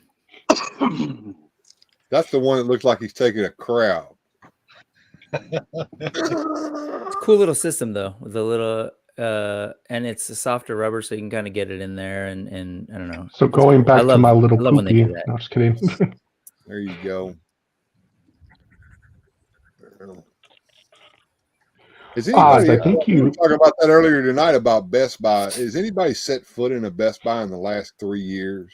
I have. No. And ours actually got I better. was this last couple days. But I'm in Canada, so I also step in Walmarts pretty regularly on purpose. I don't even have one near me. I have to travel a ways. Yeah, I Buy haven't or been a to a Walmart? Best Buy in a couple of years. Last time I went to a Best Buy, I think, was to get a gift card. The other day, I was Actually, I surprised they had a couple think masks it on was that last Cali were year. big. Is it true? I that didn't they're go in, but I taking drove up DVDs to off pick the up an shelves item. and Best Sorry, Buy, one they're at a not going time, to sell please. DVDs anymore in there. Is that true? You're not going I to have only any go to the physical toy media at any section store. and then walked out, so I don't know. I didn't That's look what I at the did. DVD. So true, they don't sell cassettes anymore. I'm just kidding. Yes. I know Best they Buy don't. is no longer selling CDs, and neither is Keep them in Walmart. the back. One of my wow, coworkers really? brought in a cassette and like the tape was all pulled out. She's like, "Can you fix this for me?" Like an actual cassette. I was like, "I haven't seen You're one like, of these." nope, Oh, it's You got a garbage. pencil? I You just gotta gave. throw it out. I fixed it. I sold it back up Pencils for are her, made but for. Thanos, I just gave Luke about 17 cassettes that I had because he just bought a Walkman. that's great. It's a brand new one. It was in the package, but he bought a brand new Walkman. He's like, "You got cassettes, Dad?" I'm like, "Yep." What the There's hell like you need it new for? companies Yeah. coming out with like new Walkman. Oh yeah. Cassettes Yeah. are Same with the record cassettes are the players, new right? record. Yeah. Can you believe it? I don't. Yeah, Cassettes are the imagine new that. LP. History repeating itself. Who would have thought? I used to listen to my dad's 8 Well, it's tracks funny. though, back in the day. I still have Same. 8 tracks. They'll too. be next. Yeah. But It's funny because I'm like just gonna vinyl, say, I could go to a store and buy vinyl at like Goodwill or whatever for like $1 or $2, and now they're up to like $2.50, $3 at the Goodwill because the new albums are like $29 or something like that for a new record.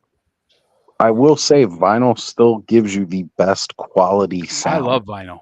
That's love the way not- vinyl sounds. It's not objectively true. It still depends on your gear.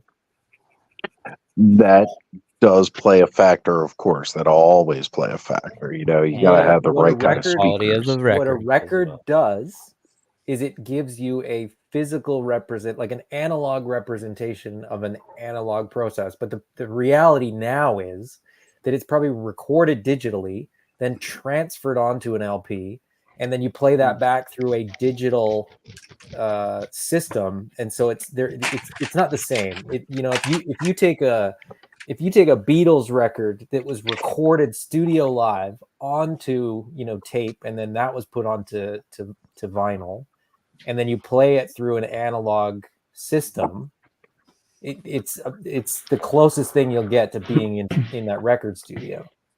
But I like being able to access whatever music I want. Out and they sounded so muddy compared to vinyl. I think that's what we're talking about. When they were first digitally making those DVDs, CDs, they didn't have the sound right on them.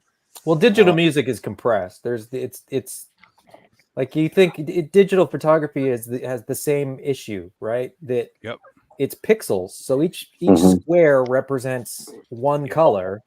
It doesn't like the world doesn't exist in pixels, right? Music does not exist in zeros and ones, so there's formatting issues that exist, and it's way more complicated than what you said. Brick is true. My son got the Guardians of the Galaxy, whatever one has the Redbone song on it, and I have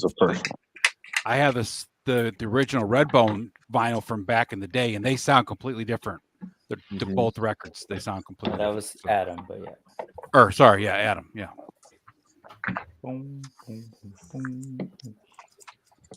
Anyway, I gotta go. All right, Adam. Well, thank you for joining us and hanging out tonight, brother. Glad to know you got some work done while joining in on the convos. Yeah, I was sending emails and doing math while I was talking to you guys. So I found my first QC issue. If you want to see it before you go. So these wristbands, they're like a softer. They're a softer.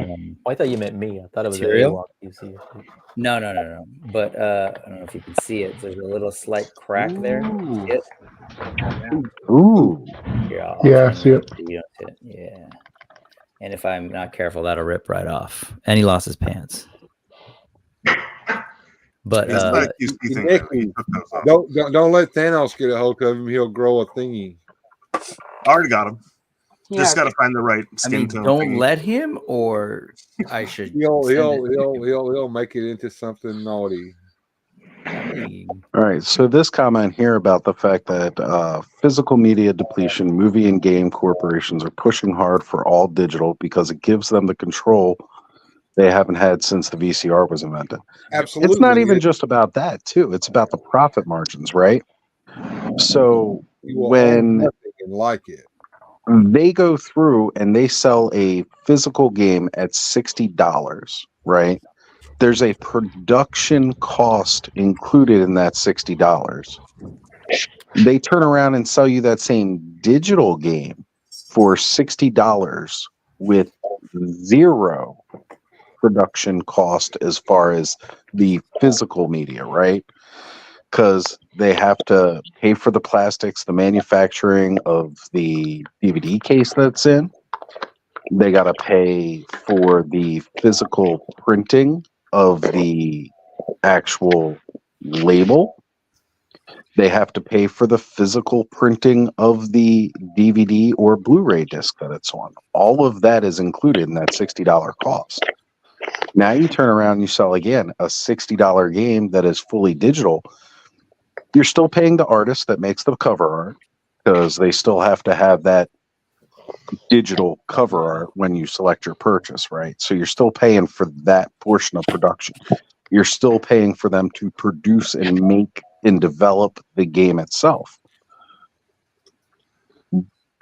But you don't have to pay for any of the physical production cost anymore. So you've already increased your profit margin by that cost. You've also, for the stores, it takes them out of the whole piracy thing because there's a big thing about them having some responsibility in the piracy. if it's all digital, they don't have to worry about that. Mm-hmm. So you're not going to go buy a disc, pirate it, and then bring it back to the store. Yeah, that's what As Kate soon was as things saying are there. released digitally, it's way easier to pirate. Yeah, but that relieves the store itself of that The issue. liability. Yeah. Yep. I used to remember people would go to Redbox and rent whatever the latest, hottest selling game was. They'd go rent it at Redbox, and because you could trade it in without a box, and we would buy it and just make a box, they would do that and get their $25 worth. And like they really thought like it was the most clever thing ever. Until Redbox get wise to the prepaid Visa gift cards not being credit cards. Because when you have to put your credit card in on that, and you don't return that disc, they charge you the full cost. Yep. All right, so King Grayskull is a bit darker than Yeah, he looks. Dark. It's actually looks kind of like a dead man. Looks better in person. Yeah. Right here. He's got a deep red undertone. Yeah. I mean, in person it doesn't look. I guess it kind of does, but it looks more like it on screen. And that was expensive.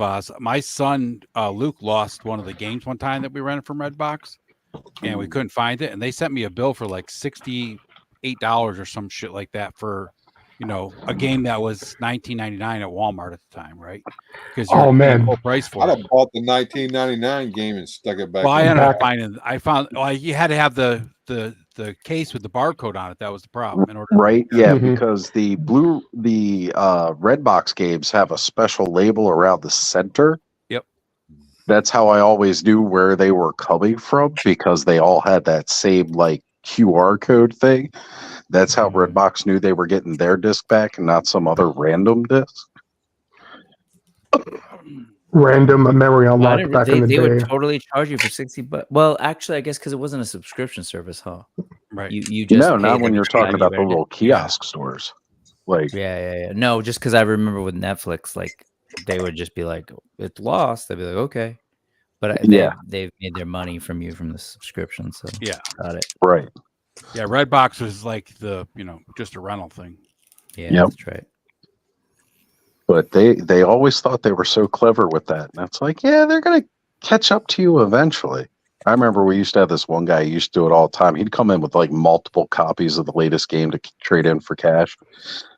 And I was like, I know you didn't actually buy this game. He's like, yeah, I did. And I was like, no, you didn't, because that's why you're coming in with just a disc. And it's got this Redbox label on it. Like, you do realize they're going to charge your card for this, right?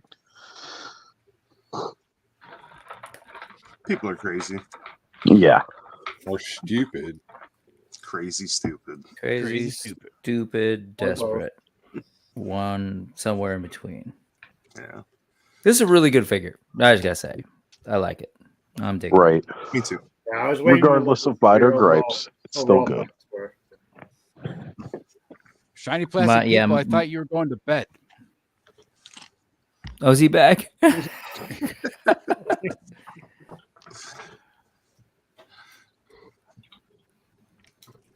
All right. I actually bought a game recently. I haven't bought a video game in a while. Have you guys seen Myth Force? What's it called? Myth Force? Nope.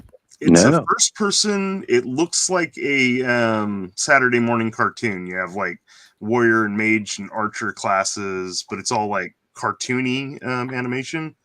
And it's like a first person, but it's a roguelite, which is one where you play over and over again and you unlock. Like, I may have heard of it. I haven't actually loaded it up yet, but I bought it and installed it on Friday. Looks fun. Snapchat could actually be unmasked. Dark Wolf, he matches up really good. Yeah, not too bad. Oh, look at that. Yeah, that really actually good. looks nice. That actually looks Yeah, good. I like the. Is it just your lighting, or does your sort of shaggy loincloth on Dark Wolf look grayish, bluish? No, It it's does just look my blue light. in I his got my lighting. ring light in front of me. It's just real bright. It Oh, just you know what? shines on it. But I did hold mine up to the light, and it actually does have grayish highlights. Wow, it actually looks really good. I wasn't paying attention because it's kind of dark in here. I'd actually make a nice little custom barbarian type figure, Cobb. That a different one. It with that would head if on it there. wasn't like $90 or I know. Yeah, whatever. exactly. Right. Yeah. Yeah. A little expensive for kit bashing. Yeah. That's why I was like, man, I just bought. I went on Amazon last night and bought a bunch of clearance figures. You got 5 figures for $79. I was like, man, I got 5 figures for the same price as that one I got. Hey, Oz. Wanted him though. I'm glad to have him. Oz. Go over there to the Toy Network and when you get a chance and look at that damn video that somebody just posted on YouTube not too long ago with the new Superpowers commercial that they made for the McFarlane it's called All the Batmans. That is the most hilarious thing I've seen in a while.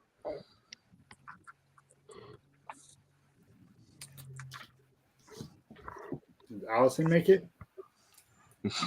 No. As far as the as far as the cost of this figure, Cobb, you were saying, yeah, I wanted it too, and also just like I wanted the character, but also just like it's a Frazetta, like their deal and doing their family stuff. Like okay, just like supporting all the other indies. I thought it'd be pretty cool. That and then the cartoon. I remember watching it as a kid. Now I was way too young to be watching it, but just was in awe of Dark Wolf. I was like, yeah, Not by 80 standards, man. I think. Yeah, really. I mean, what's up? I said not by 80 standards. I feel like we was just kind of a little bit more, whatever. But I just rewatched it like 2 weeks ago or something, and it's really cool, man. You guys K-Dog there. K-Dog's got a AWOC question there in the chat. What's AWOC? What's AWOC again?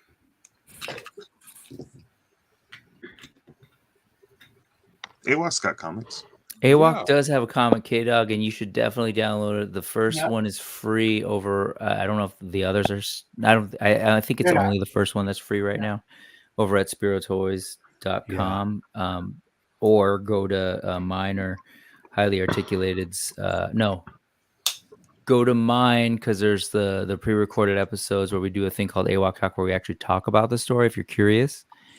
And we get through, I think, like issue 4 right now. We're still waiting. And then you can hear, anyways, it's a good story. It's a great story. Do they have plans? Does like Spiro have plans for a show? Like they don't. It's more of like a I wish. Like if someone would come around and say, hey, would you like to do a show? Absolutely they would.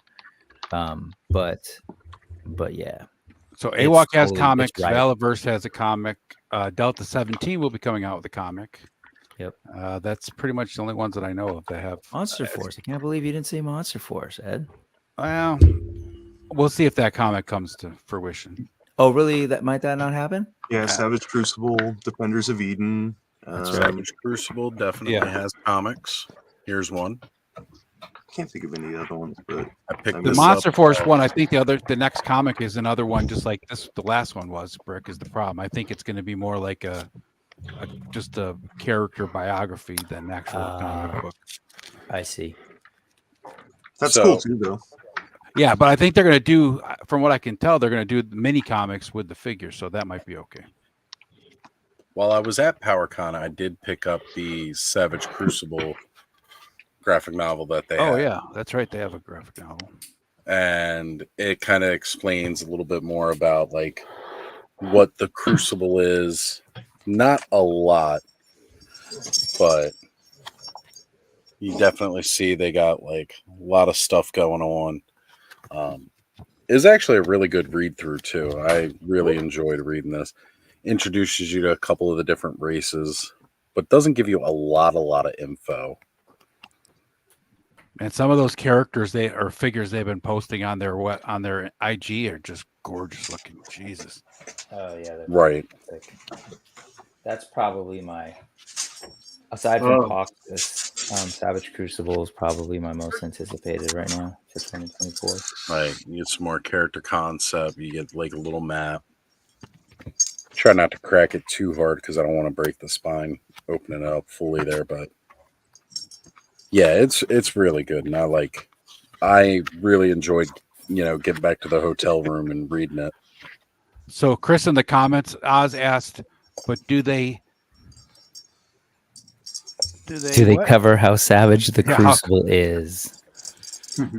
Oh, they Jokes do. aside, they do. Yeah. They absolutely do. And it sets up this whole, I remember when they were talking about like pre-Kickstarter even, Rob, who runs the line, was doing like the tour on YouTube, etc.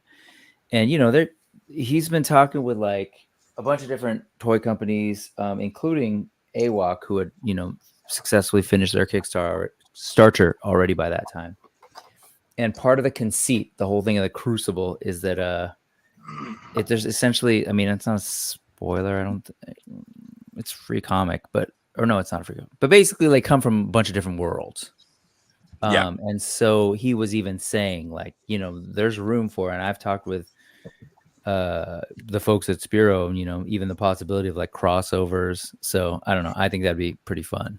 I'll tell you if what, there's like Savage a way to Crucible, move into the world. Yeah, Savage Crucible had one of the coolest marketing campaigns to launch that, when they were just sending out those disc with the clues to figure out what it was without telling anybody what it was. That was a good marketing scheme. Yeah. Yeah, people received this stuff and they didn't know what the hell it was. They didn't know, they didn't know the and then they had to decode it, and then they figured out what it said, and they still didn't know what the hell it meant. What was that? Wasn't there a Simpsons episode? It was like that viral marketing type thing where people didn't know what it was. What was it?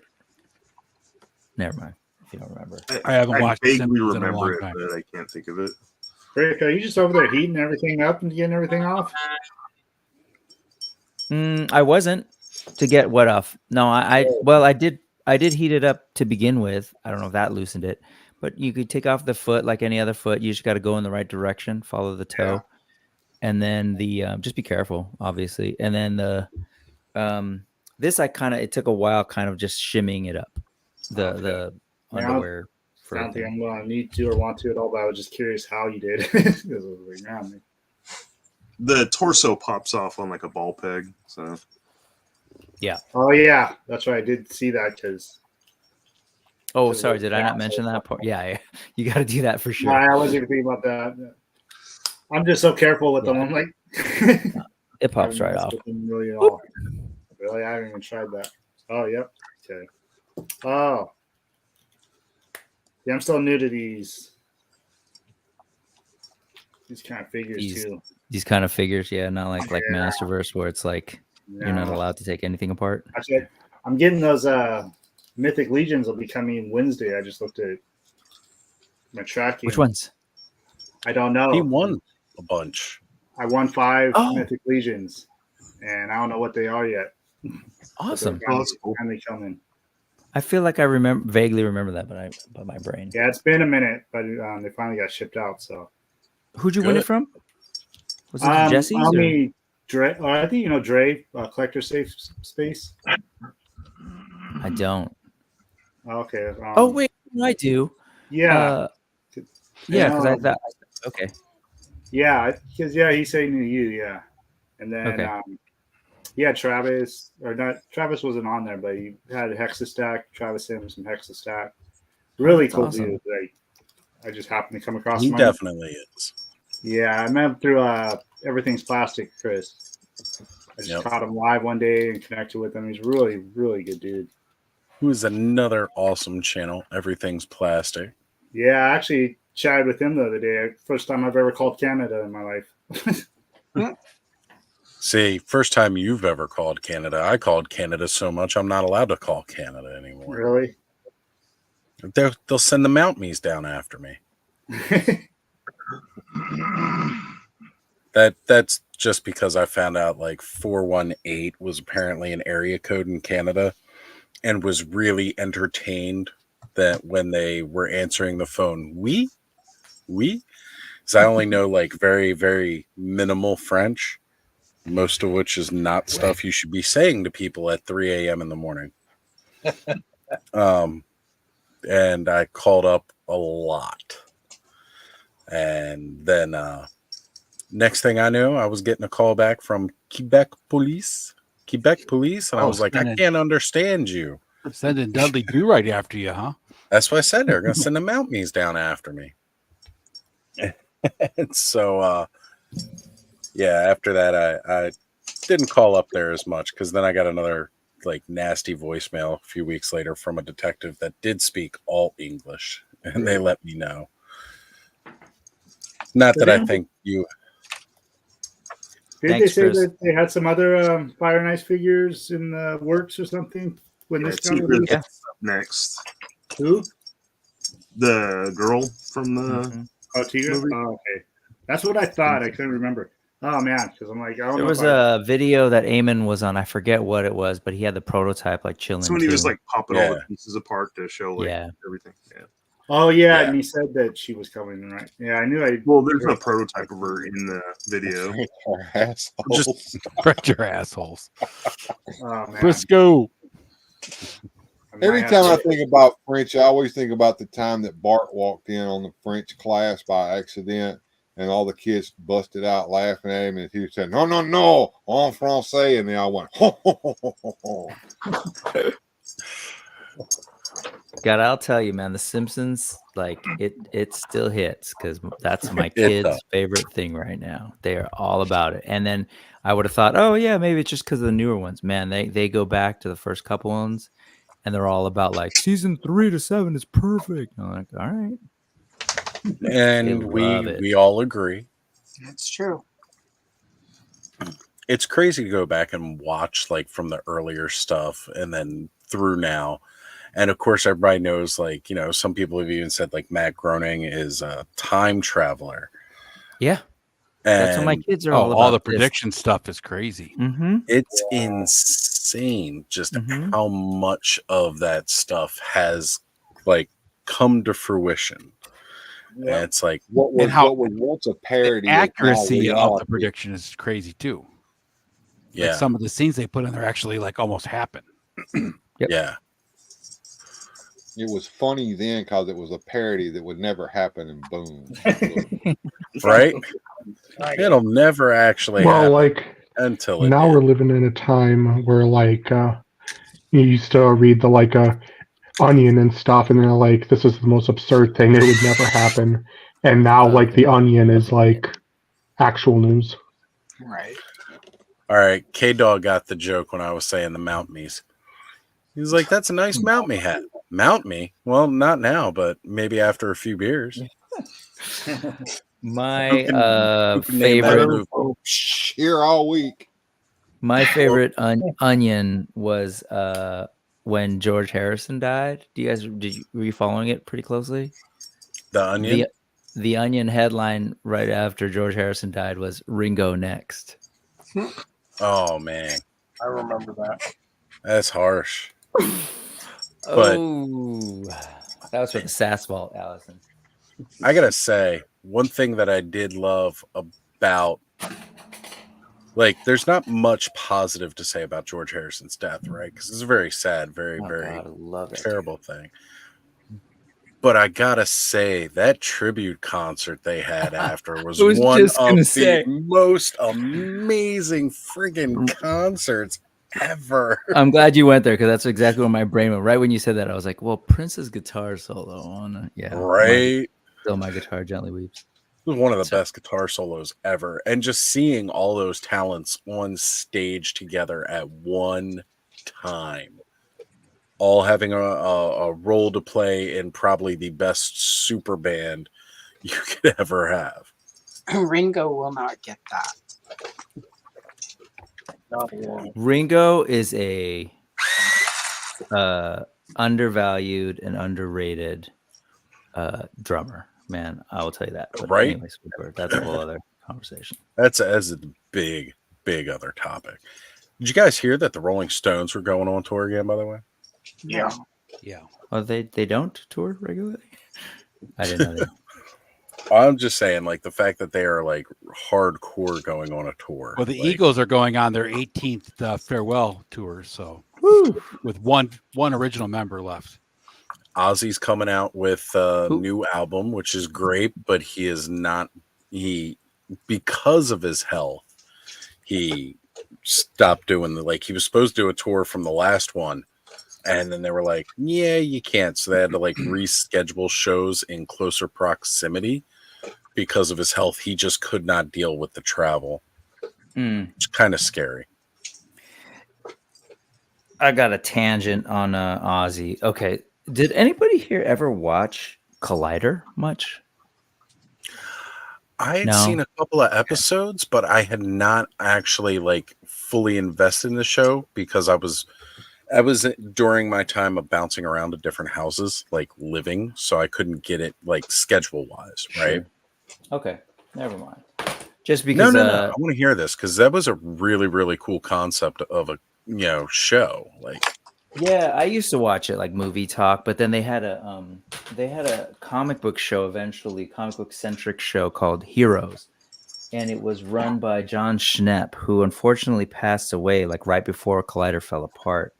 That dude was amazing. Like he was my favorite person on YouTube for the longest time. And I bring him up just because when you said Ozzy, I always think of him. He was. I don't know if you guys do you remember Infectious Grooves in the late 90s? Okay. Yeah. Suicidal Tendencies and a bunch of other folks. So anyway, I think it was their first video. I think their first single was Therapy. Maybe there was another one, but in that music video, John Schnepp is the mad scientist in that. Ozzy sings on it. He sings the chorus. Therapy. I bring it up because anyway, that triggered me. And then last night I was watching Unparalleled Universe, and I think it was Plasti who brought it up, Plasti Adicto, about just that time and Collider. And then they were talking about like how they loved watching it, etc. And that totally brought me back because like I think that's actually when I started getting into like watching YouTube pretty like regularly right around that time. And then I think you're talking about a different Collider. I was talking about like a show that was like on ABC, aren't you? Oh, I'm not talking about. Yeah, there was a Collider show. That's what I thought he was talking about too. Awesome. Okay, my bad. Hold on. My bad. No, well, no, like continue the this Collider talk. Network. Okay. Collider Network, and I don't know that. I think the website might still exist, but I don't know that their YouTube presence did. But they would do like a regular like flagship show, which was Movie Talk, and that got really big because it was kind of like the height of the MCU. Well, not the height of, but like the build up. Once people caught on that, oh, this is rad. Yes, with like now John Campea about right. It was very, very like MTV VJ kind of like vibes to how they did their videos. A little bit. It was polished for sure. Like they had a full set and everything. Yeah. I was just wondering because that was like definitely one of my like big things on YouTube. And then I've never run into anyone else who was like super into it except Star Wars folks because they had a decent, like a really good Star Wars show, but like some of the people kind of were whack. But I was just surprised yesterday to hear sort of Wade from Unparalleled Universe and Plasti talk about like how much they loved that. And it reminded me of like, because they had such like a staple of people that would come through. Eventually they did kind of like this trivia show, the Schmodown. And I automatically thought about like you and the Clubhouse and like all these people that are kind of become this group of folks like hanging out, and we all kind of have our channels and stuff. So anyway, if the reference is lost on you, it's all good. But John Schnepp, he was dope. Totally get that now. Because I do remember like I'd watch like, again, like their YouTube channel was kind of like a broadcast channel, and they had like different shows more or less. Yep. And yes, I definitely remember that now. Oh man. As a matter of fact, I just pulled up their website because they are still going strong on the website. The website's still going? Yeah. Oh yeah. Yeah, they've even got trending currently 2024 movie releases, like what to watch lists, top shows from Amazon Prime, Apple TV right now. Like, because that's kind of a website that can evolve and change with whatever's relevant media right now, right? Which is the smart way to run things, because that's how you stay. Because like, think of like how many other channels maybe had like different setups, like The Looper or E-Bombs World. That would be a good one I recommend. Like the days of E-Bombs World. So like, some of those have all gone to the wayside, whereas something like this can stay very relevant. Yeah, unfortunately, their YouTube presence died, but finally got me some little stands. nice. Is that that's the NECA? I have no idea what they are. They were cheap, like yeah. At Target. I have a bunch of those from Amazon. You got to build them yourself. Yeah. Some of them though, you got to be careful. The ones I got are really weak. Like I can barely hold up even my Mutant Mayhem turtle figures, because I bought them for my McFarlane figures, and I have to use 2 stands with like 3 arms to hold one figure up in the air like a freaking inch. Nah, these are like, I got Masterverse Buzz Off and somebody else on one of them, so they hold those up. I think it's all dependent on like what the actual brand. Yeah, well, these you build yourself and you screw them together, so I screwed them all real tight. So here you go, Mothman. Yeah, so you get some Mothman. More often than you would think, and they're pretty easy to take off. They're just on guitar stands, and I just have these hair things kind of keeping them in there. Mega J, instead of looking at all of these legends, why don't you just become one? Oh no! Well, it's too late for Mega J. He's got to go to sleep. That guy needs to sleep. What are you talking about? It's too late. He'd still be streaming on his own channel right now. I know. Come on, what's up, Mega J?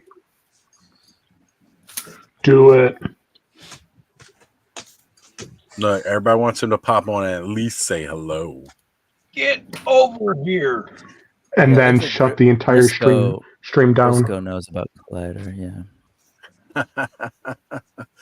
Yeah, he's saying it's all different people now. And Briscoe also will understand Zug Zug Lana, I think. Anybody catch that reference? No? Zug Zug Not Lana? me. No, that one's over me. That's, Zug Zug. I know Zug Zug, but Yeah. back in the Warcraft days. That's a caveman reference when Ringo was in a movie. Oh, okay. Which, because he had mentioned that the caveman is Ringo's masterpiece. Jesus, I haven't seen that movie since it probably came out.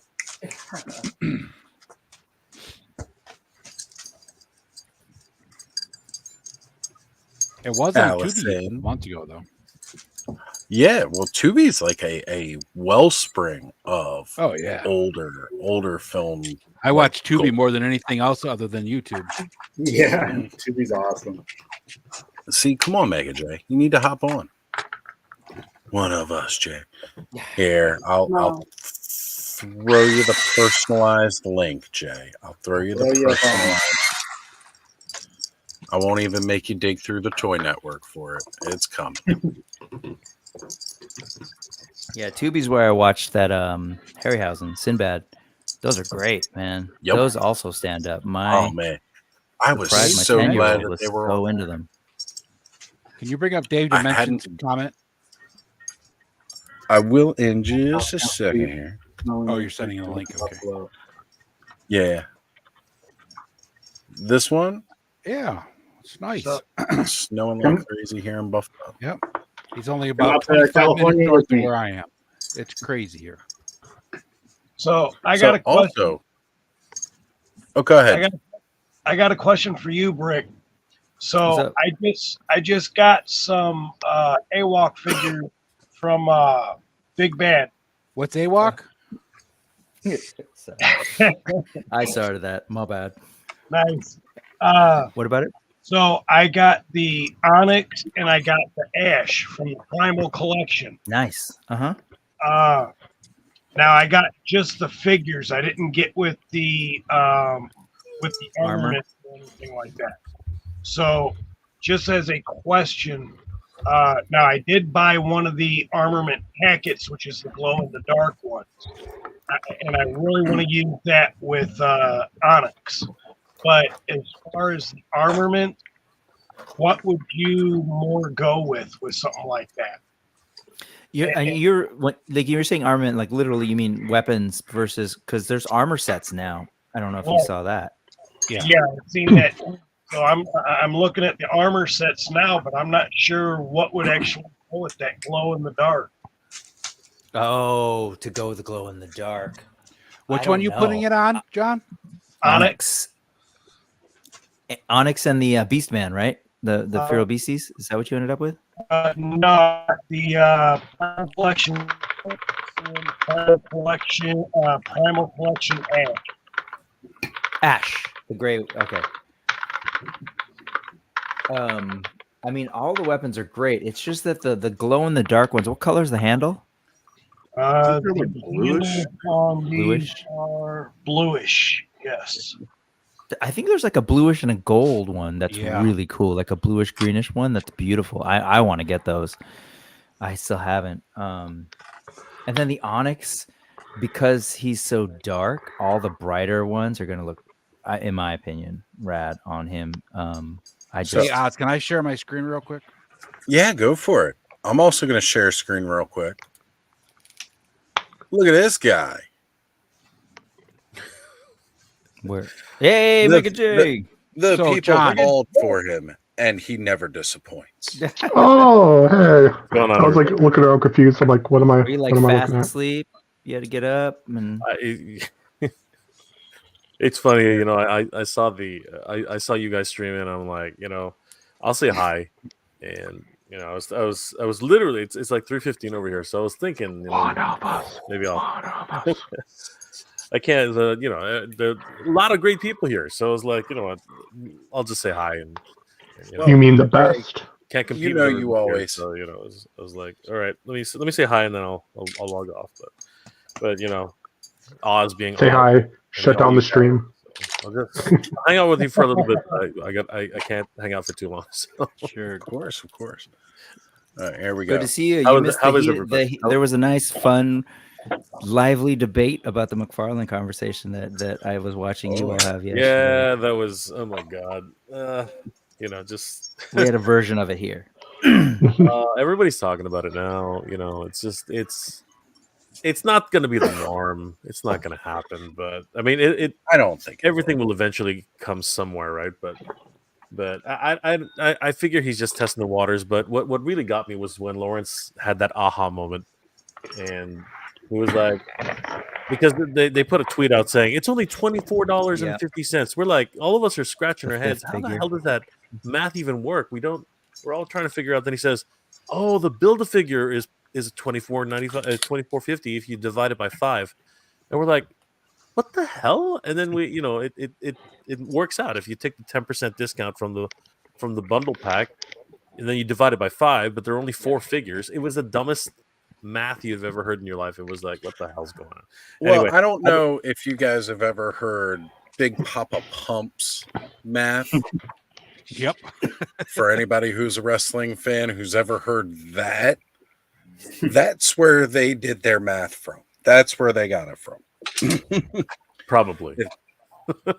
That one is an interesting amount of math that makes my brain hurt so hard. You know, today's math is even worse. The thing about that is, Oz, if you actually add the numbers up, he's right, but he's right for the wrong reasons. Well, that was the whole point It's of that hidden fifth. Yeah. He's a 33 and a third chance.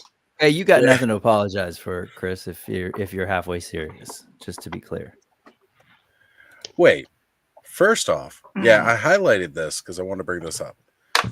You never, ever have anything to apologize for. Not here.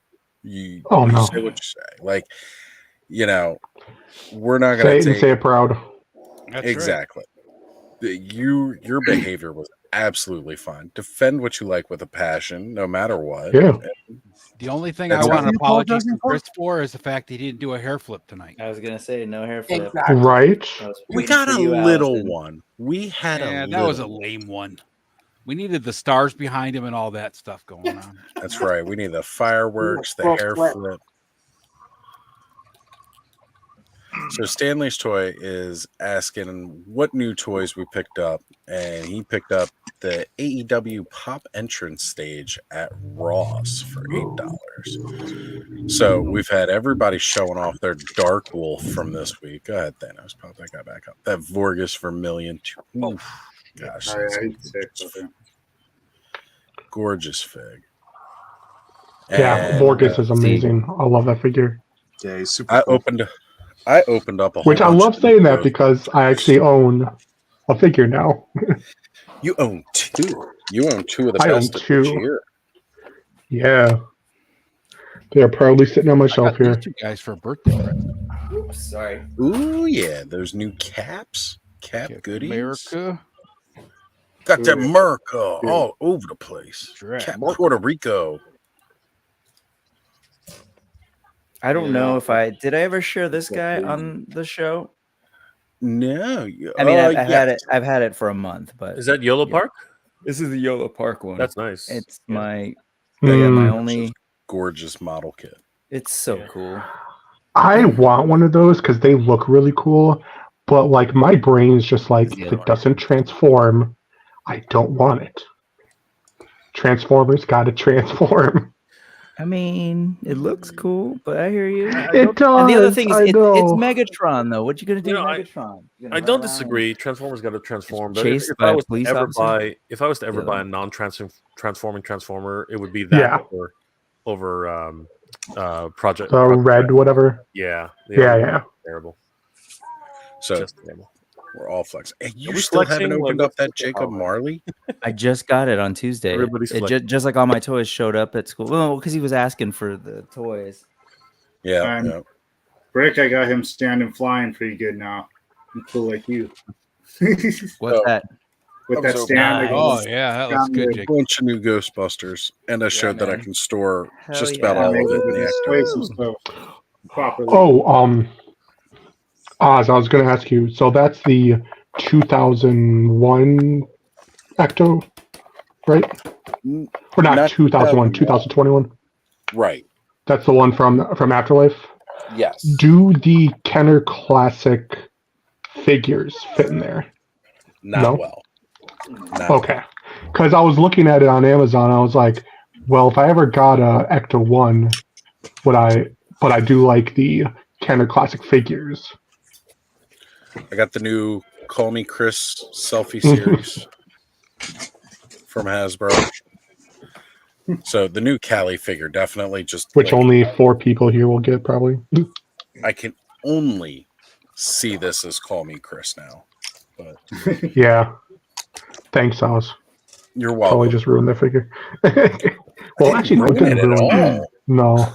What Call is me Chris is funny, but it's just like now I just like cannot not see that. Here, I want to show this figure before we end or close because so this is a custom that I want to pull out. It came in this awesome That's right 3D resin print thing because the person who prints these, you've probably heard me talk about Micronauts, which is one of my favorite toy lines from back in the day. Fanigan Collectibles, Abe Froman. He goes by Abe Froman, the Sausage King of Chicago.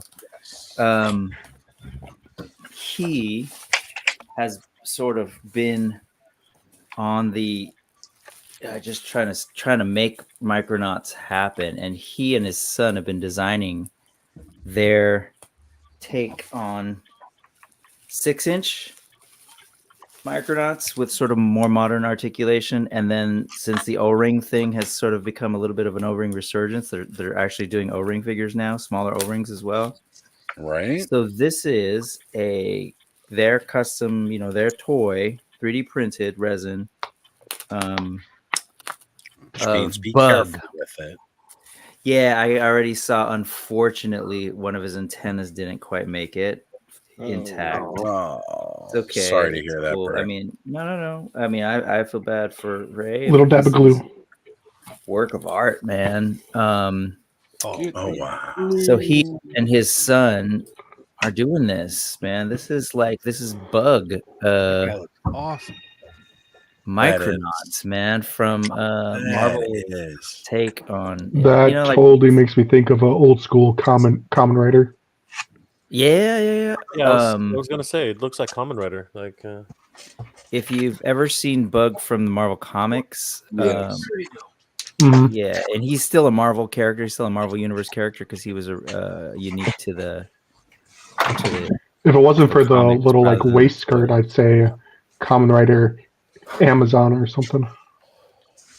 Just cool to me. Again, example of like just a person, him and his son. I mean, his son was just learning like the software, and they just, let's make action figures. One thing I would definitely get, like speaking just of comics, like Marvel comics that we don't see anymore, that I know we've brought it up here a couple of times. I want to see a Marvel Legends ROM Space Knight, right? And you would think it makes sense, right? Because Hasbro owned the toy rights. Now they do Marvel figures. Yep. Marvel had the comics. So, God, I still remember like one of my old comics in my collection was, it was a two-parter and I could only find the first part, but it was ROM Space Knight and the X-Men. And we're talking like, Kitty Pryde and everything. It was amazing. That's where we got the Brood from. Yeah. I want to say, isn't that where we got the Brood from? No, Maybe because not. they had the No, Wraiths. those are the Wraiths. The Wraiths. Right? They had the Dire Wraiths. Dire Wraiths. Yeah, man. Like, honestly, like, I really, really wish we could get that again. And I would definitely Marvel buy just do a deal with Hasbro, though, where they can do the comics again. They did a deal where they can reprint the old comics, and then it's still unknown as to whether or not they can actually make new Micronauts comics, but they still have their like this character Bug is still in Marvel 616 universe, but they have to call him Microns. They can't call them Micronauts. Okay. I don't know if that's changing or not. And that's like honestly not too far of a stretch though, right? Calling it Micron versus Micronaut. I'd be down. Which is why in Ant-Man Quantumania, why they had to call it the Quantumverse versus right. Yes, and I was just gonna say I heard Bill talking about his ROM figure. That's cool. I love cool. What are you asking for it, Bill? $400 cash. I ain't gonna lie, it's worth every penny of that too. Like I remember, seriously, that's what we were talking about on the show tonight, is getting rid of stuff in the collection. I have had this figure for probably 6-7 years, and I've had him out of the box a total of one time, and it does work. It's got everything in it. That's one of my brother's grails because my parents wouldn't buy it for him. As that and the Xenomorph, the old.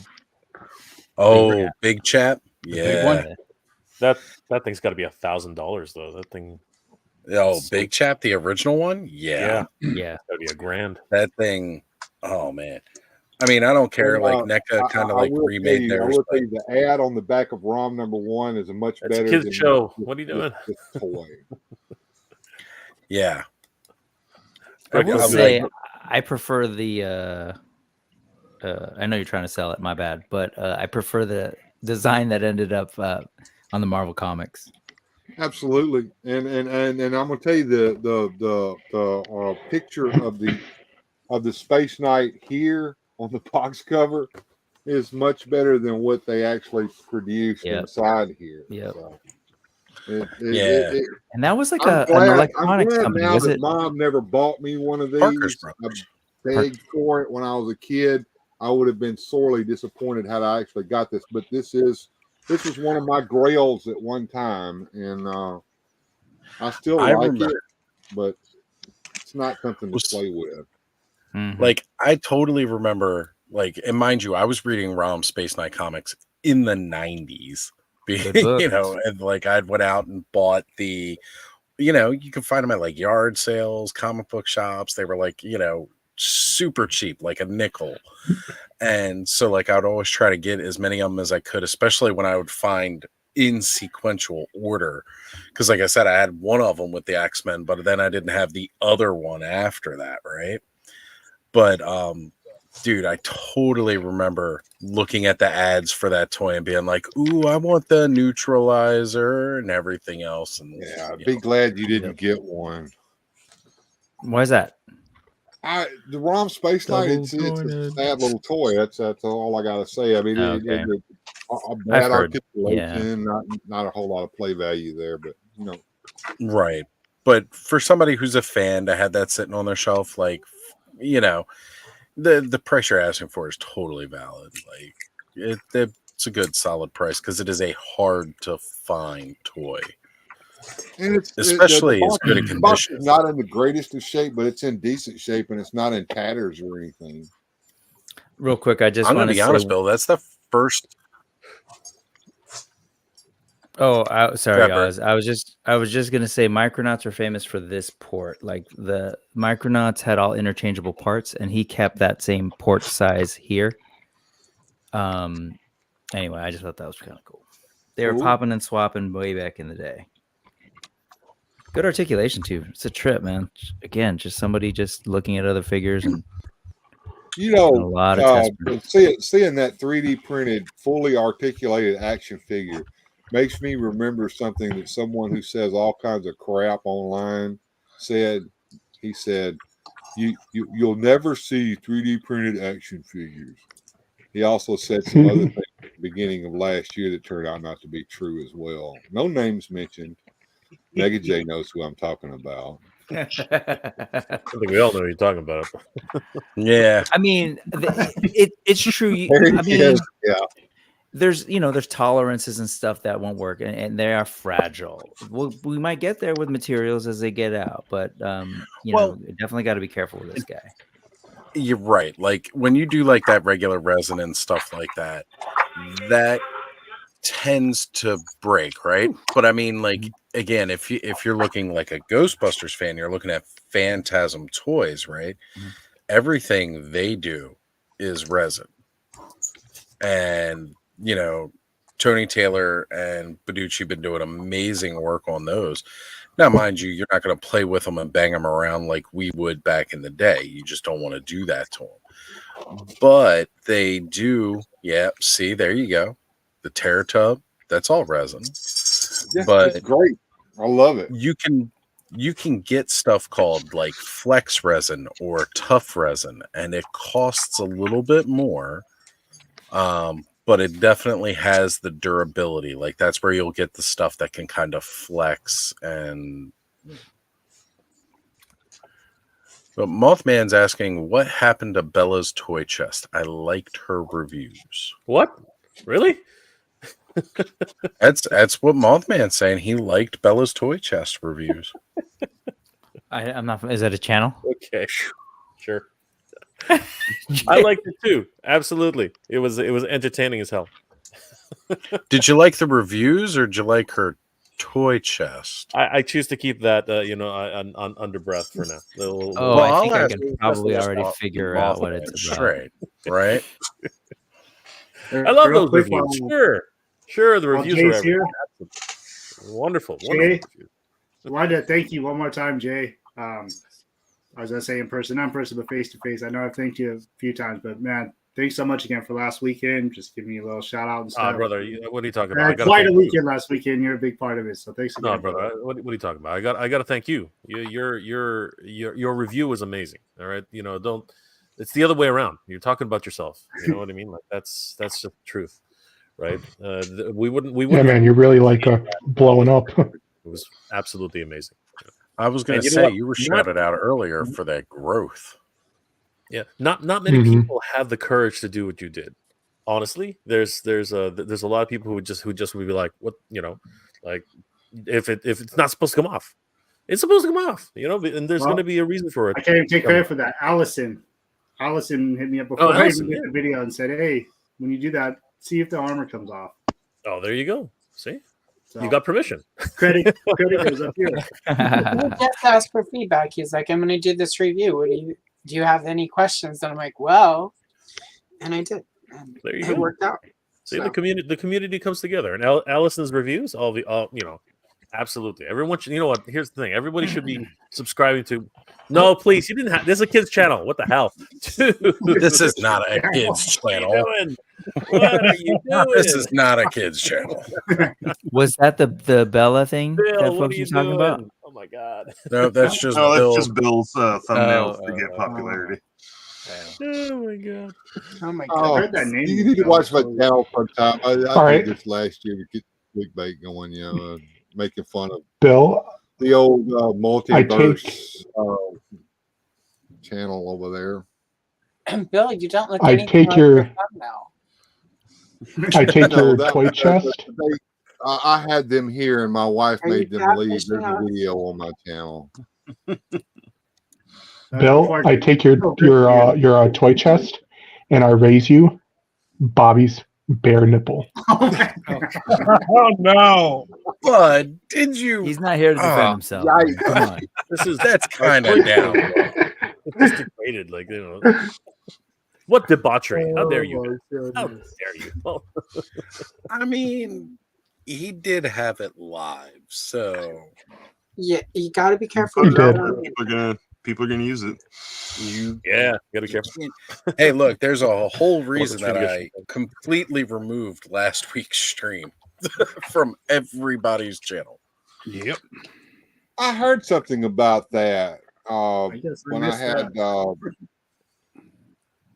What was up with that? I doxed myself last week and then not only realized that it was on my channel, but everybody's channel we simulcasted to. So I had to actually reach out to everybody and ask them, either pull it off or edit it. Because even if I edit everybody else's channel, it's still on. I wasn't here last week. Oh, thank God that you were streaming when something else happened a while back. Yeah, that was before those days. So, we weren't doing the simulcast back then, but I almost had an incident today, but oh no, Brick. Don't break your figure. Oh no, he wasn't talking about that. He was talking about something else. no, people in the chat being stupid. Well, we had that here tonight too. So, yep. That didn't last long when the wrench got waved at him. No, even before that, we had somebody start spelling out a nice NIG word. And, no! Really? Yeah. Yep. Oh, one letter at a time for each. One letter each at a input, time. yeah. Yep. So got You're him attracting removed him and for some banned. reason. What's up Well, with that? I've got one particular person who doesn't like me, and they still like to troll stuff. So, yeah, but that one person got removed, and then you're right. As soon as a wrench popped up over on Aaron's channel, suddenly that other guy wasn't so brave anymore to start saying stuff. That was too funny. Have you seen my wrench? Yep. I saw that. I laughed at it. I went over there. I tried to find his channel, but it doesn't exist. No, Yeah, he's not. Most of them don't. no. It's Most of them an don't. alt They're account. just troll channels. Yeah. Like, I had to go and remove. He found my channel, and I went and did some shit earlier. So Yeah, people are just Yep. stupid. People are I dumb. just don't play with that crap, And even if you think you're safe not being on my channel, but going on to somebody else's and doing it, I'm a wrench for just about everybody's channel on here. So, and I've got no qualms about being quick with that ban hammer. Mega J knows I've banned people on his channel. Oh my god! Speaking of Were you there when I had open mic night? I learned pretty quick not to do that again. Well, that was one of our first streams together. That was actually, good. was You that learned? open Well, mic you night. didn't teach Oz, so. I was there for it. and I just Learn from repeated. Oz. It was one of my very first live streams was on Mega J's channel. Skelly and I had just started doing the show. I don't even think we were doing it. Like, we hadn't even got to the 3rd episode yet.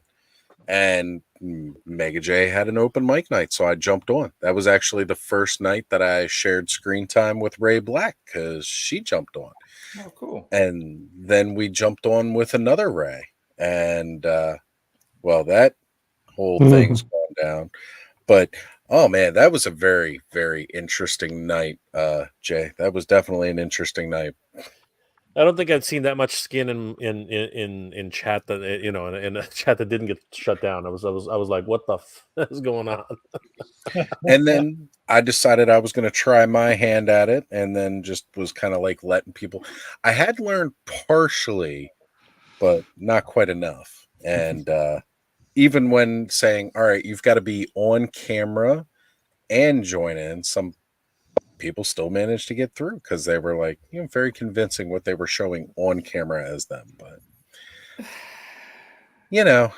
hey, it was a prolapse in judgment, as Allison coined it. And do me a favor, Oz. What you need, brother? Do me a favor, Oz.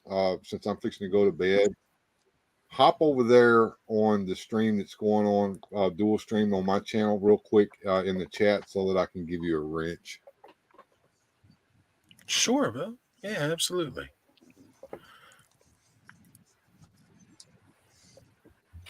Yeah, so, and you're going to have to teach me the, what was the thing you guys were saying about the bow on Dark Wolf? Oh, the drawback thing, there's like a little gap in the fingers, so you can like plug the end in. Cobb fed the arrow all the way through, but that seems risky. Yeah, it is. Taking it back out was a pain. Yeah, don't put the full arrow through there. Just so you're the saying tip. I did. Oh, because there's two between the two fingers. Yeah, there's like at first I just put the feather, but then you can actually put the end of the arrow, the little stick part sticking out too, so it can be really accurate. Oh, you're saying don't put the shaft in, put the feather part. That's what she said. Well, no, that's what I did first. But you're saying to put this part. Adam highly articulated said that whatever the name of these things were, right? Is that what you're saying? Put these between the fingers. The fetcher. The little part that sticks out the back, you can slide in. The very end of it. The very end. Wedge in there too. Got it. That's where you would hold it by if you're really doing it right. Yeah. Are the fingers? Are they all? They're completely glued together at the tip, right? The tips of them are, but then this spot right here, there's like a little. Just put the tip in the little gap, Brick. That's all you got to do. What I did earlier was just the tip. I put the whole arrow through there from the back, but it was a pain getting it little out. tip between the fletching. That's all you need. Okay, got it. Just the tip. He said tip. Yeah. Right, you guys are a bunch of dirty old people, is what you are. I'll never deny. I mean, what? Ish. I mean, you've seen how many of these clubhouses have you been on, Brick? Right. Speaking of which, says, nah, put the whole damn thing through. Put the whole damn thing through. From the back. Just from the back. That's pretty cool. That's cool. I gotta say, yeah, that's pretty impressive. And anybody who's got the D&D toy, we need to know if this helps or if that works. Like that kind of. Oh, Thanos, you got him right. Which D&D toy? Hank. What's his face? Hank. Thank you. What do you mean? I don't think he has holes in his fingers. He doesn't, does he? Is there a way to get him into a bow and arrow? Right either. You can kind of like fudge it, but you can't get him to hold it like properly. No. Well, honestly, we used to have the same problems, right? Like the way the stormtroopers used to hold their blasters, you could never get it into. Kind of have them hold it like down, but like if you want them to like hold it up, it just doesn't work. Doesn't work. They couldn't even get him to hold it right in the picture on the front. Yeah. And that says it all. Even back here on the back, he's still not holding it right. That's what I'm saying. You can kind of do it like that, and then that's about as good as you're going to get it. Yeah, he can shoot the dirt. Yeah. I think the only picture I think I've taken a couple pictures with him, but like one of them I had him up on some rocks so it looked like he was aiming down. Best way to pose it. Yeah. So I will say, out of all the little finger puppet ghost companions, the Slimer is definitely my favorite. Is that the one you can stretch? Yeah, the Ectotech. Now, it doesn't stretch nearly as much as they show on the packaging. Like, it really doesn't. But I gotta what is say, the feel of that material? Oh, it's just like squishy rubber. That's it. Like if you've ever had like a little squishy toy from like a gumball machine or anything, that's all it is. Is it the kind where like it would attract a lot of hair and crap? I'm sure it would. So dust regularly. That reminds me of the wacky wall crawlers. You throw them on the wall and they crawl down the Yeah. wall and they Those are not quite that tacky though. Yeah, I would hope it wouldn't be that sticky. Yeah, it's not quite that tacky. No, they've definitely thought of that. And it's like super elastic too. Yeah. Yeah, because like, you know, you got to be able to stretch him a good bit, but he doesn't stretch out to the point where he can get as thin and as transparent as they show on the packaging. You need to head over to Super Action Stuff, Oz, and get some food for that Slimer. Oh, I will be. And when I eventually get the new Ecto one, I'll have another one, and I'm going to see if it's the same exact one as this, or if it's a slightly different version. But that one also has the stretch tech. So I'll get a new drone trap, and I will get a second Slimer. But I'm really happy about this Slimer right here. And it's just the one that comes with the simple $10 figure. Now, surprisingly enough, though, it seems that the Paul Rudd figure is the hard one to find out of all of these. That makes sense, though. Paul Rudd is pretty fucking popular. Oh, yeah, he definitely is. And he's definitely got the most sex appeal out of all of the... Well, considering two of them. Anyway. We were talking about actual kids' toys, though, right? So, yes, we're talking about actual kids' toys. I think we've gone a little bit far off of the mark here. Oh, we travel way beyond that every time. Look, Ken's here. He says still kind of awake. Only kind of. Only kind of. Ken. I shouldn't even be here, but I'm here because there's just too many legends in this group, and I had to be part of that. So better that he's tired and not drunk and getting into the wrong vehicle. Form of transportation. Yeah, getting into the wrong type of mass transportation and getting lost in Canada. His own town too. Going in the wrong direction. Basically, Ken was almost human trafficked last week while live on the air with us. What the hell are you talking about? He had a couple of drinks. Oh my gosh! Yeah. Somebody roofied Ken. Is that what? He roofied Mistake. Ken, stay in chat so you get home. Mistake the taxi for a bus. Are you kidding? Nope. Wow. No. Ken, you gotta calm down there, buddy. So one thing I will say about this pink one, though, I like that it's like this. It's like a jack-o'-lantern trash bag.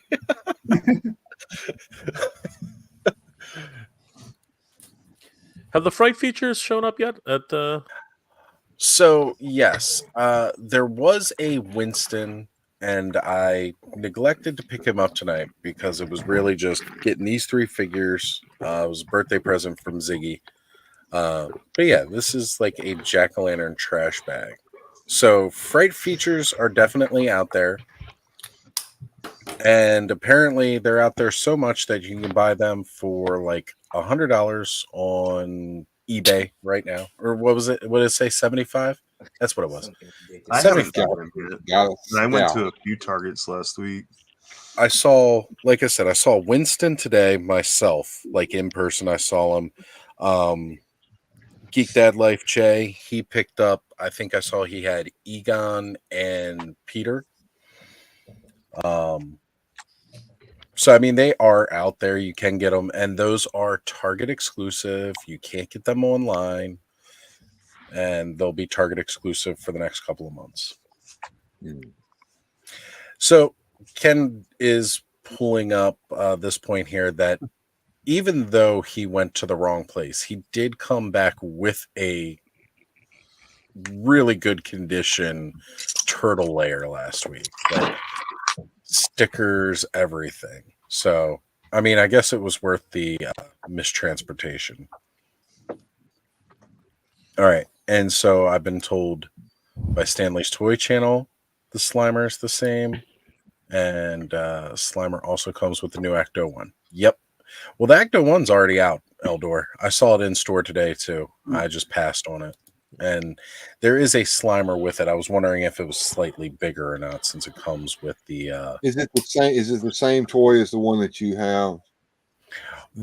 It's the Ecto one itself is, yes. It's like pretty much the same as this, but I've been told there are some stickers that extend the red line now. Okay.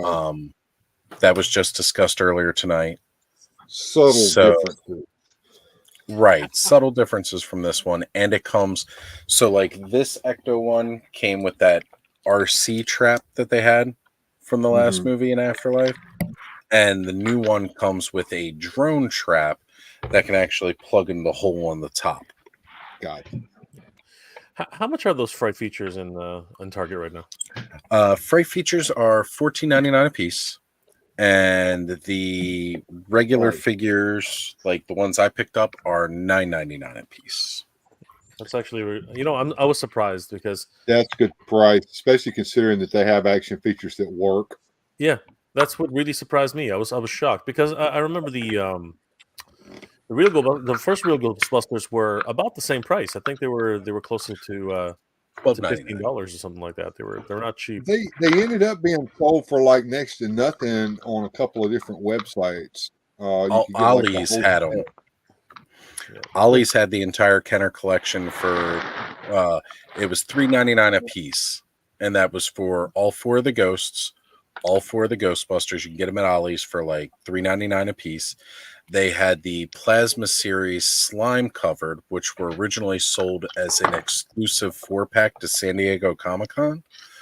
And they had those individually boxed at $7.99 a piece at the same time.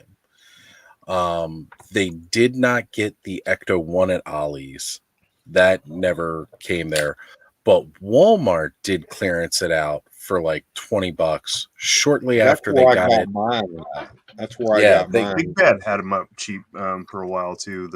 Now they've gone back up in price, and I'm mad I didn't get the Kenner Classics Ecto 1 when it was on the cheap because I really, really wish I had. And so Stanley's saying that he saw Egon at his Target. Now, as a kid, I had Egon, Winston. I don't know if I had Ray. I think I may have had Ray, and I know I had Venkman. So, like, I had the Fright Features ones of them as a kid, which is why it was a big deal for me to get this set of the regular Ghostbusters with the Proton Packs, because those are the ones I wanted as a kid but never got. Yeah. But now what also makes this a big deal to get the Fright Features ones is those were my childhood toy Ghostbusters. Were those nostalgia? You're paying the nostalgia taxes, Grindhead Jim would say. Yeah, well, my house burned down and robbed me of all my childhood toys. So, so many other people have their childhood toys in one way or another. Like, you may still have one from when you were a kid. I don't have any of them. And not a single one survived that house fire. So this is a good way for me to get those. Yeah, we're pretty blessed that the resurgence of 80s toys is happening right now. Like, how often does that happen? It's almost never. Right. For anybody who's looking here in Canada, I was expecting it to show up at Toys R Us because usually Target is go to Toys R Us. But shockingly, I ended up finding them at GameStop. I was going to ask if maybe you would see them at GameStop, because I know sometimes the Target exclusives you guys see there. So, okay, in Canada, you can definitely get Fright Features at GameStops. Now, there we go. I was going to say, does it have the price? Yep. It's surprisingly they're actually very affordable because the exchange rate's about right. Because you guys said it was like $12, $14, something like that. Right. So, yeah, they're about. I really love the fact that they do have their fright feature, because I was not expecting them to actually get that in there. To get the actual features. That's what I was saying. You got a reasonably priced toy that actually has a working action feature in it for $14, $15. I mean, that's reasonable. Unheard of. Well, absolutely. And that was Are those even. I was just gonna ask, did they create new molds for those, or are they using the old kind of molds? They have. There's no way. They've got to use. Oh yeah, that's right. There's no way they would But use. I'm wondering how subtle the differences are, Jay.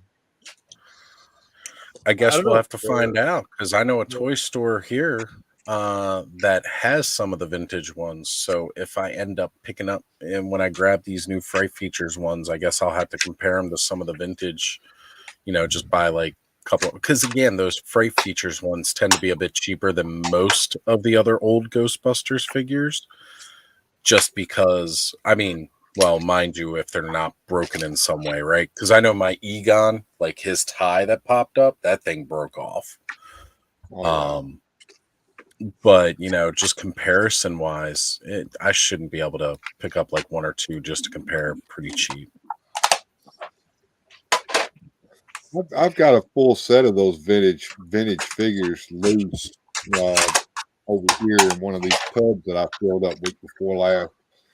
And I never opened the ones that came out, here recently to compare them, but I have seen them compared online. The proton packs don't work from the new figures to the old ones. And there are some subtle differences in the mold. Right. And that doesn't shock me, because again, right, like you don't have that exact. You're not going to have an exact one-to-one. You shouldn't have scumbags going to eBay trying to sell the new figures as vintage, right? So there should be but you some. do.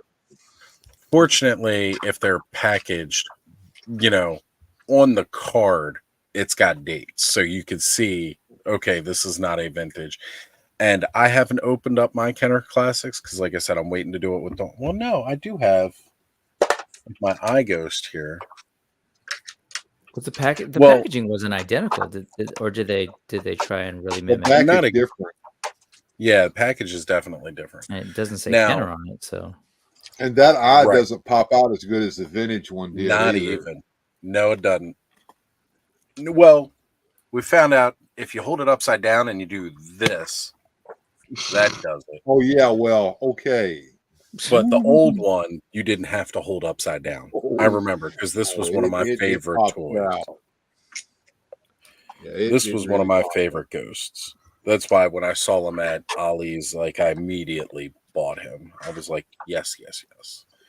And the sculpt is different too. I will say this. I think that the vintage packaged figures that they released look better hanging in their packages than they do outside the packages. I've never opened mine, and I'm an open guy. I open my stuff usually. So the second demon head too that was on his back, that is also slightly different sculpted than the original one was. So he sits over here, my Fearsome Flush. I like Fearsome Flush. He was always fun. I have an original one somewhere still. I'll have to find that old toy hunt video where I actually bought Fearsome Flush wild in the wilds, and my wife was like, "Why are you buying that?" And I'm like, "Fearsome Flush." Right? Look, everybody needs a toilet that can eat your booty. Ooh. This guy, he's one of my cool. Like, honestly, I really like these kind of companion ghosts. Now, I will say this one, like, you see how the legs there, and like I put him in the Ecto one, so he was riding shotgun before. I will say he's a little hard to balance because he is so wobbly and stuff. Like, it doesn't take much to have him lean forward and just be too top heavy and he falls over. But yeah, most of this stuff going to go on the glow in the dark shelf, even though, again, these guys don't necessarily glow in the dark. I'm going to take some of those wonderful tombstones and maybe I'll have to get a grass mat like what Thanos was showing off earlier. Roll out some grass, make like a graveyard scene with a little Sleepy Hollow card back from Nate Barch, and set up my glow-in-the-dark shelf, kind of like a cemetery. Have some glow-in-the-dark skeletons coming dashed out. you to put Briscoe's comment up. I dashed you. I will. I'll put it up there. A toilet to eat your creamy shits. Because we all know, instead of saying Merry Christmas, you tell people creamy shits. That's right. And again, if you guys have not seen that like, little what about short, walking into? Yeah, I'm used to it by now. Right? Right? Mega J's been around from the start with this channel. He knows his crap. That was funny when I put that in the Clubhouse chat, Oz. Because we talked about it, like I'd seen it, but then it just popped up again like a week later. I was like, oh my god. Yep. Creamy shits. How was that? So I found a 2-pack of a black light strip that I can put and mount to the bottom of a shelf so that it will have the desired glow effect from all my glowy toys. Speaking of inappropriate Christmas stuff, I forgot that I got this for Moss Man. Oh, whoa, what the hell? Got some Grinch haters. I've got big balls. You've got big balls. What is that? Apparently, Mossy's got the biggest balls of them all. Yeah, apparently that'll be fun. I can't Want wait me to to see flock the rest of it for you, Thanos, so they match. Yeah, you can shave them. What are you gonna do? Like some forced perspective kind of thing? I'm not sure yet, but I'm gonna try to make them look like they're his. And Look, don't we're not going let to do CP forced Jason perspective. see It's gonna be, those. we won't be doing Don't let forced. CP Jason see those. We'll see Moss Man again on Mr. Home Arcade's channel. Right? We're not going to have forced perspective. It will be consensual. Oh no! Somebody saved my balls. I was just about to say, we'll have we'll definitely have Ted do the voice. Eat my green salty balls instead of chocolate. That's right. Salty Speaking balls. moistly, said they're pine nuts.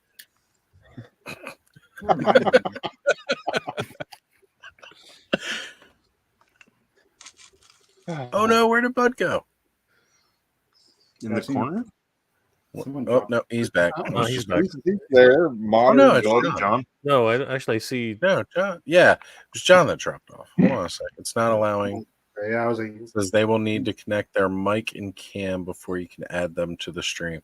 Oh, cool. It's automatically making me do that now. I can't just add them. Let that be a lesson to all of you. I have the power. No, I didn't actually do anything. I guess John got some bad connection or something because it's not allowing it. Yeah. Tony, no. Come on, Tony. Go to bed, you lunatics. Actually, Come you know on, what, Tony. Tony. I think Tony's got the right idea. I gotta get up in the morning, so I'm gonna try not to kill the stream. Let's see if I can do that here. Let's see what happens. But oh shit! it's good to see everybody. Happy in New case we Year. wrap it all up for the night. Later, man. Good journey, Jay. Thank you for stopping by. Jay. Thank you guys, and again, everybody here's a legend. Subscribe to everybody here, guys. This is a great community, and of course, Really is. yeah, guys. Have a good night. We'll see you soon. Geek proud, Mega J. Geek proud, guys. Good night. Don't kill the stream. Don't I kill the think stream. Wes is having a little bit of trouble there. I think so.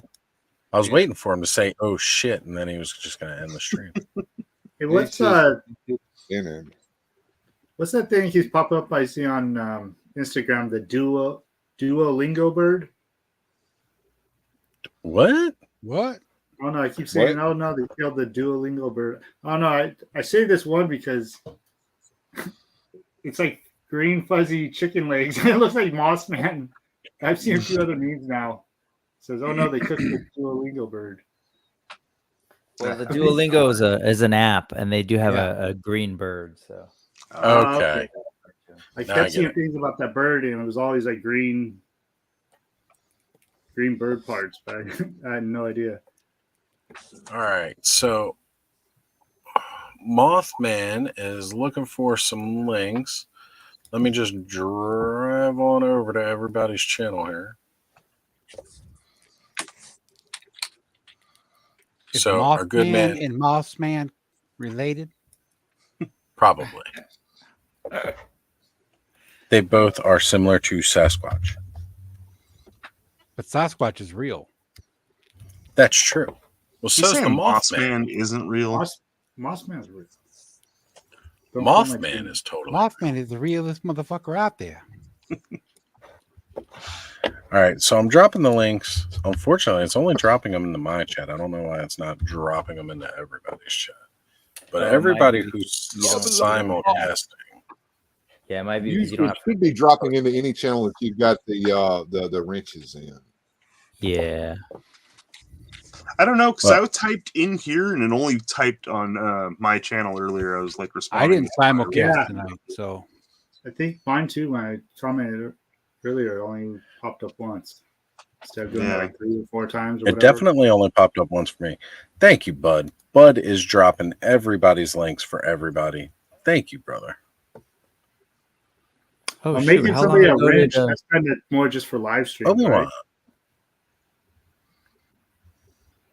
Oh, I didn't realize we were mine. Obi-Wan is asking if you're picking up 1 or 2 bears. We had this conversation a little bit earlier in the stream, and we've got Brick convinced he's getting 2. I think he moved. Was tomorrow the last day? Yeah. Yes. 1 grizzly bear, 1 tenderheart bear, right, Brooke? And Obi-Wan, the Obi-Wan 20 hours Chingones, if you're still there, yeah, worst comes to worst, I sell it and I got it at the pre-order price and can probably at least make my money back. Just you're wondering, logic wise. Bud, you are an absolute legend, my brother. Hey, Brick, what was going on last weekend where I couldn't post links? Do you know? Yeah, I actually never followed up with you. I didn't know if you just weren't.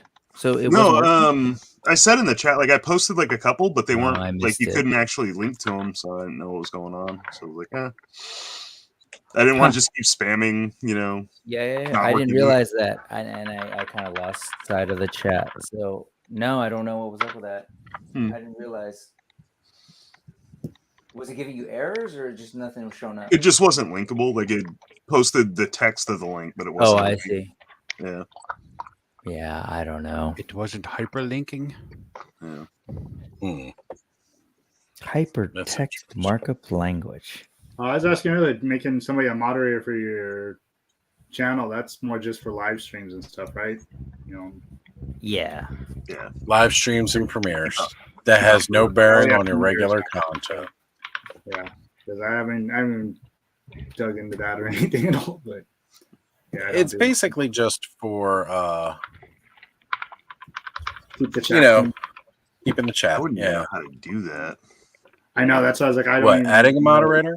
Yeah. All right. I When we don't go do that. offline, I'll share screen and I'll. Yeah, it's not show that you guys. hard. It's really not. Just in case I go to bed early one night and someone wants to be, a jackass. Yep. That never happened. Like with, I was gonna say, That never like with Pain tonight, right? Oh yeah, that's a good okay. reason too.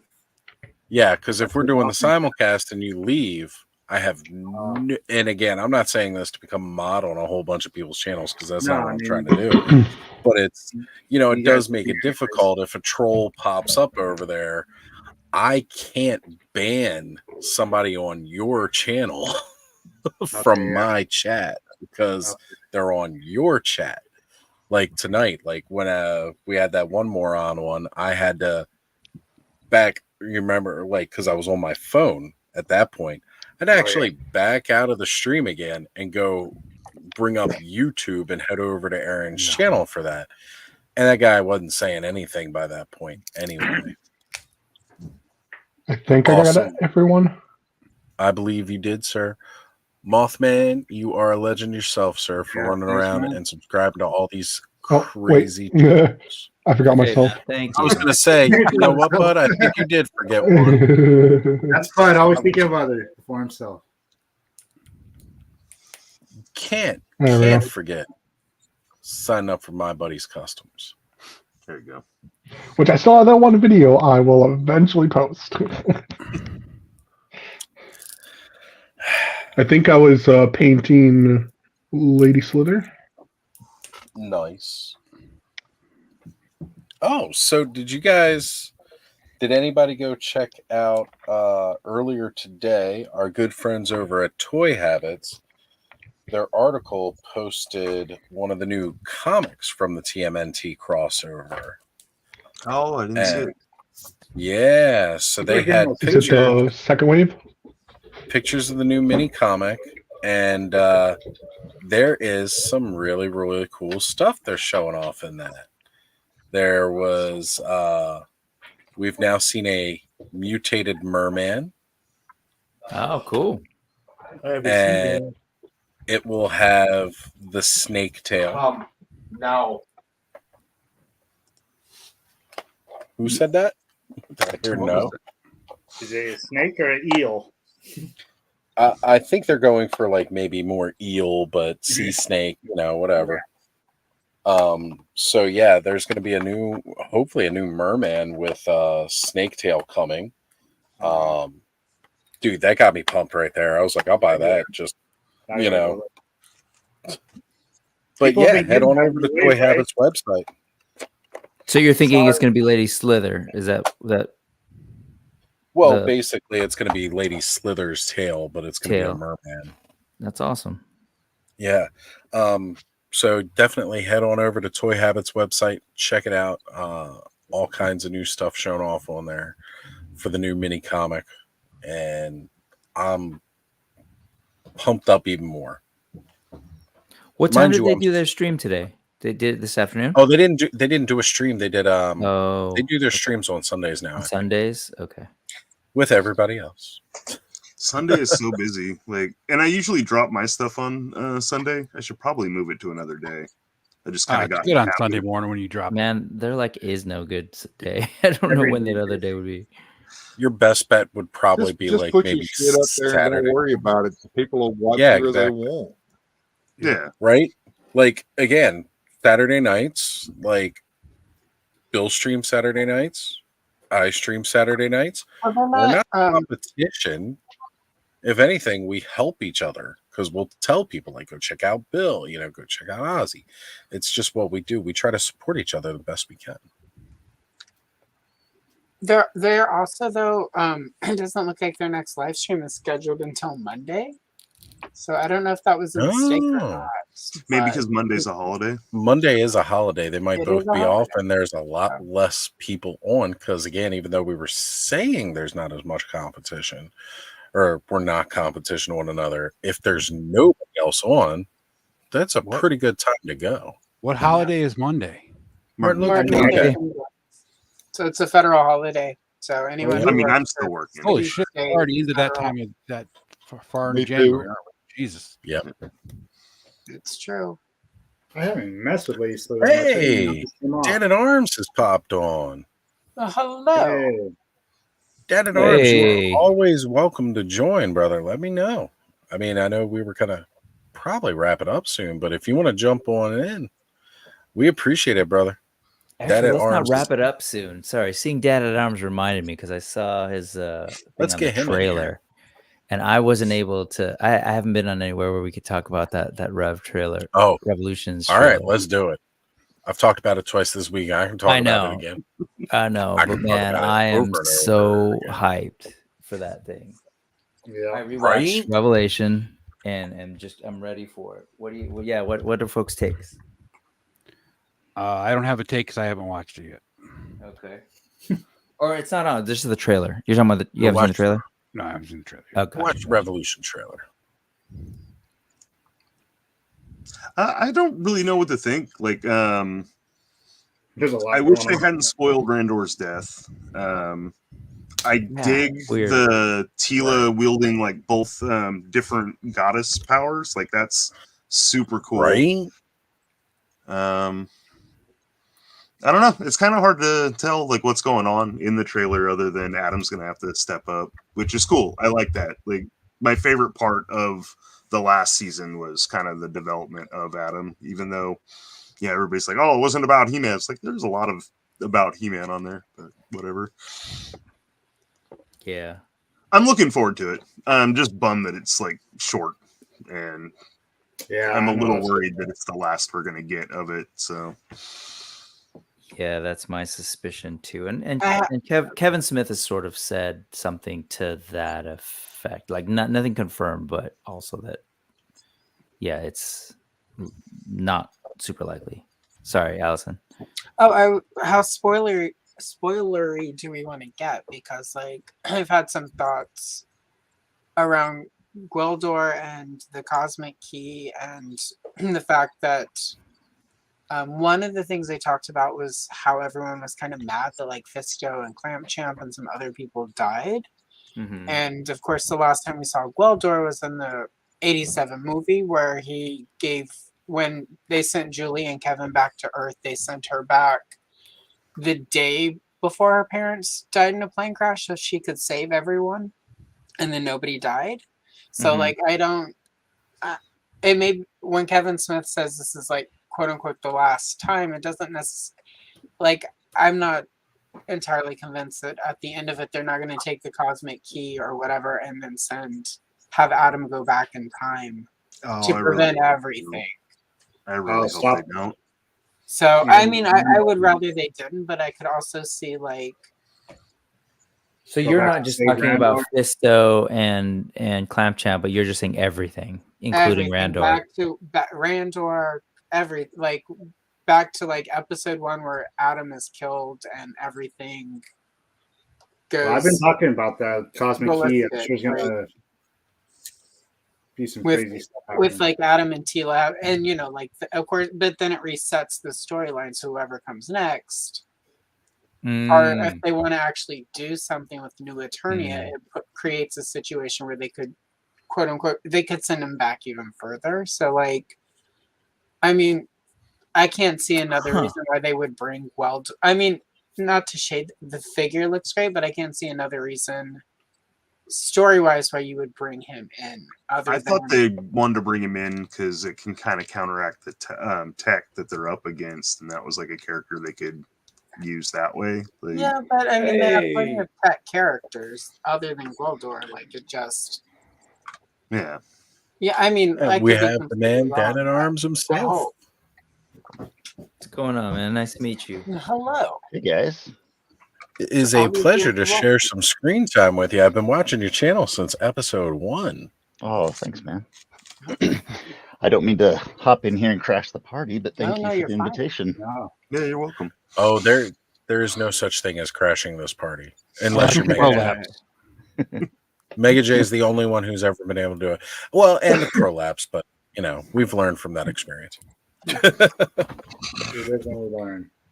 I hadn't even thought about the sort of like the notion that the cosmic key's in play. So I've been thinking about it. I'm hearing you. Like so much. Yeah, I mean, I don't like the idea, but I can also see, to a degree, the wisdom of it because it resets everything so that whoever gets to play with Masters of the Universe next time doesn't have to try to build on the Revolution continuity, like because a lot of properties right now aren't keen on the concept of like multiverses are so played out is sort of a thing I keep hearing. So I think rather than doing a multiverse, an easier way to like do a reset is just have Adam and or Tila go back to prevent everything from happening. So.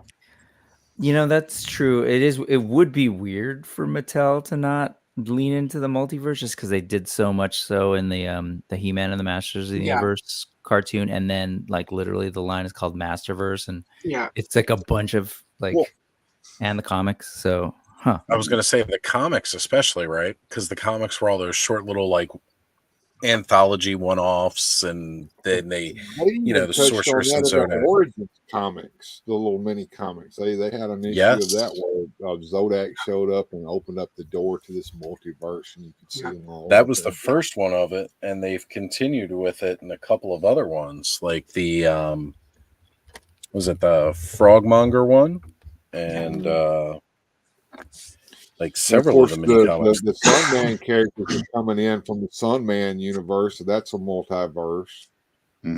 Yeah. Oh yeah, the actually this one was a big one that they did it into Crisis at the Multi-Core. Yeah. Yeah, this whole issue was about that. So yeah, like honestly, Mothman 46. I'd like to see Anti-Eternia He-Man wreck some shit. So in the rock on, dude. Yeah, absolutely. I think it was back man. in 2017. We had Tim Seeley did a I think it was a 6-issue comic series of He-Man and the Masters of the Multiverse, and the entire storyline of that was Anti-Eternia He-Man going from universe to universe collecting power swords. that was a aside from the releasing classic, a lot of people, at least in the US, experiencing Anti-Eternia He-Man, because prior to that he was in Germany on audio. So like he was never actually in any type of physical media up until Classics brought the figure out because they'd really wanted to do it, so repaint, and then naturally then like, okay, well let's do the comics. And it's a good call. Right. And we also got that Skeletor from there too, right? That Yeah, the Skeletor. Yeah. Yep. He Skeletor's from that. Yeah, That's right. That was his. There you go. You go hold him up again. That was actually his mini comic that I was holding up, the Crisis at the Multi-Core. It's his mini comic. Okay. Yeah. Need to go back and read Well, that. aside from the Creations whole cosmic key kind of thing, I am curious the Keldor stuff. How is that going to play in? Given, do people think, given like the Revelation comic kind of gave us a history of who Skeletor was and his connection to the Horde that had nothing to do with Keldor.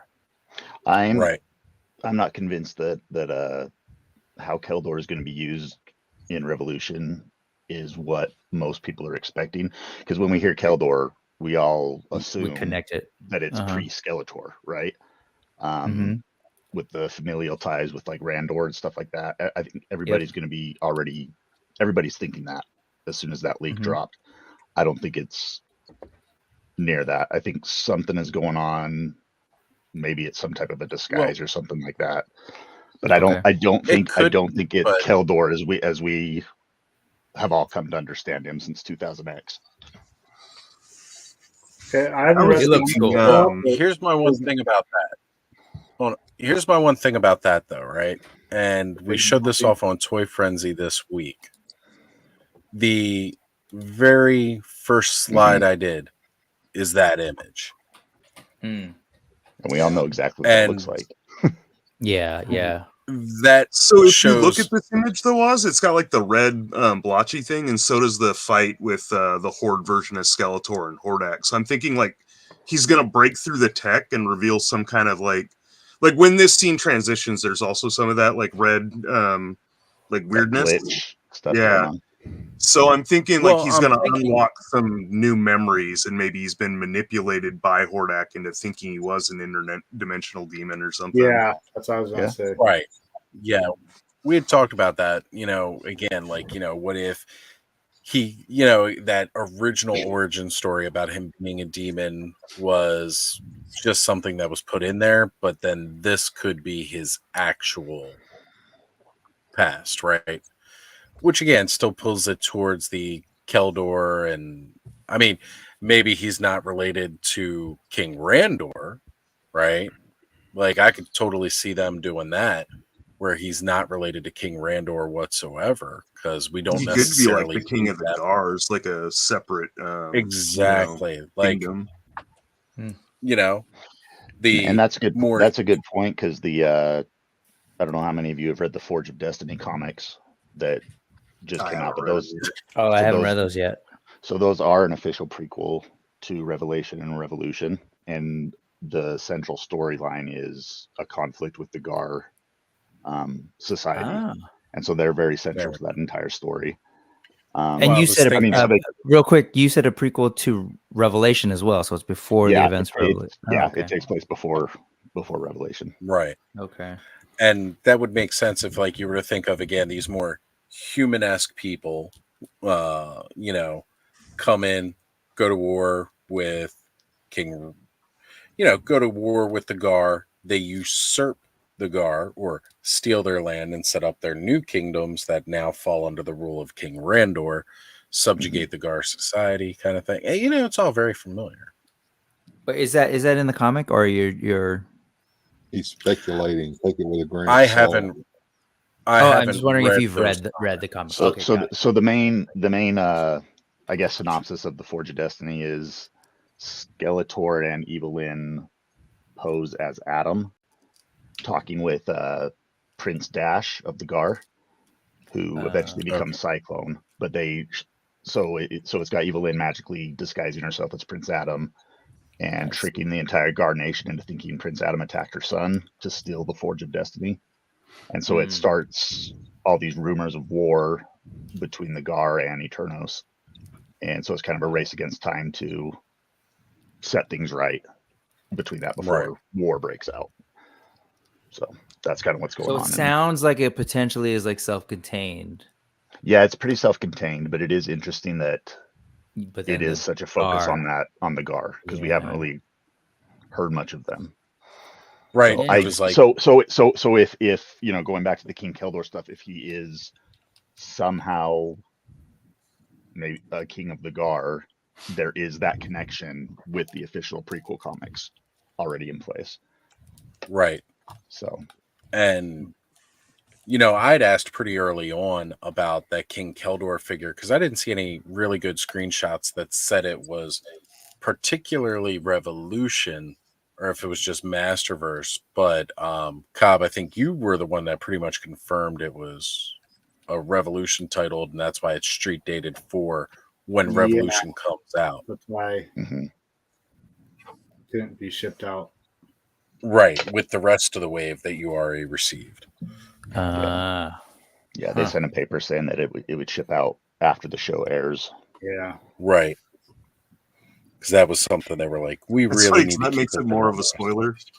Yeah. Like if they just let it fly, people have been like, I don't know if it's actually the cartoon or whatever, but yeah, but even then, think of how much of other plot details were spoiled on the back of the box. Because again, Cobb's got like all the waves, so he was telling, you know, like I was saying on Toy Frenzy about how, like, you know, clearly, like I'd been saying for a while that I figured Gwildor and Orko were upgrading the sword per se and stuff like that. And Cobb was like, yeah, that's on He-Man's Battle Armor He-Man's box or on the other box.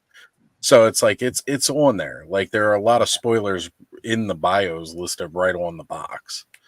So I'm assuming that King Keldor must have a very big spoiler they wanted to keep under wraps until the show came out.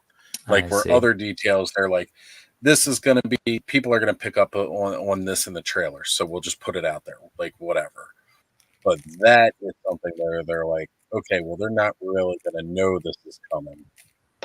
And I also don't think they really figured, I mean, they've got to know by now that once you put an image like that on a toy box, it's going to go fast. People are going to sit there. I just hope they don't. Well, whatever. I trust them. I trust them, but I'm hoping that there's no like sort of like backtracking on what came in that Revelation comic of sort of skeletons. Skeletor's the kind of like retro. Yeah, the retcon. Well, I hope they just kind of run with it. Yeah. Because that also tied, like, that original comic book had a lot, even though it was sort of self-contained, it had a lot of stuff that worked its way into the show. And especially, like, you know, there was the Horde connection that, like, didn't play out hugely in Revelation, but we now know will. And then all the Evil In stuff, of course, so... Yeah, that was a trip. That admittedly was the weirdest part for me, where like Skeletor had a kid and the wife and stuff. It was just a race of skull-faced. Yeah, and they're all just like hanging out. Which you know, and Reed and I just remember thinking, I was like, this seems just a little too goofy, even by Motu standards. It's like, All right. And We all know how goofy Masters Universe can get. yeah, like it gets goofy, But the whole time I was just like, I gotta remember this is Skeletor telling this story. He's an unreliable narrator. He's probably full of it. Did that come out on your channel or somewhere else? Was that on your channel or was it like Ted or Tim talking somewhere else about? I think it might have been Biaselli somewhere else pointing out that there was like that exactly what you said about like, hey, remember it's Skeletor, so can you trust him? I think it was either Biaselli or Sheridan because I know I've had that conversation with both of those guys. Okay. I just can't. Yeah, I can't remember exactly where. But yeah, but one with the Keldor figure being on the back of the box, I know there is just a little tiny bit of disconnect between Mattel and Netflix on what toys to release. Because when that leak happened, and when exactly? Because when that leak happened, they're like, all they had to do was put another toy, another villain that they had ready to go on the back of the box and push Keldor to the next wave after the show had aired, and everything could have been fine, right? Fine, but it's just this different, sensibilities about what's going on. You've got Netflix people trying to protect the story and dealing with the narrative of the cartoon. And Mattel wants to sell toys, Sure. Right. Where have we seen that problem before? I'm on normal Keldor figure too. I'm not like real excited, but I don't know. Maybe I will be after watching it, but the figure itself, I'm like kind of off. It's different looking, yeah. I mean, I'm one of the few, or maybe not as few as I think, but I've always liked the Keldor thing, like since 2000X kind of really introduced the concept. Like I know in the mini comics, there was one mini comic that hinted at it. That was the one that came with, I think, Faker back in the day. But, like they called it The Hunt for Keldor. It was one mini comic name drop mention. King Randor brings up his brother that he's never ever mentioned before otherwise, and Skeletor for whatever reason is trying to put a stop to it, right? And like that's all the backstory we got. I can't have them find out about what happened to Keldor. And like 2000X just like totally took all that little tidbit of information in that mini comic and made a whole big new like thing. Well, I think it had been stated that was originally the plan. It just the comics didn't get to it in the 80s. Right. Comics ended. Right. So it left it ambiguous for us to be able to determine whether that was some kind of thing or not. I mean, Keldor is very, very close to Skeletor, and we all know how they do their little names. Right. But, it's like 2000X is really what put it out there and put it to the forefront. And there were a lot of people who didn't like it even then. Just because, again, in the original mini comics, Skeletor was a demon, from another dimension. But I've always liked the Keldor kind of like story and aspect of things. I've always thought it was pretty cool. Well, it brings kind of a Shakespearean type of narrative to what's going on, by giving these backstories and these relations. And I can't remember for sure. I don't. In the 2000X series, was Keldor Randor's brother? Because I don't know if that was established until later comics, like in 2012. But I can't be positive about that.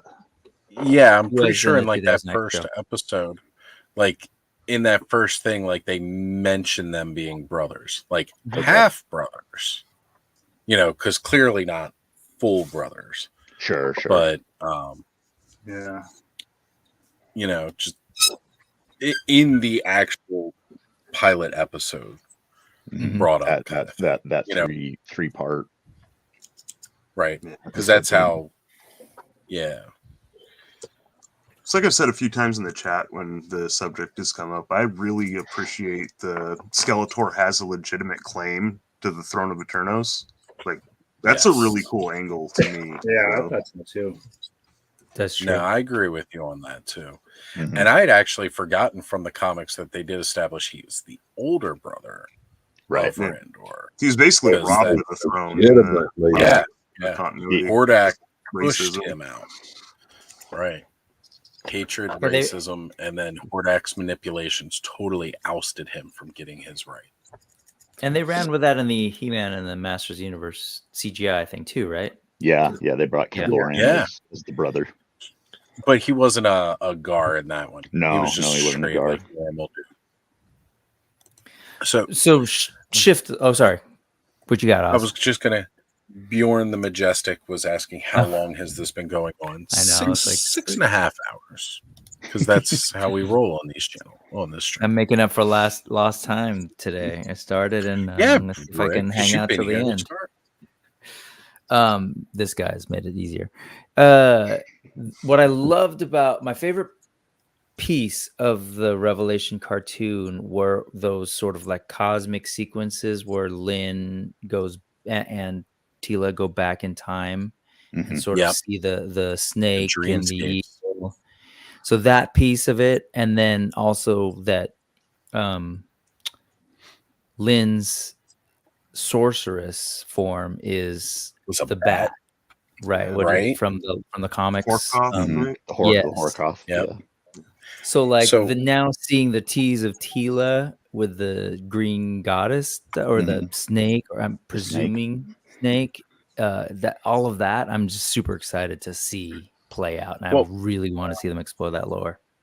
That's one thing that I've mentioned about this too, is that I think it is really, really cool that, again, all of those, again, like you said, dream sequence or other plane sequences where we see the avatar of Zor, and the goddess is always this falcon battling against Serpos as the snake, and the snake is always the sign of evil, right?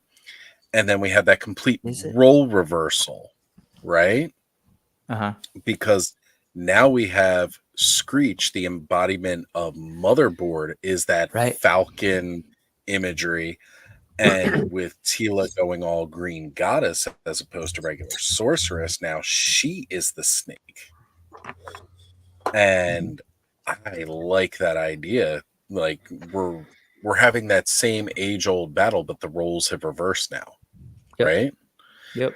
That is just something really, really cool to me, because it does call back to that imagery we've seen, but now it flips it on its end, which is a revolution. Yeah, I totally didn't even factor in the Motherboard Screech thing. So that's great. But what about Horkoth, or is that right? Horkoth or Horokoth? Horo. Okay. So Lynn was a bat. The Horde symbol is a bat. It's a bat. Like what any thoughts on what's going on? Total speculation, just for fun. Well, I'm just curious. If you call back to the CGI in that final season, right? Right. That end scene stinger that it leaves us with, where Hordak is Lynn's father. And we'll never have any of that fleshed out. No. Ever. Maybe in a comic book. Yeah. Rob David did say that he said that, what did he say? When I interviewed him, he said that they have more stories for that incarnation, and that it will likely be explored through comics. Well, I'll be happy to read it through comics, because Burke and I have talked about it several times, especially, and quite a few others, that just that new CGI show was everything we needed for new He-Man to present itself to a younger generation and really spread that love, and I absolutely loved it. Honestly, it had the same spirit, which was something missing from some other shows that will remain nameless, but the CGI show had the spirit of the old Filmation cartoon. Although it had not the storyline, it had different looks of the characters. It took a lot of stuff and made its own take on those themes, though, and did a great job with it. And one of the things that I love missing from a lot of remakes is it misses the whole point entirely. Where the CGI series had the point, it had, like I said, the same spirit. Yep. One of the things that I absolutely loved about it too was that we were all growing up, when we wanted to play He-Man with our friends, everybody fought over who would be He-Man, because He-Man was the one who had the power, right? What I loved about the CGI show was that it brought that everybody could have the power. The villains, the good guys, all of them had the power in one way, shape, or form. So that necessity to necessarily be He-Man could be thrown out the door, right? Like, I don't want to be that.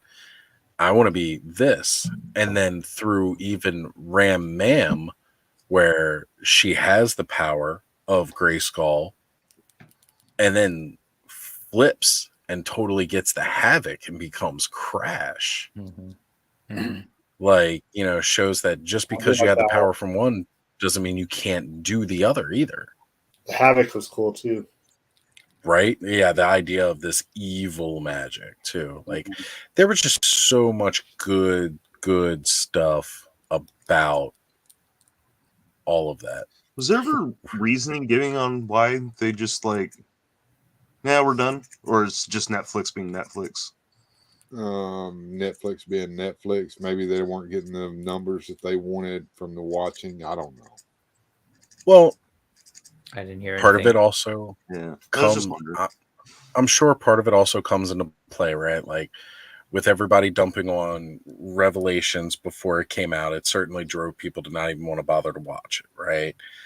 And that CGI thing, I remember from the first time I started seeing the toy design, I was like, oh man, that really sucks. I don't really care for that.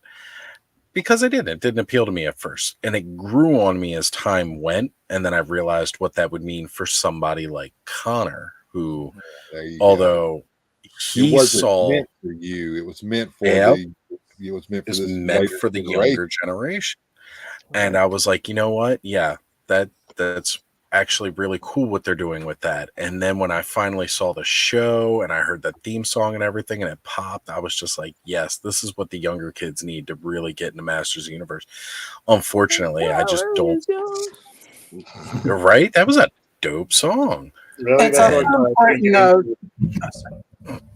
It's important that I have a friend who does a lot of post production stuff, and for Netflix and even Hulu to a degree, ratings are like secondary in some cases. It's also about how much buzz and how much conversation and how it's on Twitter. Like, so it could, and we don't know because they don't actually release the numbers, but something can have great ratings.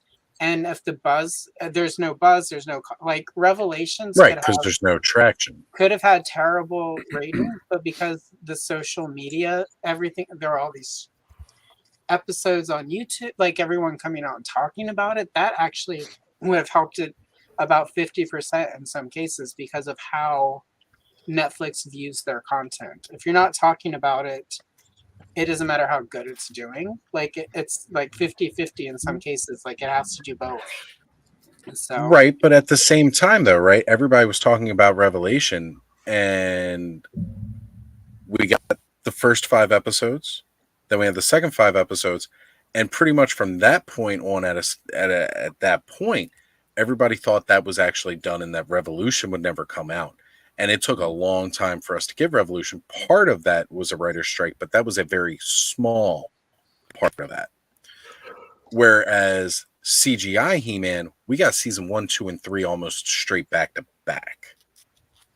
yeah, but with It's the way it was ordered and produced. Yeah, I mean, like, with true. animation, they there's no season 1, 2, and 3. They ordered so many episodes and then broke it into seasons. So, like, they did a single episode order, and they're like, well, structure it for 3 seasons. So that's how animation works. So Revelations was the same thing. They ordered a set of episodes, but they told them to break it into 2. So it's weird the way they do. They don't do that with live action, but they, like the Voltron series, like there were 7, 8 seasons, but they actually only did like 3 orders, and then they just broke it up into like multiple. Same with She-Ra, they only ordered episodes like twice, but then broke it up into like 3-4 seasons or something. So that's a good point. Yeah, I didn't think about that portion of it, how they do those for the animation. Yeah, so it's Hollywood does. People like my friend don't like it because you can't necessarily count on work no matter how quote unquote good something does. Netflix will just cancel shit sometimes because not enough people know it exists and not enough people are talking about it. Or it's perceived that way. Yeah, exactly. Like, it could have good ratings because people actually watch it, but if you're not on Instagram or Twitter doesn't exist really. You're not, even X is like not, like Facebook. It's not even close to what Twitter was. Yeah, so I mean, like that's part of, I think, the shift is that there aren't also places where people can. But basically, right now, YouTube, if there aren't a bunch of videos about it, positive or negative, it's gonna hurt the show. And there aren't a lot of CGIs. Like my feed for a while was a concept, everything wrong with this woke Revelations garbage or whatever. Kila's too butch. Like there were videos about Andra. Nobody cared about Andra until, it's just dumb, but CGI didn't quite get that. So like negative or positive, it's people are talking about it. There's interest. People were at least watching an episode or two so they could hate watch it. Well, maybe we will get another season then. Hopefully. If we can manage to drum up some stuff about it, maybe. I know that art book, Britt. 2 more hours, guys. What I'd love is if they had 5 more episodes and they're just hiding them from us. So we have these 5 and then another 5 that we just don't know. I'm wondering if this revolution, when it was written, and whether they changed the direction of that after the revelations. I don't know. It was written after it was. Let's see. It wasn't written like while the second half was airing. It wasn't written. The only reason I know is I do watch Kevin Smith and Chris Bernardin. Mark. What's his first name? Mark Bernardin's. Yeah. Fat Man. No, Fat Man whatever Beyond. it's called now. It is now called Fat Man Beyond. Yeah, Fat Man Beyond. No. And It wasn't called that at the time. They weren't sure. Well, Kevin was like completely content with walking away. Yeah, and also like Mark didn't have work. Like it was pretty clear. Like they were pretty transparent about what and they're not like even pretending or anything. So, anyway, yeah, they had. I don't know that they. So I don't know. Are you wondering if they already had the storyline in response? mind or had some kind of an outline written, like or whether after it aired, they're like, okay, we need to go in a different direction with this. We kind of screwed up the first time. I don't know. I'm just wondering. I mean, they obviously had some kind of ideas just because the way it ends, like the horde symbol, and skeleton, that stuff. Right. The motherboard reveal. Kevin clearly had a direction he wanted to go with it in one way, shape, or form, but even he wasn't sure if it was going to get more, like he knew that right up front. But even with Revolution Now, and even with Revolution Now, Ted Biasillia said that, if Revolution performs as well as Revelation did, then they'll do a third season. But it doesn't. They don't know. They don't know until they get those viewership numbers in, and that's how it was with Revelation. We had part 1 and part 2, which was all written at once, and we were talking about I figure going by what Allison was saying, I figured that between Nerd Erotic and Umbrella Man and Gundam and Yellow Flash, they ought to get plenty of videos, not necessarily good videos, but videos that will make Netflix go, hey, it's all over YouTube. I mean, my feed right now, like I just refreshed Netflix. I've got 8 videos from 8 different people. I mean, 6 of them I'm subscribed to, 2 of them I'm not, but it's all an analysis of the trailer and trailer breakdown. And there you go. Like, people are talking about I know. it, so like that's Somebody down help. here did a really decent trailer breakdown right down there at the bottom of the screen. Dad at Arms did a really good breakdown of it. Data in general, if Data at Arms, you triggered this conversation. Actually, well, my point was, what Allison, her point was, it doesn't matter whether it's good or bad. Press, all press is good press. Remember that line from years and years and years ago. Yeah, holds true. If people are talking about it, it don't matter what they're saying necessarily.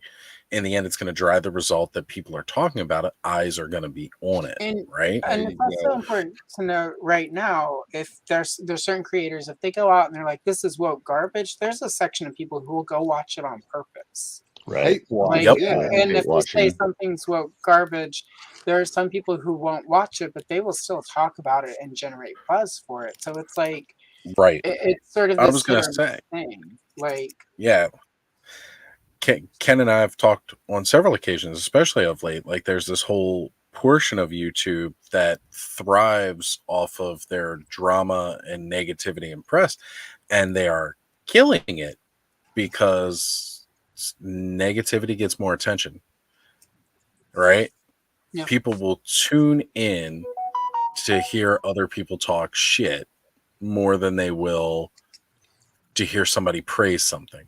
But right? they Because won't nobody really. necessarily.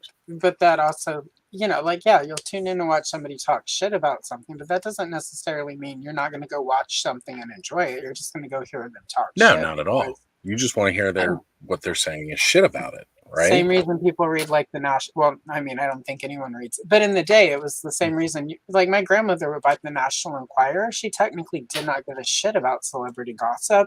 She would certainly buy that every week and read it and then throw it in the trash. Like, this is garbage. I can't believe, and she'd sit there sometimes like, this is bullshit, and it'd be all made up. What the hell with the National Enquirer? The Weekly World News was where it was at. Yeah, like, look, man, National Enquirer introduced me to Bat Boy, and he is legit. He is Weekly real. World News. That was Weekly World News. Bat Boy was. Was it? Yeah, Weekly World News was where it was at, brother. National Enquirer was like, it was more Pat dignified. Sajak did what to and sometimes the Enquirer had real stories, but sometimes it was made up, and sometimes they would, like, they had deals with people. There were some people, like, they would put, like, some of the true stuff was literally like, okay, your agent is trying to protect you, so they will throw 4 of their other clients under the bus with like true stories, and then there's the made up stuff. So like, that was a whole game. I don't know how it works now, but back then, if you weren't big enough, sometimes you get thrown under a bus for like the bigger celebrity. Going back to what you were saying, Allison, I was talking to BSL the other day, and he said, talking about Revelation, the response to it, and he said that 90% of the buzz about it was positive, and that he was surprised to see so much love for Revelation. And then he says, a little controversy is good because it gets people talking and discussing, and that's what feeds the algorithm. I don't understand anyone complaining about He-Man being woke. Like, we all got pro-social messages from He-Man at the end of every episode. Like, we were taught to be good people because of He-Man. Well, the spin around the notion of, I know this is taking it away, but whatever we can. It's just not a legitimate criticism, is what I'm saying. No, I know that. I'm just saying, like, the whole notion of how people talk about woke was never. It's totally out of context. It's not a real thing. It really isn't. I mean, it has nothing to do with what people actually are saying or not. Whatever. This makes me uncomfortable in my ignorance. It's woke. Like, crap, I didn't realize that I was actually not as progressive as I thought I was. Oh, shit. We can't ever watch this thing. It made me feel bad about myself. Maybe I'm the asshole. Hey, we weren't going to say I proudly admit to being an asshole. We all have our moments. Asshole and proud of it. It's how you roll past your moments of bad awfulness. So there you go. Real quickly, going back to this goes back quite a bit, but what you were talking about, like, I think it was you, but about like the those visions that we saw in Revelation. Yes. Of the like the primordial creation or whatever's going on. It instantly reminded me of what we saw in the Eternity War with the 3 aspects of the goddess, the bat, the snake, and the falcon. Except there was no bat, it was now a ram. Right. And one thing that I've kind of been thinking a little bit about is, and especially seeing it in this new trailer, we see that shot of Tila where she's wielding the staff of Zor and the staff of Ka, which are Zor is representative of the falcon, Ka is representative of the snake. is there another staff out there that's representative of the Ram? The Havoc staff. The Havoc staff. And so I wonder Havoc if, staff? yeah. So I wonder if that's kind of the angle they're going at. Right. Kind of a little bit that was tweaking also a what they whole did in thing. the comics. So that, right. Sorry, that was my thought. It seems consistent with that vision that we saw. Evil Lynn holding the Ram. No, so cool. Yeah. Love it. I Yeah, I love completely it. can agree with that, and definitely think that would be a good aspect of it, because like we did see a little bit more of that in again, call back to 2000X, right, with like the Ram Stone. Yep. Right, took Skeletor, the combined power of the Ram Stone sigil with the Havoc staff to break through the wall. And the Ram Stone's associated with the Faceless One, which in Revelation, that corpse at the entrance to Subternia is, the armor it's wearing is very reminiscent of the Faceless One's armor. You know what the Evil Lynn places that Ram skull on to open up Subternia.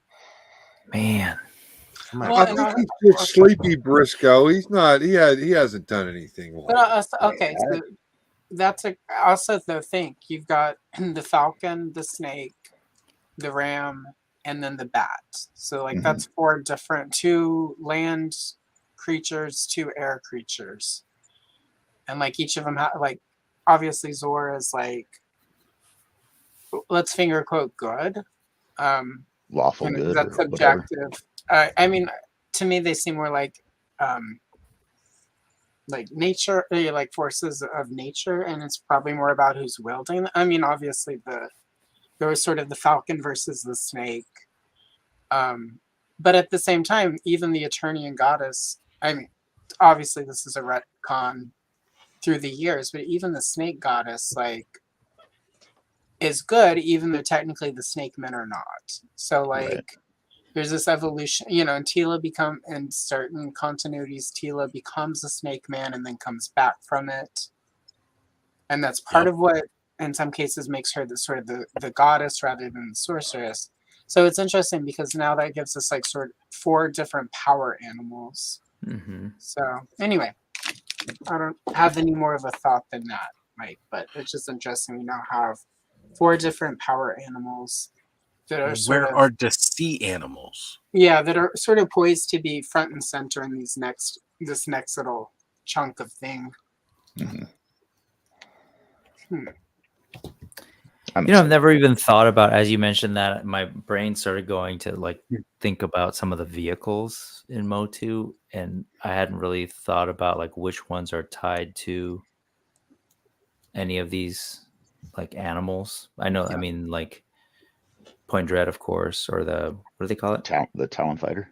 Talon Fighter clearly has a connection. I don't do any of the others that folks know, like the snakes. Well, no, I mean we have animal-based vehicles, like we've got the Dragon Walker and the Land Shark, unproduced, Stridor. But as far as like the specific, are you talking about like the deity type animals? Yeah, are there vehicles associated with the deities? Yeah. Let me address now. Thanos, were you thinking of the monster walker that they used the face of for the face that they put on Snake? No, there wasn't. I can't remember where it was at, but I'm pretty sure there's an unproduced snake vehicle. I remember seeing. There was. It was for Rattler. Yeah. Was it in one of the magazines or something back in the day? It might be in the Power and Honor Foundation catalog. Let me look real quick. I wish I had that book, guys. I think that's where we've seen it, but like I do remember, like I think it was like part of one of their catalogs. My memory of it is also just rendered in cartoon form, so it wasn't even like a prototype we were seeing for that. Right, yeah, there was no actual prototype because it was drawn up around the same time they did the Moss Man one, the like frog leaper thing or whatever that could climb up walls. Skeletor had the Ram Chariot in 2000X. 2000X, yeah, that was the battle ram of 2000X. Was that chariot? So we did get to again see that and those more elements of the Ram and the Havoc staff with the Ram Stone. Like they were almost like really trying to push that as like his source of evil power was a Ram. I'm not seeing any snake. What was the vehicles. pop-up vehicle toward sort of the end of the line that like He-Man rode on? The is that one, that red one, right? That kind of the red one. The attack track. I just saw it. No, not the attack track. No, Bassosaurus. No, it's a smaller one that The, sort of pop. It's like a motorcycle that laid down and then it would like pop up and become a gun shooting station. Yeah, okay, yeah. This one right here. That thing, yeah. The laser bolt. That's right. That's it. And I, of course, always have Battle Ram blog pulled up because why wouldn't you? It's the best resource out there. That's the go-to place to look for that. Half of my Motu Well, videos. He-Man.org is no longer around. You are right. That is the number one source as far as having it chronicled on an archival type of thing. Yeah, right. It is a shame Whereas we never back did in the get this Snake Mountain vehicle. Yeah, that's what I was talking about. Yeah. That's the Monster Walker, and you can see Yeah. Skeletor driving it up there. That was supposed to be right like the answer to the Dragon Walker for the bad guys. Right. So cool. Did those things on Snake Mountain, that beast and the wolf, did they ever have any sort of like, were they associated with any kind of deities or something, or what were those creatures? No. They're never really, no lore really. No lore. Right. Yeah, no lore that I know of, except the only thing that I know of is that Snake Mountain, I think it was in 2000X that it established that it was the ancient stronghold of the Snake Men. Yeah, and it like came alive at one point. Mm-hmm. Yeah, well, it was Serpos himself. Did that contradict the lore of the Filmation series where Skeletor used the golden discs of knowledge to build Snake Mountain? Yeah. Well, yeah. I mean, let's face it. They're God, I He-Man's appreciate you, lore. nerds, man. This is great. This is fantastic. He-Man's lore has retconned itself over and over again between. That's true. I mean, you've got the Elements. original mini comics that are totally different from anything else. Well, even Which the is mini comics as they went on contradicted themselves later, like we were talking All about. Yeah. You know, Skeletor being a demon and then being Keldor. That was all in the mini comics. In the mini comics. Well,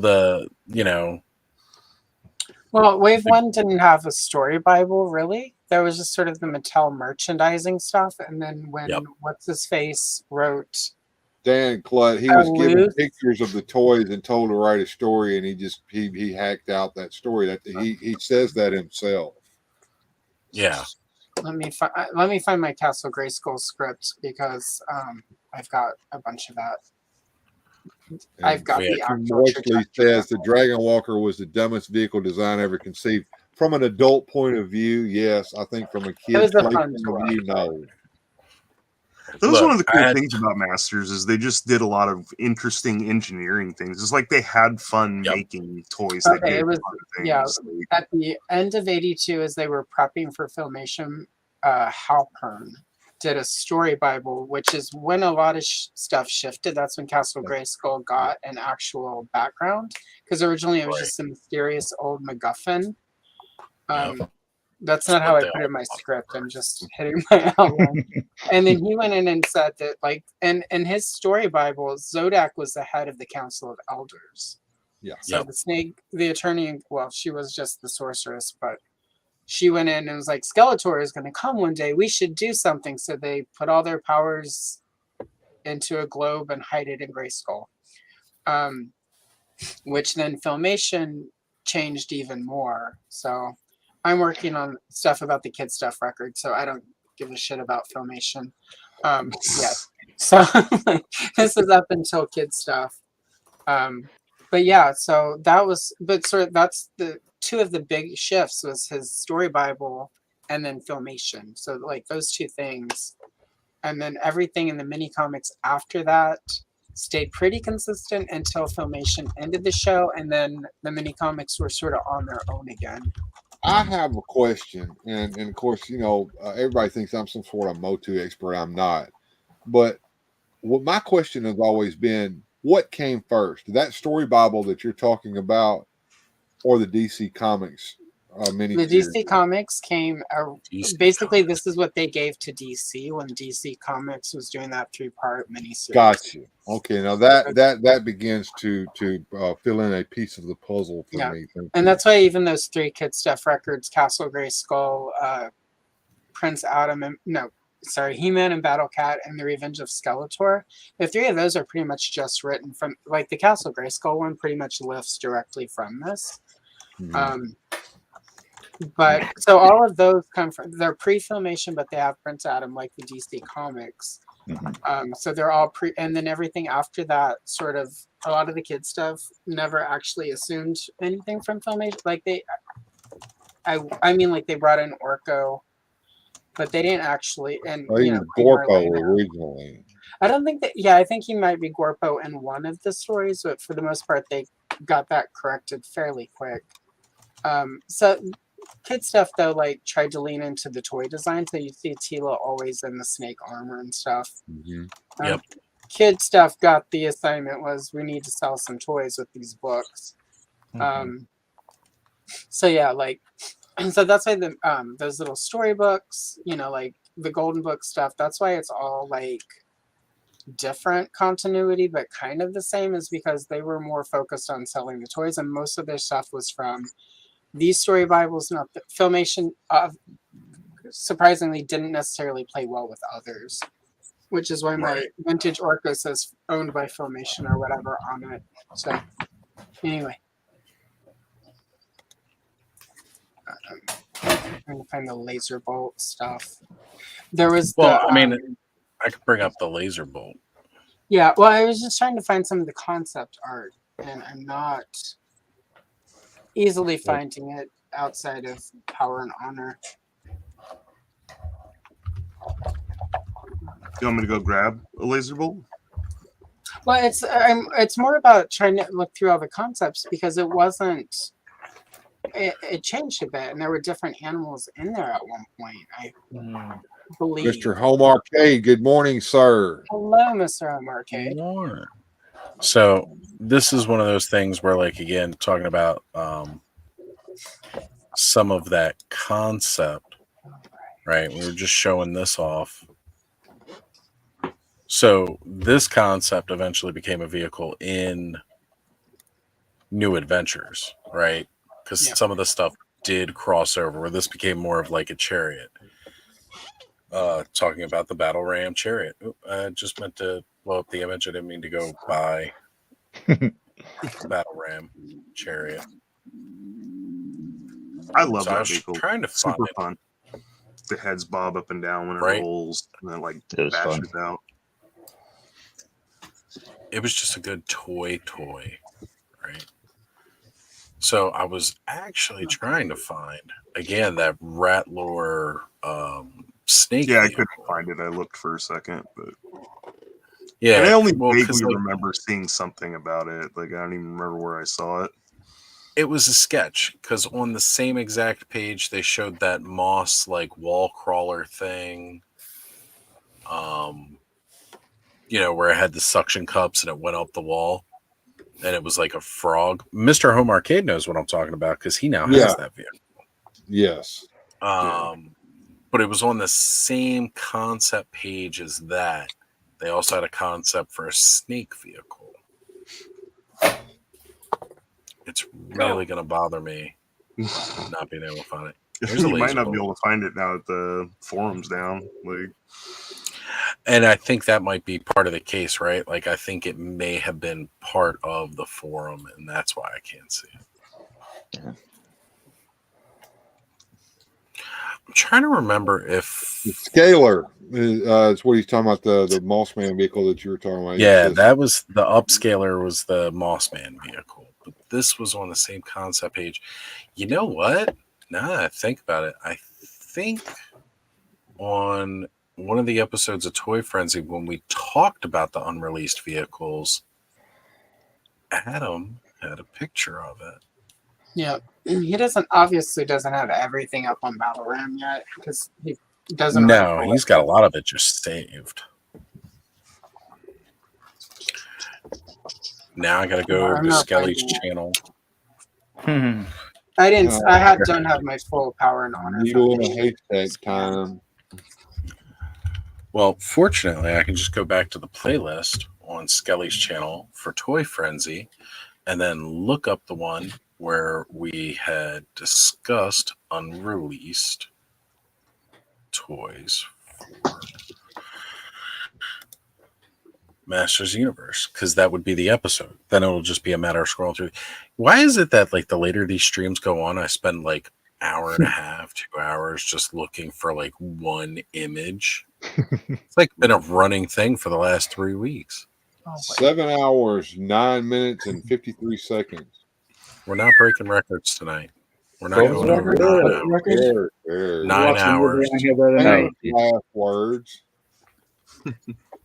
And we got poor old John down there. Looks like he's about half asleep, accused of smoking a hooter.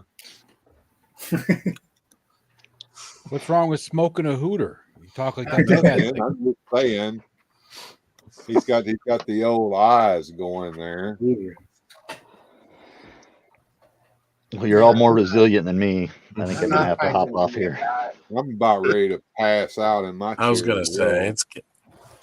Honestly, if it wasn't for this discussion, I was about ready to end it before. Yeah, and thank you for indulging that. I totally, don't know why I didn't bring it up earlier. I am super excited for it. So like, I was gonna say, I see Dad at Arms pop up in the chat. He's getting an invite to come on to the clubhouse and hang out for a while. It's just gonna happen. Yeah. Well, I appreciate you guys letting me join. Thank you. Thank you for being here, bro. Well, welcome to the channel. Welcome to hanging out in the clubhouse. Thank you. Well, I'm going to say good night. So it was wonderful meeting you and good night. Chatting with everybody. Good night. Take care. Thank you, man. Good journey. Good journey. The news is looking bigger. I was doing shorts with that prototype. I lost even more of the Micronauts antenna. Oh no! It is what it is. Usual Mike. Your toy. You broke Usual your toy. Mike. Oh, we've arrived. We've got Usual- Australia now too. We've gotten Dad at Arms tonight. Yeah, and I wasn't sure how to read when he said good evening, if that's a greeting or a goodbye, but I assume that was a greeting. Yeah. Because he's still here. Right. It's already tomorrow over there.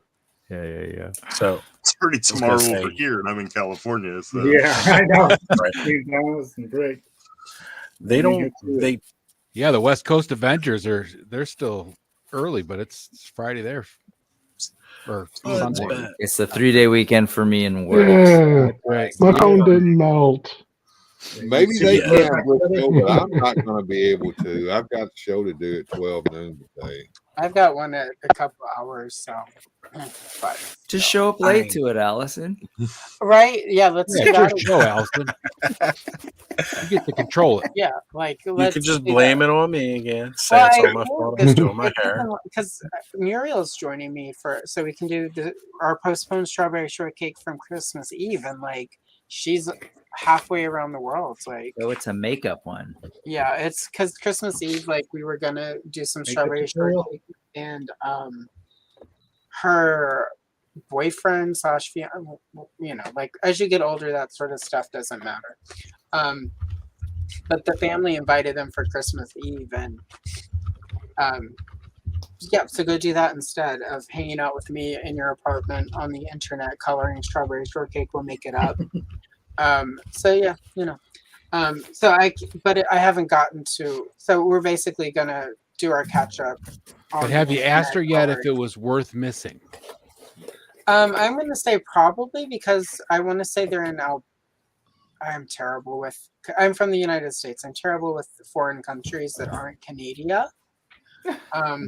I do know that people in Brazil speak Portuguese and Spanish, and Portuguese is the main language. So that's my one claim to fame. But I believe she's in Albania, and they were doing obviously they're from Albania, so nice. he was getting to have Albanian food, and I would not. I'm never gonna argue with an actual authentic meal. Yeah, definitely. Especially on Christmas Eve, their traditions are. I'm gonna try to get her to talk about the food, so because I'm never going to Albania. The holiday traditions from around the world really interest me. So yeah, so and we're doing strawberry shortcake, which is desserts and cakes and pies and stuff. So oh, now I'm we'll hungry. work the food in, and then we'll talk smack about our mom like we always do. And dude's name Carl. Carl. My dad's name is Carl. Coral. My brother's name is Carl. And he's an idiot. We have this jellyfish toy with bells and stuff for the cats, and we call it Carl. And the other day, he's not with me because it's too cold for him. Because behind us is the blizzard or whatever, so it's too cold for him tonight. But the other day, I watched him trot by with that jellyfish in his mouth, and I had to patch it up a little. Are you getting snow right now, Allison? I don't know if it may have stopped. Let's see. Yeah, it stopped, but it was blowing sideways earlier, so. Awesome. Yeah, we're up to 15 degrees. It was 13 when I jumped on the stream. Wow. So, I'm sorry, it's back down to shorts 14. weather almost. Not here. That's people lose their mind in this part of the Pacific Northwest when it's We have all the California rejects, all the people who were like, I'm gonna sell my multi-billion. It's 43 degrees and I'm freezing. And I have a beanie and such done. I'm sitting here talking about being cold. See what it is. It's 12 degrees here, but we're supposed to get 2 feet of snow just today. So yeah, we're also closer to the gorge and stuff like that. So it's going to be a bit colder out there, and they're what do you got? -5? Snow here, so -5. Heat miser has allowed the snow miser to come down here to Southtown. Cobb. Oh, I'm over here just playing around. Oh man, it's 58 degrees here. Woo.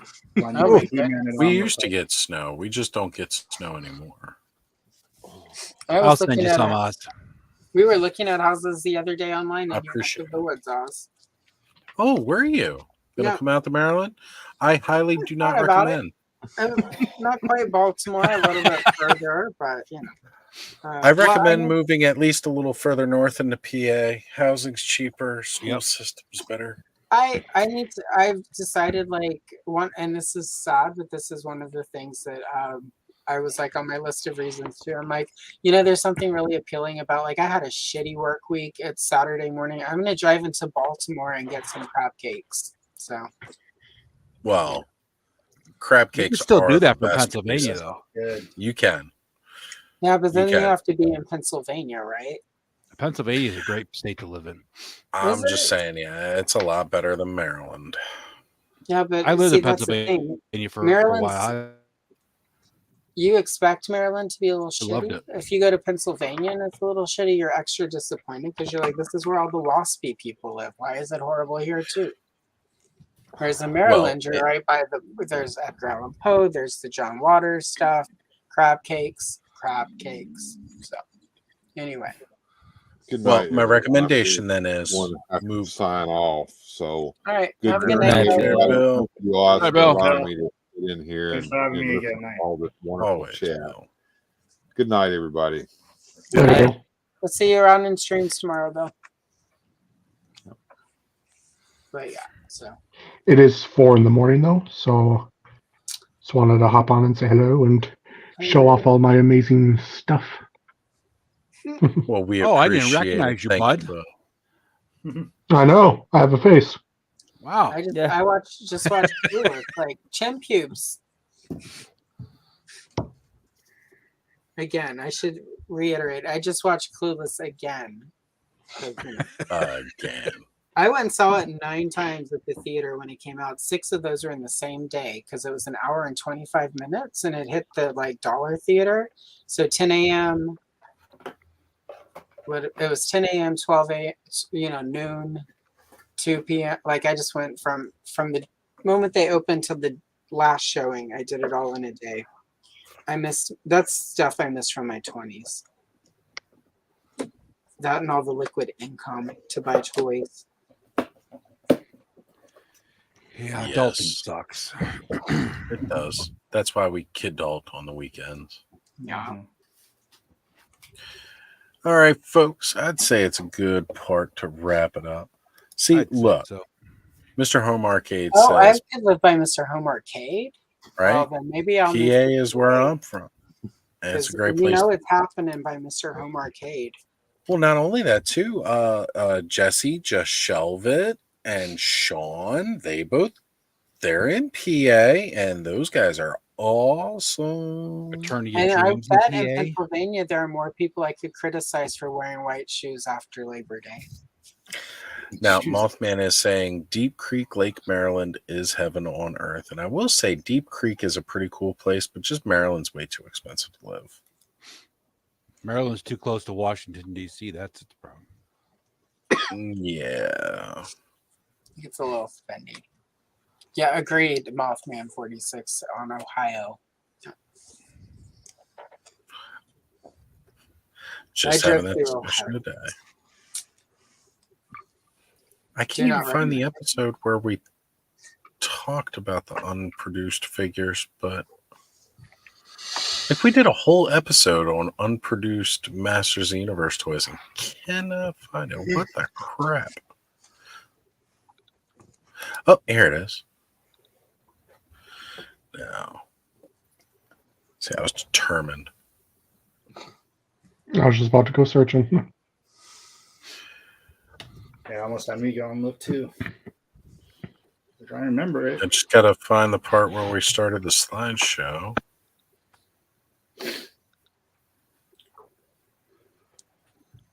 I think this may have just been more about concepts, though.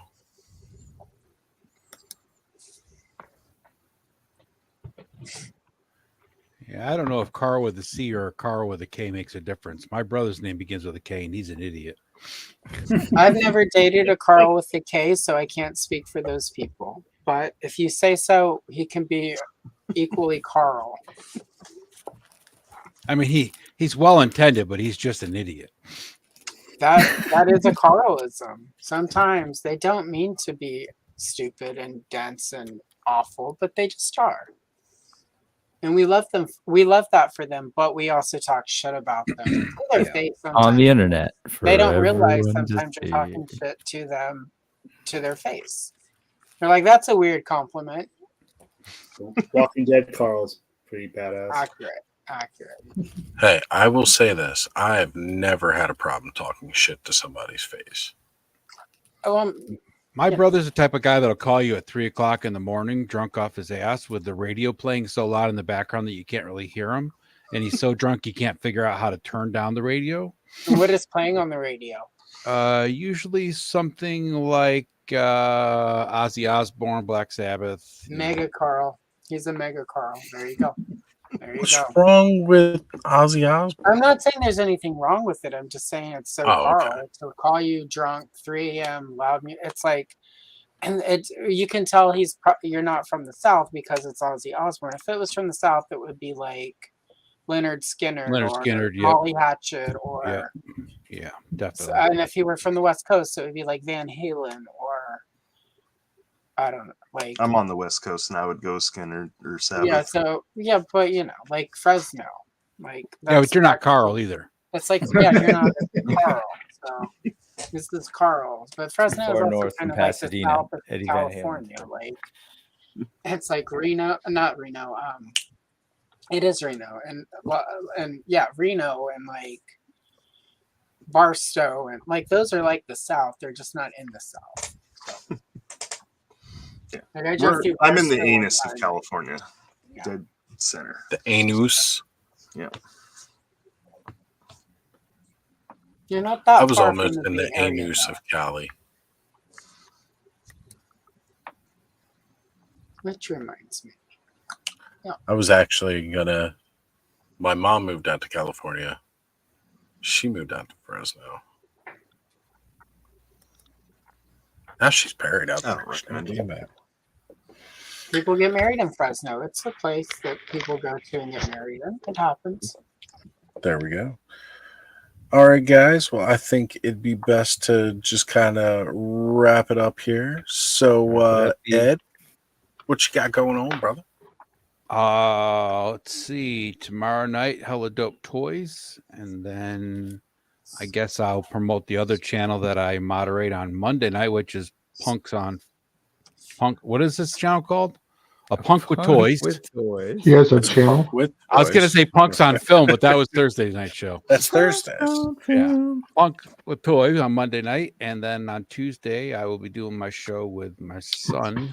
I don't know what we're doing Tuesday because he's been really busy. So he's got some things going on, trying to get his life moving forward since he's 18 and he's an adult now. So other than that, that's about it. Every day on I think Instagram. of 18 as being an adult because I don't think I had any idea what was going on until I was like 30. Oh, me neither, but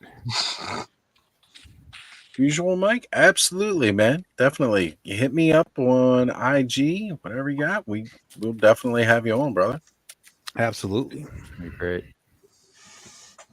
You know, that's one of the things about this. Like, this is really open for all of us. The whole idea of the Clubhouse is that no matter who it is, pretty much come in and hang out. Unusual Mike's the reason I bought my first G.I. Joe Classified. He did when they first came out back in the day. There you go. Brick, what you got coming up? So it's officially Sunday. So in about 12 hours, I'll be getting ready to start at 4:30 p.m. Pacific time doing the Brick Something News. I will be with Bo of Morphonauts / Combat Creatures tomorrow. Nice. And then I might just pop on Monday just because I have the time, and I'm gonna try and get back on the shorts. I've had to take a pause for a little bit. But yeah, so that's pretty much it until again next Sunday. Unfortunately, that's where I'm gonna be. There we go. Thanos. My next episode of my Instagram retrospective will drop tomorrow, early in the morning, and every day on Instagram, pretty much. Wednesdays are hump days, Fridays are Fisto Fridays. And this month I'm doing collabs with D's Sexy Toys, so there'll be an extra spicy shot on Tuesdays. So. All right, bud. I'm sure eventually I'll edit that video. Probably not. You should have said, I have a channel. No, I have a channel. Yeah. Yeah. Pretty much. How many I do. I do plan doing stuff on it still. I'm just kind of deciding how I want to format it. But you going should just forward. Video yourself painting a couple of figures and throw it up there. You don't need to edit that shit. Just throw it up. Yeah, the editing, it's kind of jazz onto it. bearing down, cutting down like an hour and a half footage into 5-minute segments and then upload it and then Yeah, dude. Forget about edit all all that down into a 15-minute video because Canva can't handle anything over 15 and a half minutes. Like, the first few videos were great, but after a while, it was just like, it was Hey, you starting know to what? tear on me a bit. But I loved using Canva and all of its, like, Makes fun Canva's tools and funny. toys. Just But it drop some royalty-free music on there, and bam, done. Yeah, don't worry about it. All that shit down. That's what I I need think to start doing. what I do kind of want to do is showcase, because I mean, there's quite a few figures I painted off camera. Maybe showcase like 5 at a time. There you go. Make kind of like a couple-minute video. I want to get Lazy Susan so I can. Oh, they don't just sound kinky, Spin 'em. Briscoe. They are kinky. But yeah, do that. I also kind of want to get back into my storytelling. I would love for that to happen, bud, because Yeah. you always have some amazing stuff going on. Yeah, that's another thing. But yeah, usually floating around these channels. was gonna Thursdays say, on Toy Frenzy here. Catch you on Mondays trolling Lawrence. Like, I didn't know you had a channel. Yeah. Probably find me in the chats trolling Bobby with something. Oh, definitely. That'll always happen. Yeah. It's part of the dynamic. Gotta keep him on his toes. You do. Keep them toes curled. I mean, what? John, what you got going on, brother? I'm gonna have a few videos I'll be doing this week. Talking to your mic more. I'll have a couple videos doing some WWE superstars next couple of days. I will be posting my stop motion video for my first wrestling match. That'll be coming this week. And then I'll be doing some more unboxings on some other things that are coming in the mail. You can check it out also on IG, Figuratively Speaking, and YouTube, Figuratively Speaking. Excellent. Cobb, you up next, buddy? Don't remember much coming out until I get some more figures in, but it should be the next couple days. Got those mythics coming in Wednesday, so probably next Thursday or Friday be the next video. But yeah, just Cobweb, collect on YouTube, and same on Instagram. And Bud, yeah, like your figures you're talking about painting them and stuff. I was talking with a couple people about even maybe just doing some live, just Motu play, pop and swaps or show off some of our customs and stuff. I was thinking about like you and Thanos, and as I know Thanos does a lot of them. Yeah. Little stupid things to do, just kind of have like a Motu play date or figure play date. Play date. Yeah, just because a lot of people ask me all the time, oh, is this swap with that? Or a lot with like the origins, oh, can do these two swap together and stuff. So can I do that and have I'd be down for that. Yeah, since I got so many origins, be like, yeah, anything you guys want to see if Yeah, I've got quite the collection here. Yeah, that's what I think, like you and like Thanos and a couple other guys I was talking to. So maybe do that sometime soon. I'll hit you guys up. For sure. And Allison right here's got a bunch of customs too. Yeah, and It's- Allison. Yeah. Yeah. Have a little party. Also, a beautiful segue into Allison. What you got coming on? Yeah, in a few hours, 11 a.m. PST, Muriel and I coloring strawberry shortcake vintage pages. They're up on my community tab if you want to color along, download them. We'll be talking about her holiday and smack about people. Monday morning at 10:30 a.m. I have a collection of coloring shorts going live. It's all the Mark Taylor concept, the B sheet coloring pages that I've done. I put them all in one video. Sort of starting rolling into my Motu content for, I don't know, there's some like Motu thing happening soon. Also Monday at 4:15 Pacific Standard Time, I will be a guest star, I guess that's what we're calling it, on Largo's the Infinite Playlist. Yep, I'll be on that. We pre-recorded it. It was fun. I've got a Delta 17 Death Sparrow interview with Ken, and I've got the figure on a Lazy Susan for the middle of the video that's coming. And then at some point, my Castle Grayskull video will go up. So at some point. So yeah, that's it. Sure. Very epic. All right. And for those of you who may not know, you can always catch me Thursdays on Skelevator's channel for Toy Frenzy. And then,